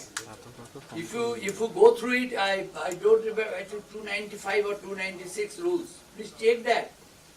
That if there be any recognized provident fund which has been recognized before 31/03/2006 but had not applied for fresh registration, then it can apply now. But what will happen to this intermediate year, nobody knows. But since the chance is there, you please see it and talk to your income tax consultant. Sir, actually, we have got favorable order from ITAT regarding citing circular number 4/2002. See, you are talking something else. All those things are for a recognized provident fund. We are recognized fund. But as I told you, from 2014 March, you are deemed to have been cancelled. When is there anyone from the income tax department here now? Then I can say, it is the great luck of the assessees that the income tax department people have not yet found it. Nowhere they have started this thing. So National Insurance Company came to me. Now, so that you have done. If not done, that means they can just send you a notice and they can say that you are deemed to have been withdrawn. This recognition deemed to have been withdrawn. Another question is, suppose. But in any case, what you are telling, if the Income Tax Act 1961 or through any of the order by the CBDT, you have been given some relief, that will still continue unless it is specifically withdrawn. Exactly. And in section 536 of this new act, it is clearly written that whatever order has been given, all those will remain effective. No action has to be taken for that. For gratuity tax, it will define benefit plan. So actually our gratuity is our gratuity is managed by the LIC. LIC makes the premium and we are sending premium to them. They accumulate that balances and that amount is remain with the LIC. And thereafter, whenever required, as per Act, we demanded that amount from LIC, we pay to the employee. So therefore, we are required to obtain from 105 from Income Tax Act for that purpose. Because we are not making any investment. 105 form is only for charitable organization. Okay. Don't mix it up. But the question that you asked, your maintenance of accounts with LIC does not say that your gratuity fund is exempt from income tax. You must have got, similar to the recognition of provident fund, you must have got an approval for the gratuity fund. Okay. It is only a gratuity fund which has been approved by the Commissioner of Income Tax that enjoys the exemption. Thank you, sir. For all these three, there is a Schedule 14, Schedule 4 in the Income Tax Act 61. First one is Provident Fund, second one is Superannuation Fund, third one is Gratuity Fund. That has been repeated in this Income Tax Act 2025. I think the schedule is 11. Same thing has been repeated there. You please see that. As regards your recognized Provident Fund, please be sure. Okay, sir. Okay. Thank you. Sir, can you just highlight on the FCRA part? See, only 2 days earlier, 2 days ago, it came out in the paper, the government is making more restriction. But I don't know what type of restriction, but they have told what type of, for what nature of activity they are putting this thing. That's a conversion from one religion to another. I don't know how many purposes will be there. Earlier, about 10 years ago, there were 56 reasons, 56 activities used to be mentioned in the FCRA form. But those were reduced to, I think, 6 or 7. But they are now again increasing. So you have to be very careful when you write. Because there is the activities are religious, education, all these things are there. But when you fill up that FC4 form, there you have to write purpose-wise. And so that's a very important thing. The only thing that FCRA, this 2010 Act that we have seen, that has been made stricter, that much I can say. And there any non-compliance means losing of your registration, and you must have read in the paper, very, very famous organizations have been also, this FCRA registration has been cancelled. It includes missionaries of charity also. Many of the Tata trusts also. Because of a non-compliance of maintenance of accounts or non-compliance of filing of the return. You have, this institute is FCRA registered. That much only I can say. Sir, another question I have, as per the section 11(2), if the accumulation is being carried forward for the next 5 years, and if it is being done repeatedly for last 25 years or so, and if the first in first out method is being applied for the utilization of the previous year accumulation to the current year expenditure, and if it is being done on a repeated basis for a long span of time, what will be the point of the assessment in the time of assessment assessing officer can take? As per the law, there is no restriction. But you can easily understand if somebody does this thing, like in our, when we were learning about auditing, there was a teaming and leading method.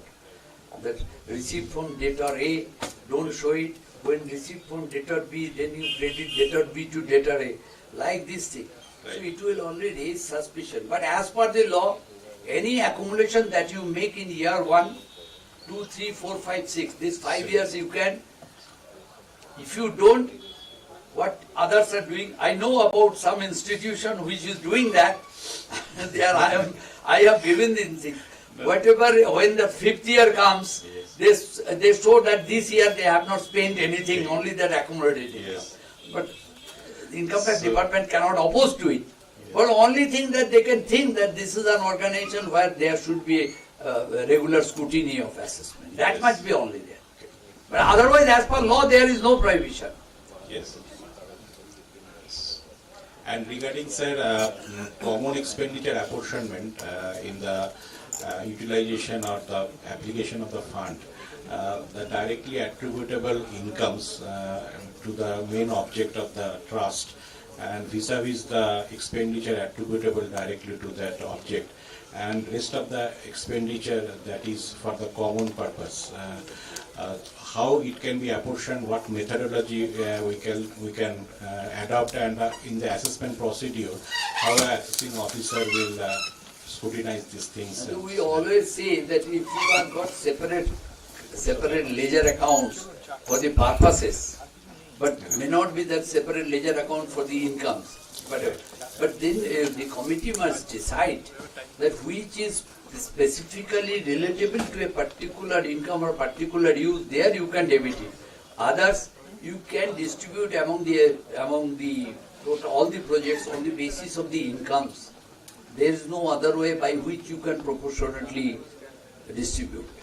That is only this thing only I can tell. But you know that because of if that organization has got FCRA, they have got another restriction. I'm sure that you are aware of it.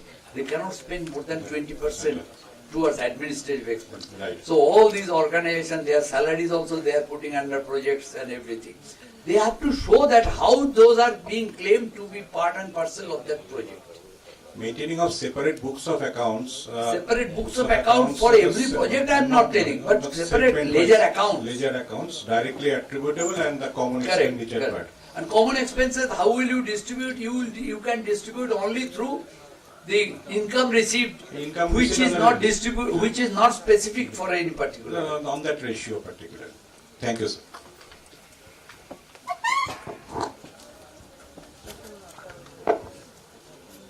Thank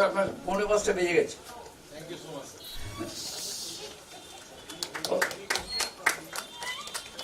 Thank you very much.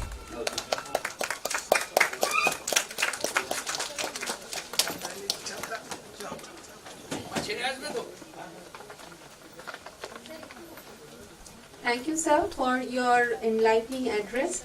May I now request CMA Abhijit Datta, sir, Secretary of EIRC, to kindly offer the vote of thanks.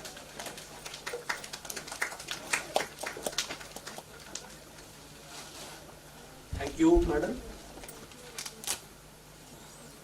Thank you, madam. Thank you, TRD department, for giving me this opportunity. It's an excellent program. Since morning we are here, sir. Our Chief Commissioner of Income Tax TDS Kolkata, Sri Jasdeep Singh, sir, IRS, is present here in the inaugural sessions, and he has praised that very soon the cost accountant will be there in the Income Tax Act for tax audit and recognized by the Income Tax Act as the accountant. So thanks to our principal Chief Commissioner of Income Tax TDS Kolkata, Justice sir, and along with him we have another personality, Amitabh Bose, IRS. He is from Vigilance Department of the Income Tax Act. He is rightly said that the person who are trying will achieve one day. So it's a great thing for us, and our chairperson EIRC is there, and tax department chairperson of the institute, our Rajendra Singh Bhati sir is there, Chittaranjan sir is there, Murli sir is there, and I would like to thank all of them in the technical sessions. first technical session, Avinash Kodni. CMA Avinash Kodni is there. He is excellently delivered on the subject TDS. And now, sir, it's your turn, and you have excellently explained all the things and answer all the questions from the participants, and especially Kusal sir asked so many things, and you have answered everything. Thank you so much, and thanks to the participants. Since morning you are here, our employees of the EARC, and the officials of Tax Research Department, especially Kusal sir. Since morning you are here. Thank you all of you, and our beloved students. In upcoming days, on 15th July, we are going to organize a student conference, and basically the students are taking part, and they will take the initiatives in all respects. So students are here since morning. I believe you learned a lot of things. So thank you, all of you. And before ending the sessions, I would like to request the national song and national anthem to be played, and we will end up the sessions over here. Thank you. Thank you so much. Definitely, sir. Good photo must be there.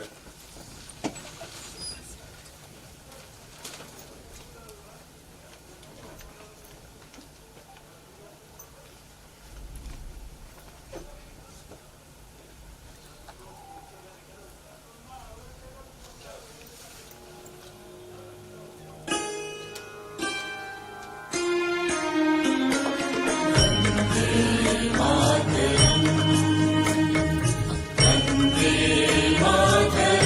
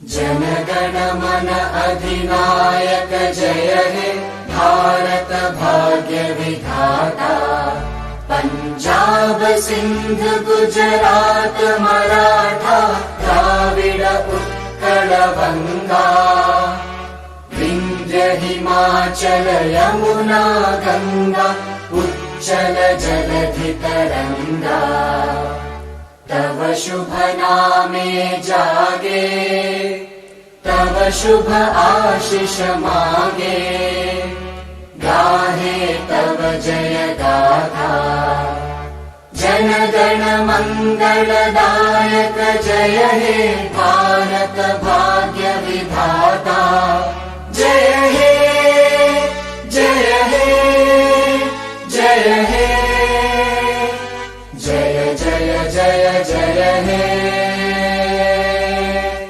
Bharat माता की जय, भारत माता की जय, जय हिंद, जय Hind. Everybody please come on the dais and we will take a good photo of that.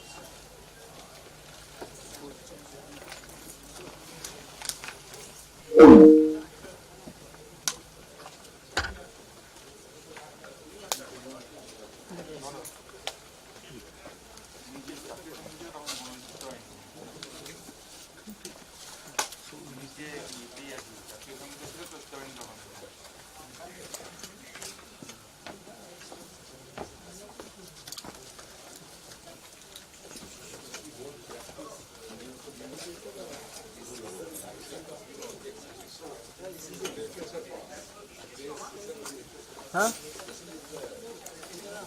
কেটে দে